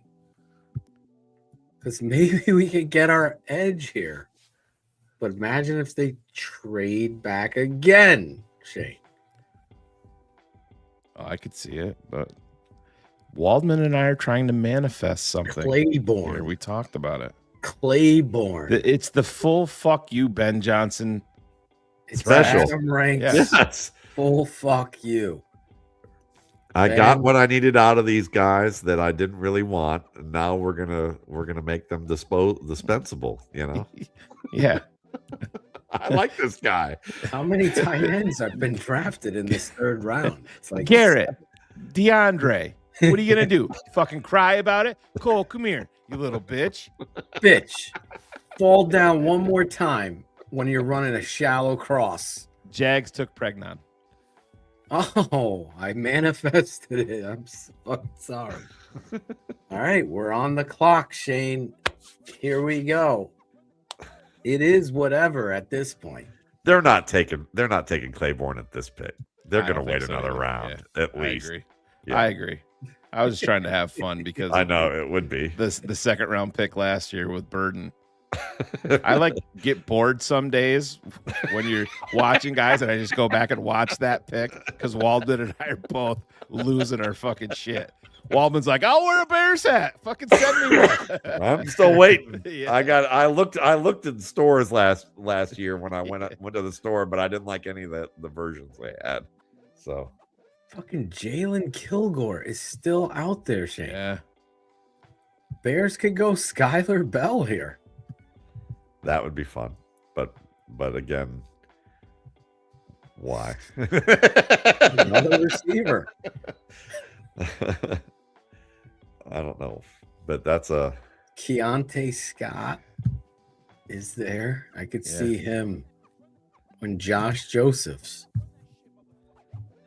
I think they're going to go Justin Jolly. Oh my God, that's my guy too. I like that dude. I'm like Shane. I don't know what if this. I like Jolly too, but I do too. But holy moly! Yeah, please. Another tight end. Ben's Frank would be like, it doesn't just, mean Cole. Ben's just up there snorting lines of cocaine, just drafting fucking tight ends. My dog just came up to me when I started talking about tight ends, and he's like, he started walking over here. I think My dog, whenever I talk about running backs on a show, he tends to bark. It's kind of funny. That's I don't know awesome. what that's all about. I don't think he likes running backs, but that's the safety in him. But Big Xavier Harris from what's it called? Mississippi, Ole Miss. Ole Miss. He's one of my top defensive tackles left, Shay. Andame Tucker would be a nice pick here. I'm just laughing. He just takes Chris Bell. The Chicago Bears Chris pick is Bell. in, and they have went wide receiver. I knew it. LSU's Xavier Thomas. Xavier Thomas. Okay. Talk about him. I have All right. Xavier. So this is not Valus Jones, so be happy about thank that. Fucking baby Okay. Jesus himself right there. He does have a contributor score for me, which is kind of like if you need him on the field, he has some skills in terms of starter athletic ability, 4.28 40, 36-inch vertical leap. He's 5'10, 190. He has starter athletic ability and compelling traits, but right now his skills are more to situational contributor. The guy I compared him to is a guy that you had last year on this team, Devin Duvernay. So likely a return specialist, someone that's going to be that you can plug in there, and he can be very they drafted good in the Khalif return Barnes. game. They drafted Khalif Raymond's replacement. Yes, and So but the trend continues. He can give you some skills as a open field runner. Get him into space, use him on RPOs. If he somehow gets way better than what Duvernay did, then you're looking at a guy who's aspiring to be Matthew Golden. Okay, but I don't think that's his route game has more work ahead. I think he's more of a special teamer, an extension of the running game where you can use him and get him into open space. But he also does some work over the middle that Valus couldn't do. Okay, so he's a step up from a receiver. He's a good 2 or 3 steps up from Valus as a receiver, but he's a good step down from guys that I would have looked at. Like if I'm looking at someone that you would want as a receiver, Skylar Bell. How do you not have Skylar Bell? To me, that's if we're gonna have something that clangs, off the rim there. Yep. It would definitely be picking this guy over Skylar Bell. I have Bell as my 5th wide receiver overall. Me too. I have him as my 5th too. Skylar Bell, you could why not use him in the return game. Here? Why not a big-bodied, fast? Yeah, I mean, Eric McAllister's interesting, but he's got a foot injury, so he might not be ready right away. J. Michael Sturdivant's interesting. 4.3, right? Bryce Lance. He's looking for speed because that 4.28 is the thing. Like, what did Surratt run? What was he? Surratt ran. I don't think he ran at the combine. So his pro day would have been. He did not. He didn't run. He did not run. Yeah, right. but yeah. I mean, this is the Chris Bell. Boomer bus swing. The Niners just took Kalen Black, running back from Indiana. Oh, this is fun pick. Okay. But the Niners are always interesting with their running back picks because, I wonder if Lynch and Shanahan are ever on the same page with the running back choices that they have. But Kalen Black is like the anti Isaac Guerrero pick, okay? Because this dude is physical, hard-nosed runner. Takes what he's going to get what's blocked. He's a smart runner, good in the screen game. He's kind of that Chester Taylor type of player who, if behind a good line, could give you 1,300, or Jeff Wilson, who can give you 1,300 yards, smart player, but maybe never is a strong starter. But that dude is a dog. I don't understand the Xavier Thomas. That's a curious pick. Like I'll dig in a little deeper on Thomas since this is what we're looking for. This is 6th round, 7th round type of guy. You know what I'm saying? Yeah, like he's all right. So he played at Miss State before he was at LSU. You know, he's versatile and athletic. You know, we know that Matthew Golden's going to likely develop into a leading starter with his team. And an outside receiver who can kind of play that cat and mouse game of a deep threat who earns big plays and the short yardage guy after the catch who puts him in a bind. Duvernay was that player, you know, and also he gave you that kind of redundancy factor of a veteran, him and Zacchaeus, when they were training up Burden. But I think that, you know, Thomas is someone that he's got running back skills, not as accomplished as Duvernay in that department, deep speed like Golden, but he's got to develop that understanding of how to be patient and sudden with his releases off the line. So he has, if he can learn that, he's going to be a reliable deep threat.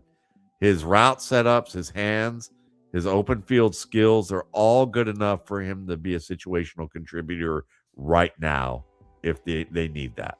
Okay. So if they have to go 4 wide receivers, and you count Loveland as one of those guys, then Thomas could be that 4th guy who gets wide open in zones and clears it out, as Phil said, and stretches things. And if you throw it to him, he's pretty darn good as a pass catcher.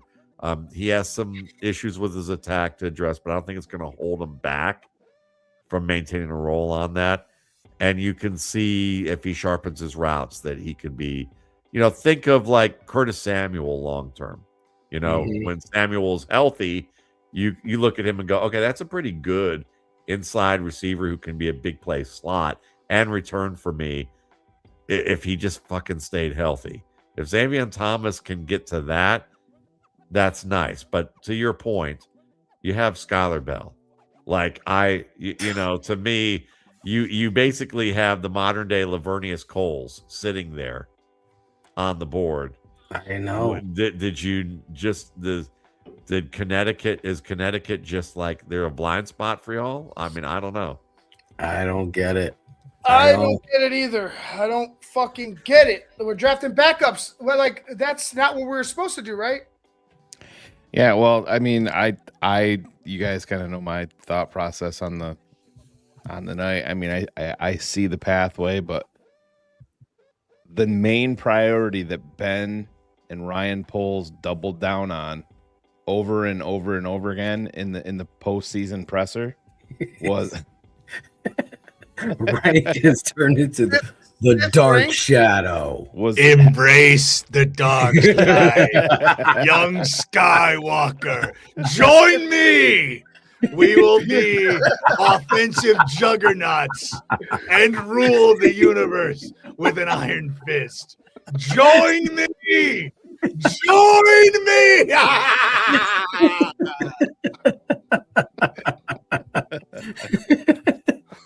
Oh, so well played. I needed that laugh. Because welcome to the dark side.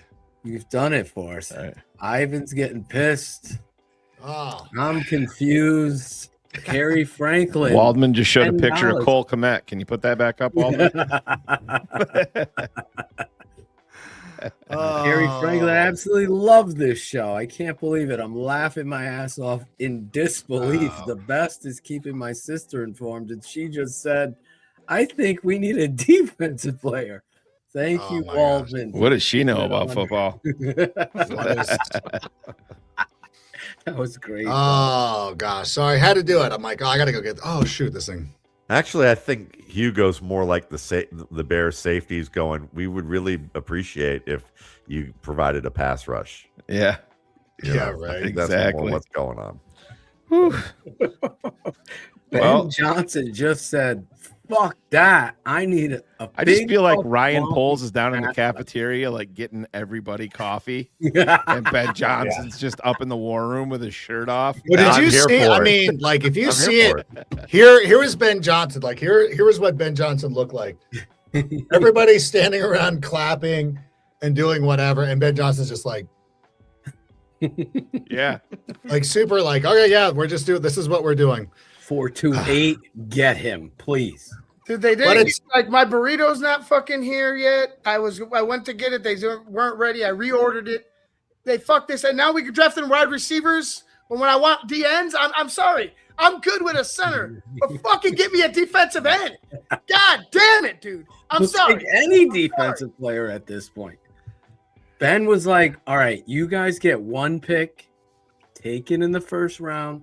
Everything else is mine. But after that, it's all mine. And it's so funny too, because honestly, they drafted a guy who, like, he sort of can't catch, but he is one of those players that when you get him the ball into his hands, he's unstoppable. And I'm like, now we're drafting for specific plays. Like this is what a madman he is. And again, I fully endorse the way I rolled in here. I love it. I love it. Let's just go crazy. Like Davion Moss, distant relative. Yeah. To Walter Payton. It is Yep. Okay, look at that. Distant relative to Walter Payton. Was he invited to the Payton's barbecue, Adam? Can you get that from Jarrett? Yes, I think so. Know that. Yes. Gotta be sure. Gotta be sure. You gotta be keeping it 100. I hear you, Ivan. Trust me. As my lead scout, you and I would be fired up. I don't understand, just being honest. I understand what Adam's saying. I think this guy is a great pick in the 6th round. You take that kind of guy 100%. I'm down with that. Not here. When you have, if you were going receiver, Skylar Bell. Well, to the point again, if you refer to what Ryan Poles said last night, he said this is the smallest board that we've ever generated, and he's like, it's kind of nice because we went through everybody. If we didn't look at them as a fit or whatever, he's like, we just simply removed everybody. He said, like, we have a much smaller, very specific board to what we want to do here, which again points to Ben Johnson. Yeah. Ben Johnson. I mean, Ben Johnson, if Ben Johnson loved Skylar Bell, guess where he would be? He would have been the fucking draft pick for the Bears. Yep. He sees.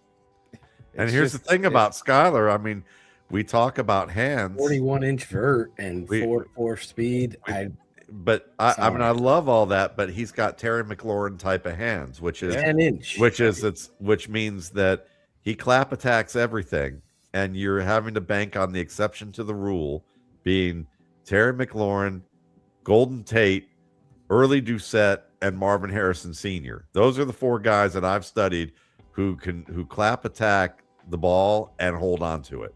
And Skylar Bell's only year where last year was his year where he had a 3% drop rate. The others were in the teens. So while I love Skylar Bell and I see him as a exception to the rule, when I didn't like Marvin Harrison Sr. as much as everybody, or Jr. as much as everybody else, because of what he did with his hands as an attacker, or Quentin Johnston, because he was like Ricky Bobby in the interview, didn't know what to do with his hands. You know, Skylar Bell has some of that. He's cleaned up his act, but he's kind of a boom bust guy as wide receiver 5. Even though I've got him there, you know, that's not the safest area. And if Ben Johnson's looking at this and go, look, I want guys who have good technique. I don't want to even take the chance, because if I'm going to spend that kind of draft capital, but then again, we just got Xavier Thomas who has some lapses catching the ball himself. But if they're thinking of him as more of a special teams guy, and they feel like that they're getting something out of that, I don't know. You know, Bless you, Matt. Bless you, Matt, for trying to talk me off the ledge. I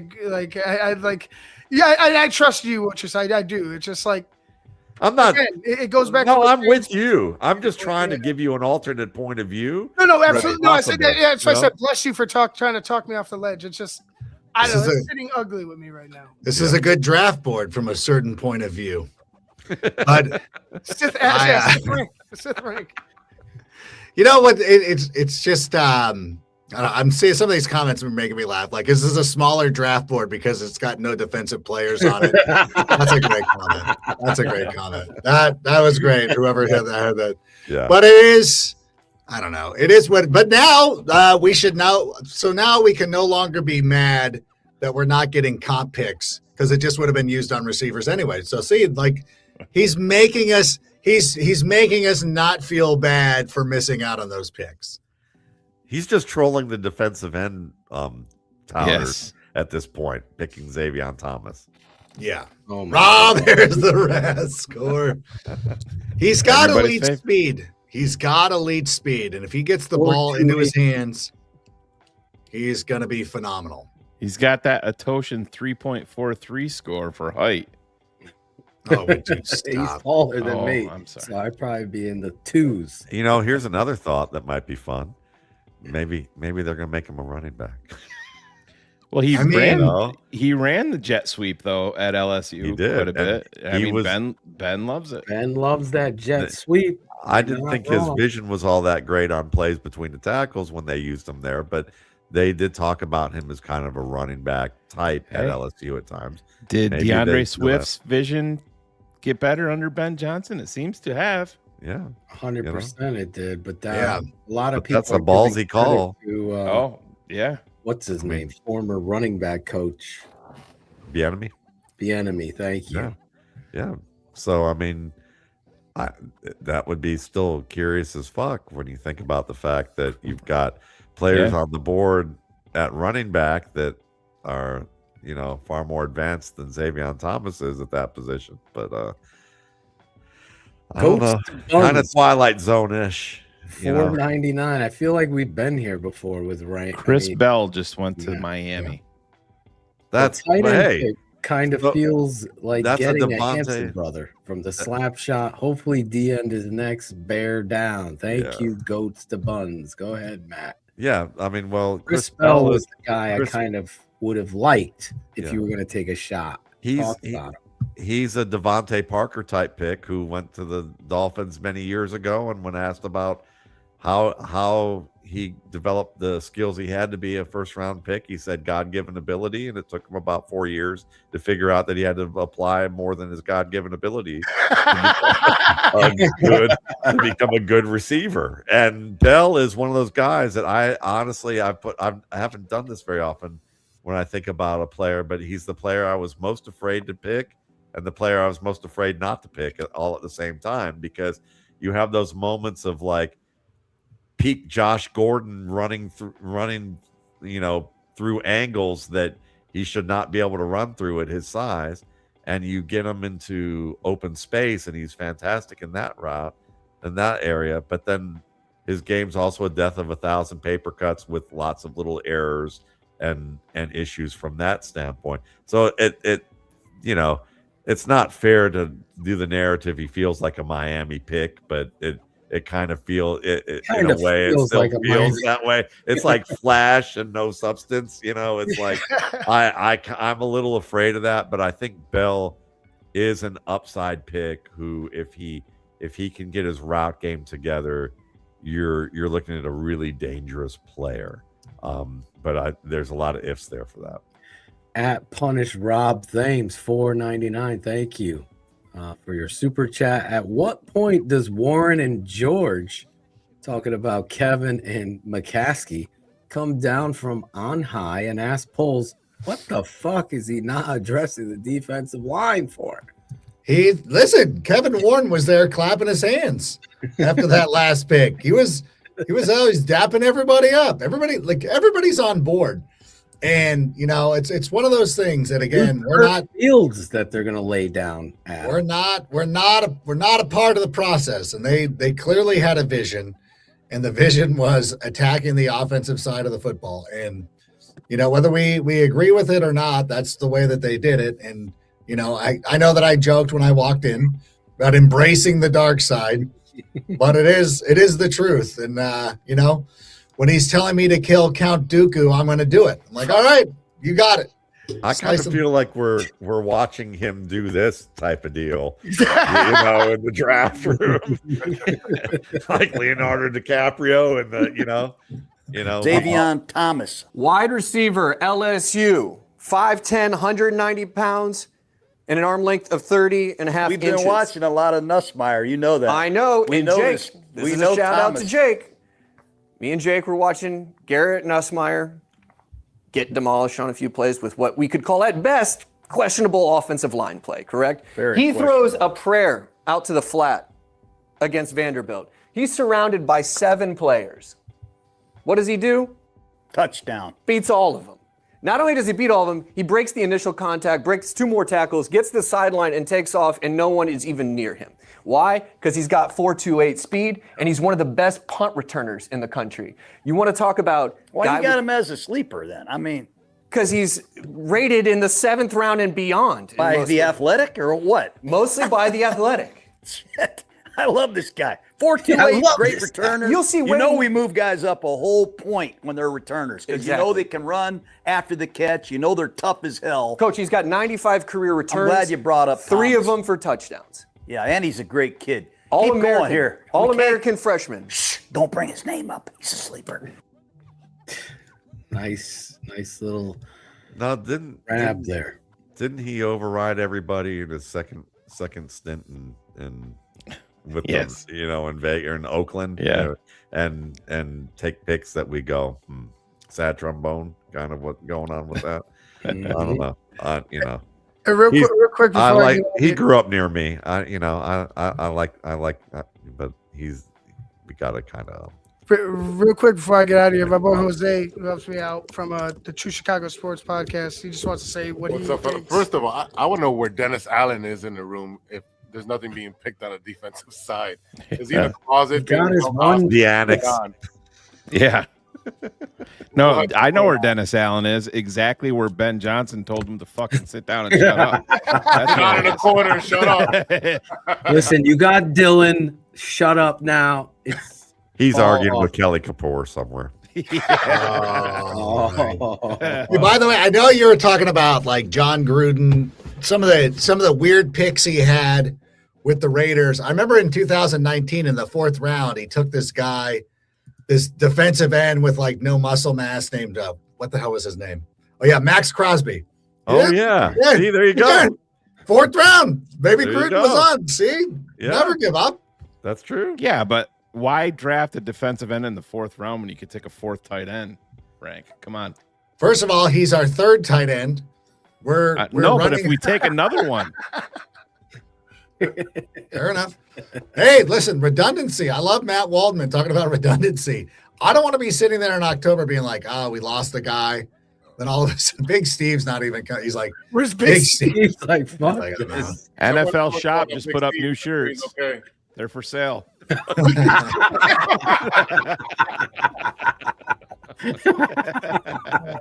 Well, on that note, I'm out of here, guys. Hey, you guys we tomorrow. appreciate you guys. I know. I got to bounce. I just wanted to come in for the Star Wars gag. That was awesome. Well, that was great. Make sure Take we it easy. clip that for tomorrow. Clip that for tomorrow. Hey, tag me in that dog on Instagram. Yes. We got to remember what time he came in there, Shane. Do you remember exactly what time? Adam? 4 hours, 20 some odd minutes. Yeah, something. We'll find it. We'll check it. Because Has anybody checked on Tony Pauline yet? Oh, good idea. Did you hear? Adam, did we you hear love us talking about Tucker's that? gone. No, what happened? Jennings. They went live covering day 2 of the draft, and he sent out the live StreamYard invite link to everybody on X. Oh, That was great. What was the follow up on that? I know you mentioned that before. I got to look it up. in. I've We just gotta- been, yeah, I've been doing tight end 3 tape over I here, didn't Adam. 3 tape. Yes. All right. Carson Ryan, baby. Ivan will be. All right, cool. everybody. Adam, We'll thank see you you later. for jumping back on. Thank you so much. Love you, brother. Love you guys. Fuck defense. Love you too, man. We'll see you later. 2026. There we go. Fuck defense 2026. That was a great.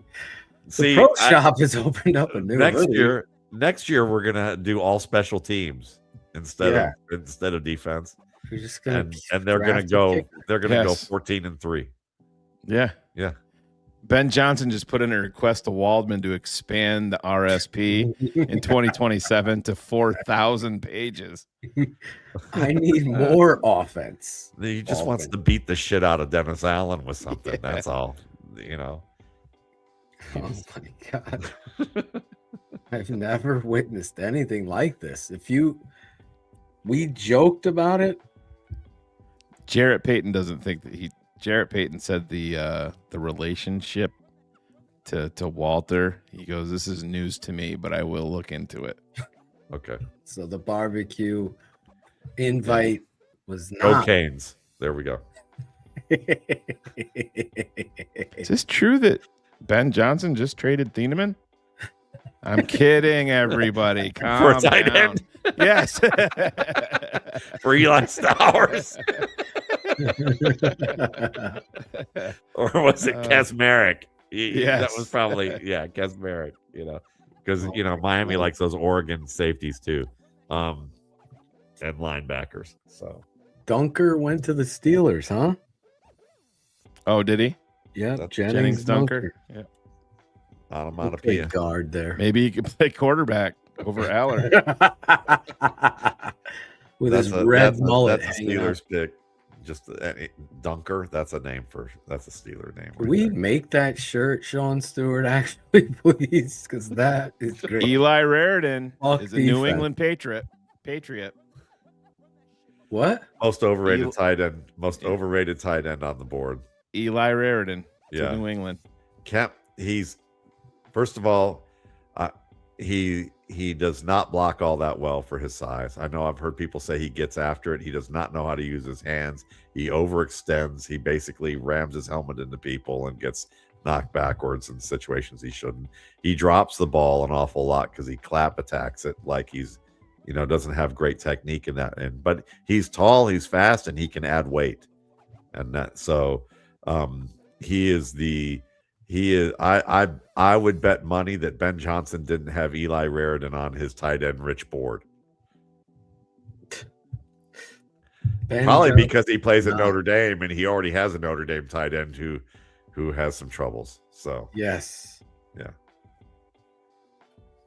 We could have had a compensatory pick here, Shane. And we could have taken another tight end or receiver. I'm surprised Skylar Bell has not been picked yet. Defense. How many picks do we have? With that trade, we have the 104th pick. Correct? 104. Is that what we got? Isn't that what you said? I thought you said that. Yeah, I'll have to look it up. I can't remember. Maybe it's 124. No, 144. 144. Nice try, Phil. Well, it's wishful thinking. So in the fourth round, we have 144 and what?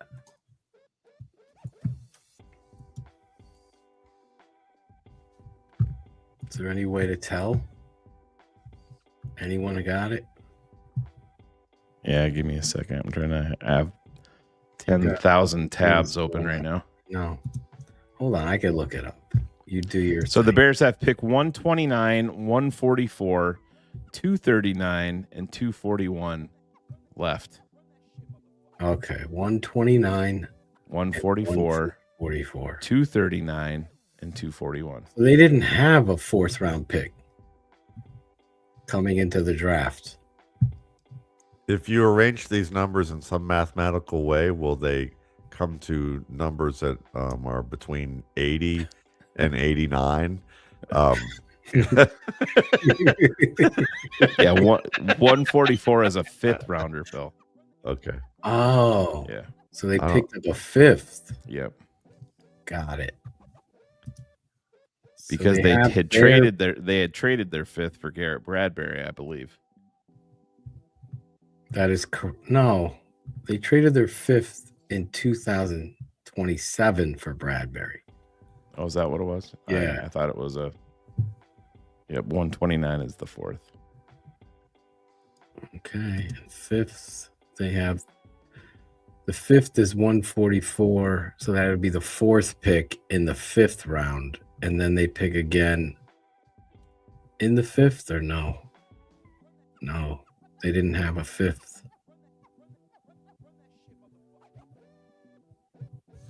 In the 6th round, they don't pick in the 6th round. In the 7th round, they pick twice, 23rd and 25th. That's what we got. 7th, 4th, and 5th round picks left. Just breaking it all down for you. I don't even know what pick are we on? They gave DJ Moore. We're on the They gave back for the 2nd, they gave the 5th. Thank you, Michael Mitchell. You're 100% right. Fuck defense! Get me more tight ends!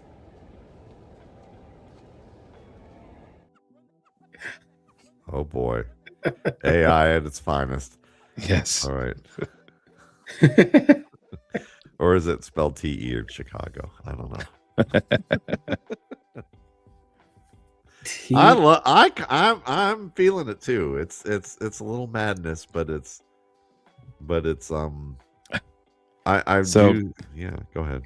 Kevin Fishbane was talking to Francis St. Paul on Xavier Thomas, and St. Paul said this guy is going to be a weapon. This is one of the guys that Ben, after he watched the tape and he sat there watching this draft unfold, he started rocking back and forth and getting he's stemming? fidgety. He's doing a little rocking, and you could tell he was really, really excited to get him here. Kind of like Phyllis when they had to pour the water over. Yeah. While she was reading, what is that? 50 Shades of Grey? Yes. Yeah. Or listening to it on tape. There you go. So that scout's talking to him because you, for some reason, clipped off for me for a second. Yeah, And no. that Ben was rocking back and forth, loving the. Yeah, when he saw the tape, he started doing his little rocking. Oh. And you could see that he was starting to get really excited about getting him here. So he really wanted this football player, Xavier Thomas. There you go. That's a coach's pick right there. Jalen Husky, safety to the Jags. Jacoby Thomas, safety. Who picked Marlon Klein in the 3rd round? Hold on. Let me check for you. Since we're gonna be talking tight ends, we might as well go to other teams and their tight ends. And let me tell you right now, 3rd round. Houston. Okay.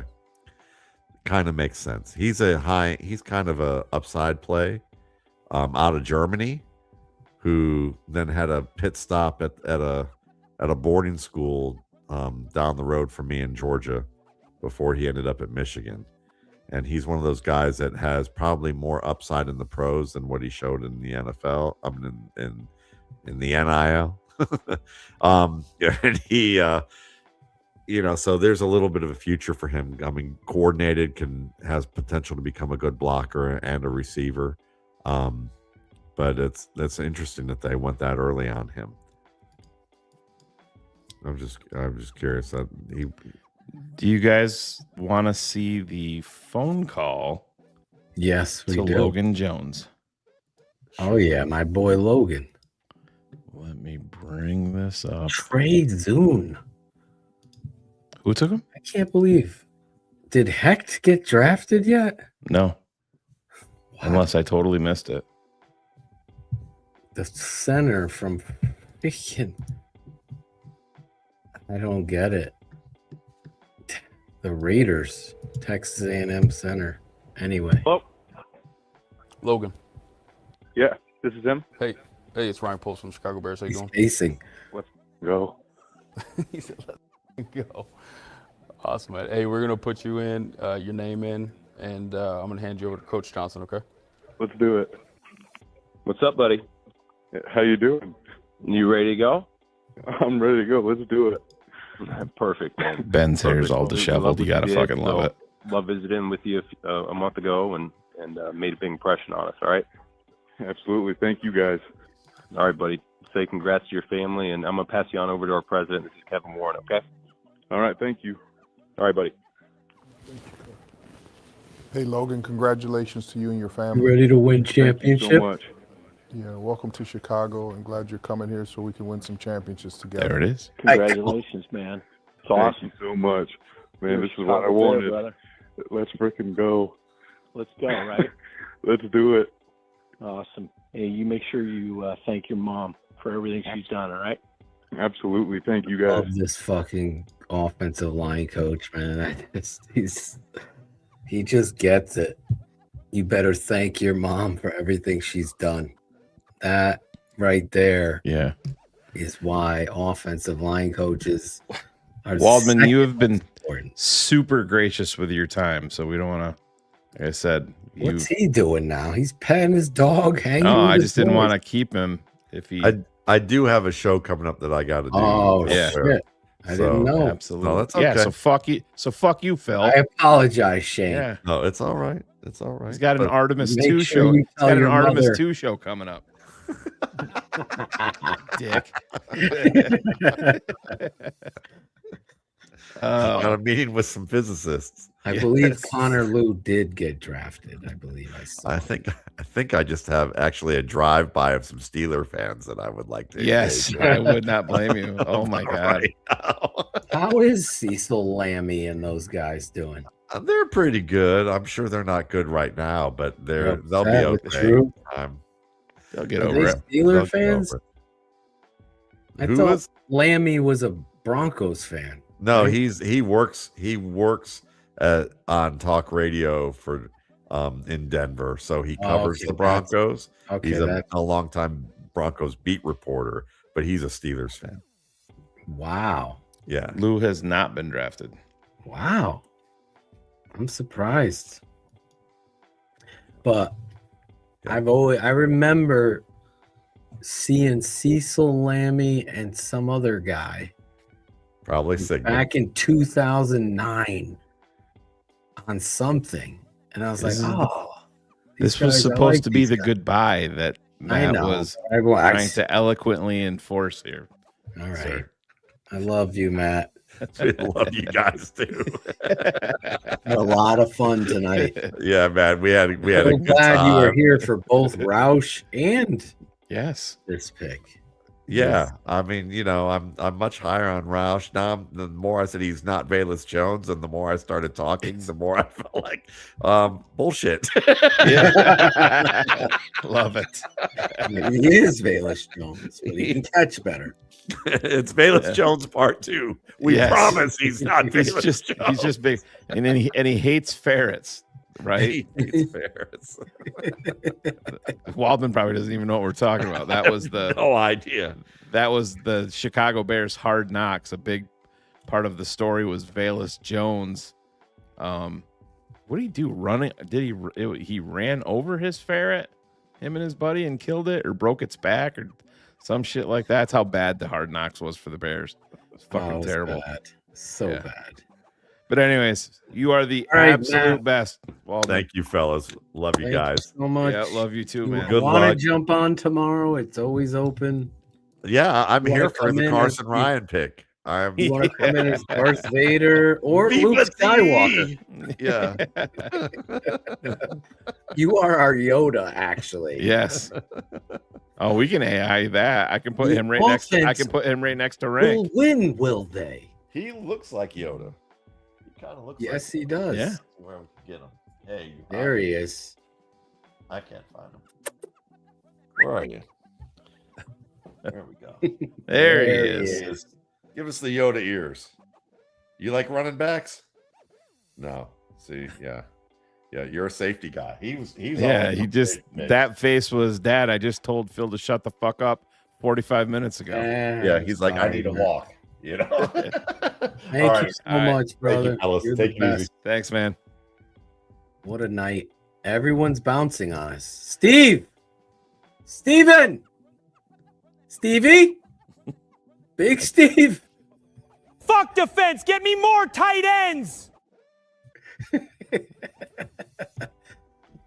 Shane. Hey, listen, I'm not gonna. I haven't made the pivot to positivity with it. I get the Logan Jones beyond that. Listen, I'm excited to see.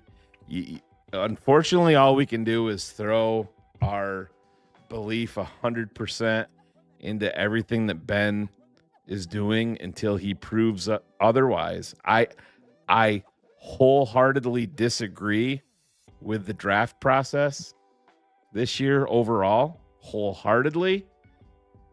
I can't change it. It doesn't mean that I'm not gonna blow sunshine and rainbows out there. I would have bet $10K cash and thrown it in the middle of the table that the Bears weren't going tight end on day 2.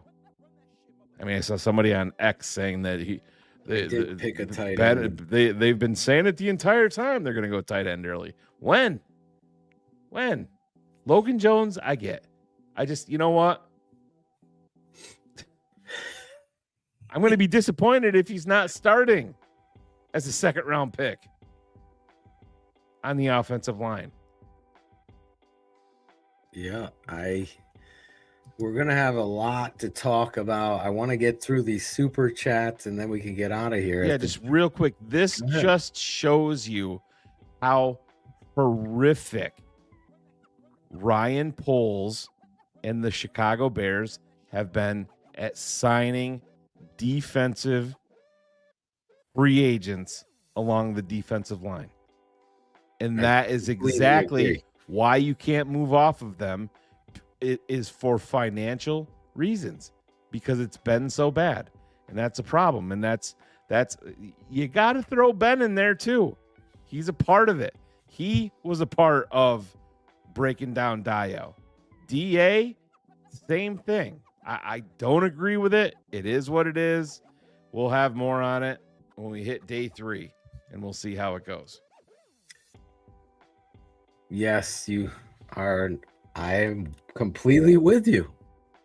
But I want to get into these super chats and then wrap it up with my final thoughts as well. Yours are perfectly said. And Freddie, we appreciate you following on the show. I wanted to shout you out. Saw that you said that.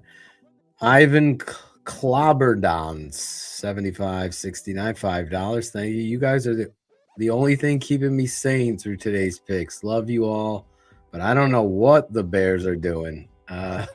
Me and Shane are with you. We're not going to sugarcoat this. I'm going to have fun. I was thankful that Adam and Matt were here doing this with us. I don't think there's better draft Bears coverage than what we do here. And I'm very confident in that. I love Big Steve and Ivan coming in here, breaking down, cutting tape, breaking it down live for you. And really, ultimately, I'm just shocked at what the Bears did in regards to first round and throughout. It's just been mainly offense. So Braggs chimed in on a text to you and I, Phil, that I did not see because I had talked to him earlier after or before he butt dialed me 3 times at his live show like an idiot. But he wrote, this is what he texted. You can see it on your phone. Jesus Christ, you were right, Shane. Yeah. I told him, I'm like, I'm not. He's like, listen, there's no way they're not going defense tonight. It's not logical. There's no way. And I'm like, Greg, this is what I said. I wish the guy that would come back that said I was creating this fucking straw man argument. Yeah. And all of this bullshit. And what did I? That was I like said 4 hours and 40 minutes ago. Oh yeah, exactly. And I'm like, what are we gonna do when they draft an offensive lineman and a fucking tight end, or a cornerback or whatever? And it's played out. I don't agree with it.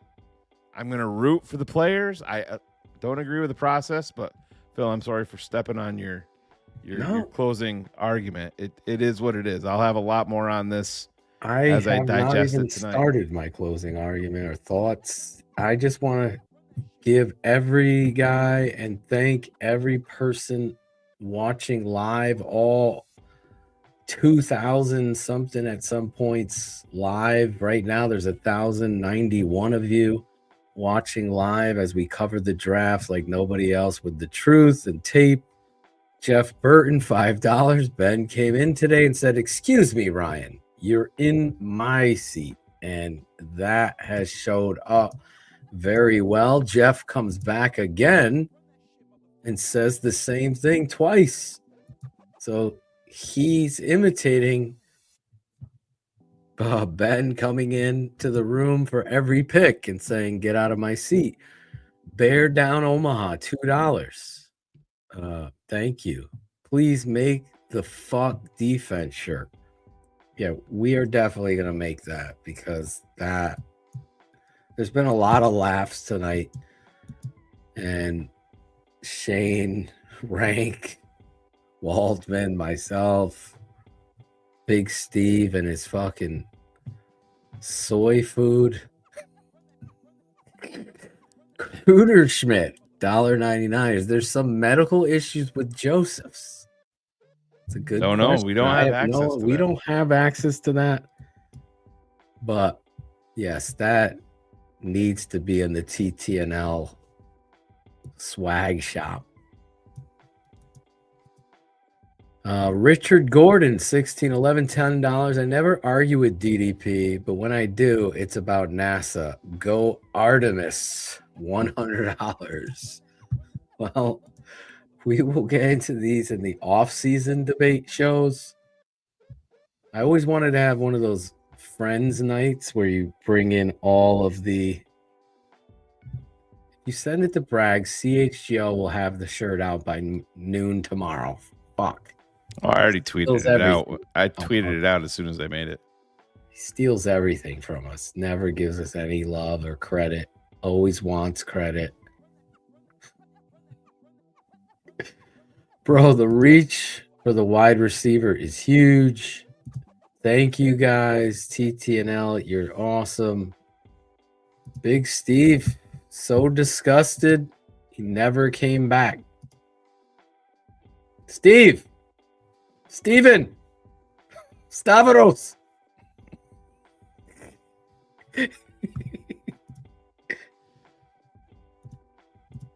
Where's Shane? There he is. There I am. He's trying to do it. The 299th ranked player at 89. This is totally a Ben Johnson pick. Yeah, listen, I you're the best, Sean. I'm not gonna the rankings of other people. I don't really give a fuck about. Exactly. I mean, I agree with that. Yeah, I love Waldman, and if you go back to when we had him on there a couple weeks ago, we were talking about it. Waldman wasn't a guy that was high on Amon-Ra St. Brown. And right. He's worked out, very well in a Ben Johnson style offense. And I'm not saying that that's who this kid is, completely different type of player, but don't get caught up in the rankings of other people. That's what we're trying to preach here is, did I break down Xavier Thomas myself? I didn't. I'm not going to tell you that I did. I didn't. No, I didn't. I went right to fucking Matt and was so grateful that he was here. Because if you think I was breaking down a guy that I felt like I know who he is. I saw him at the combine run the 4.28.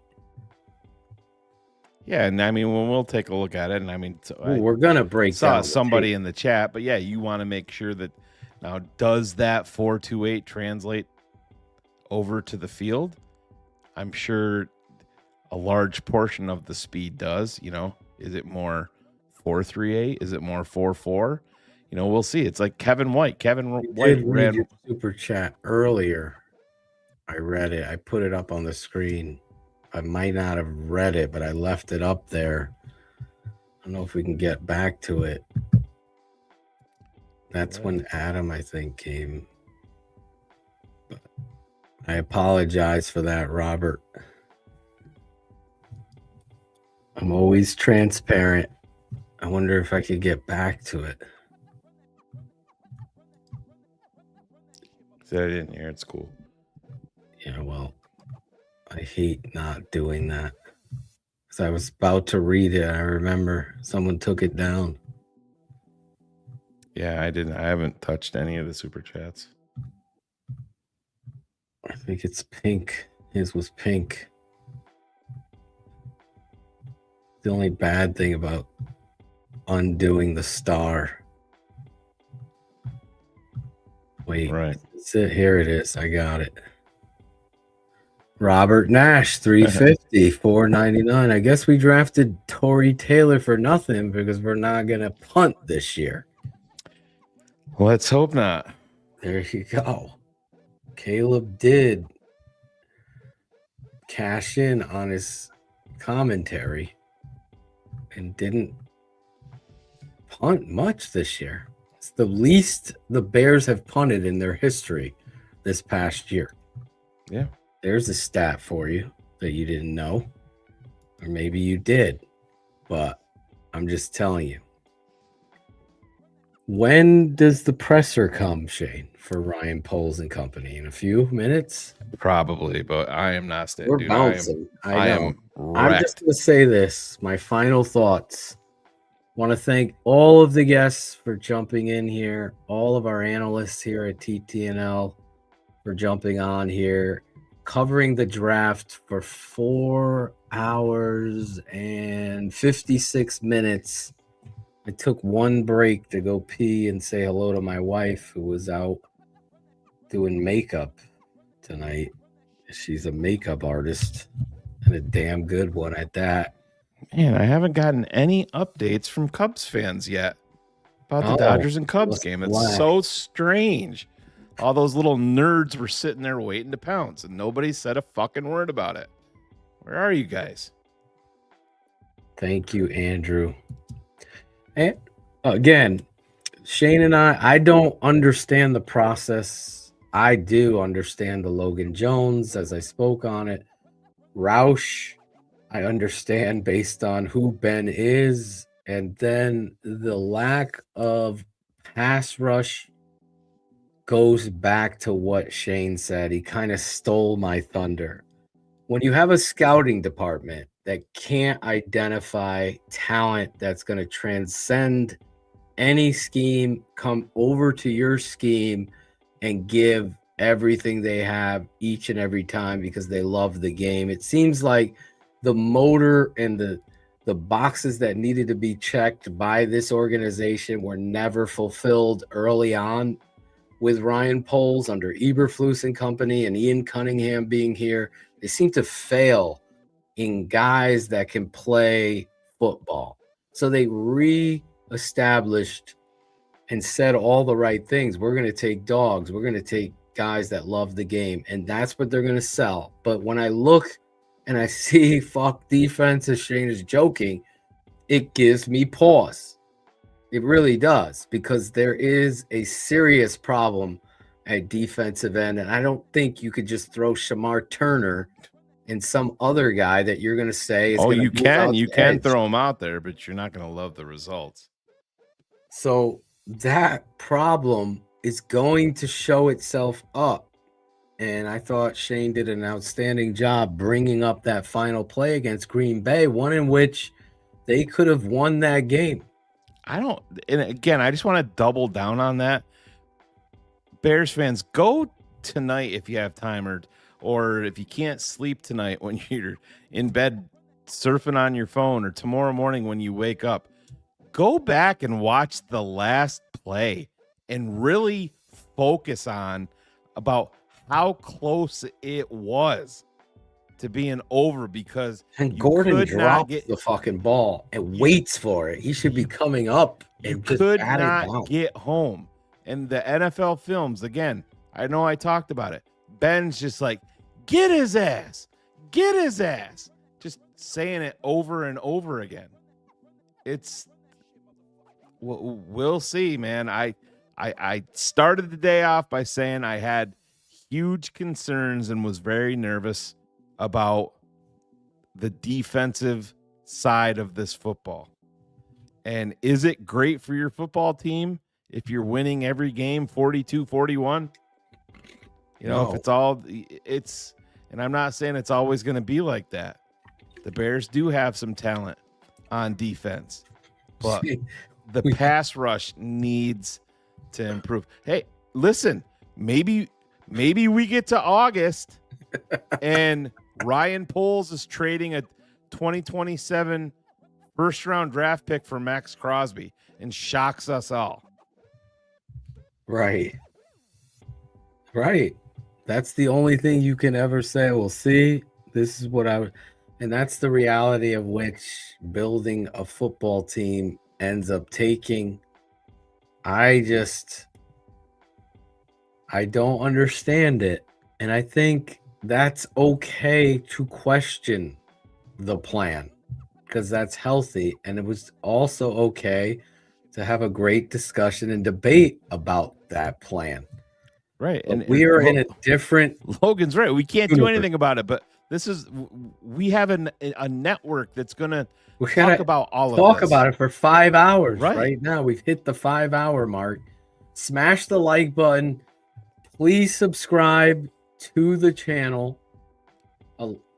Shane put out the numbers before. Yeah. Subscribe to the YouTube channel.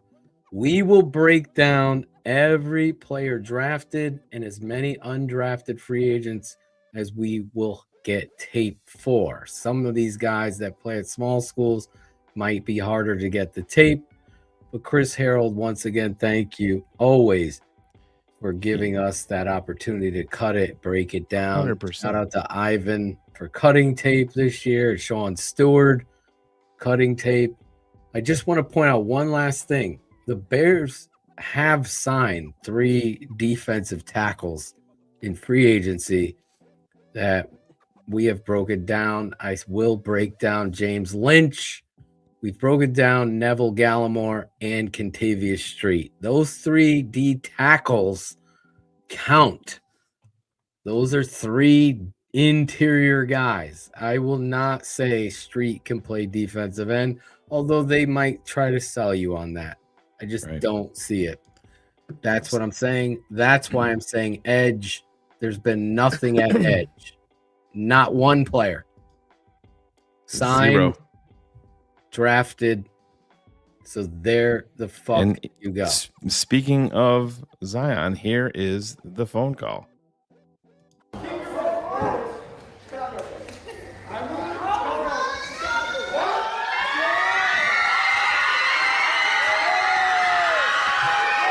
Uncle Fred.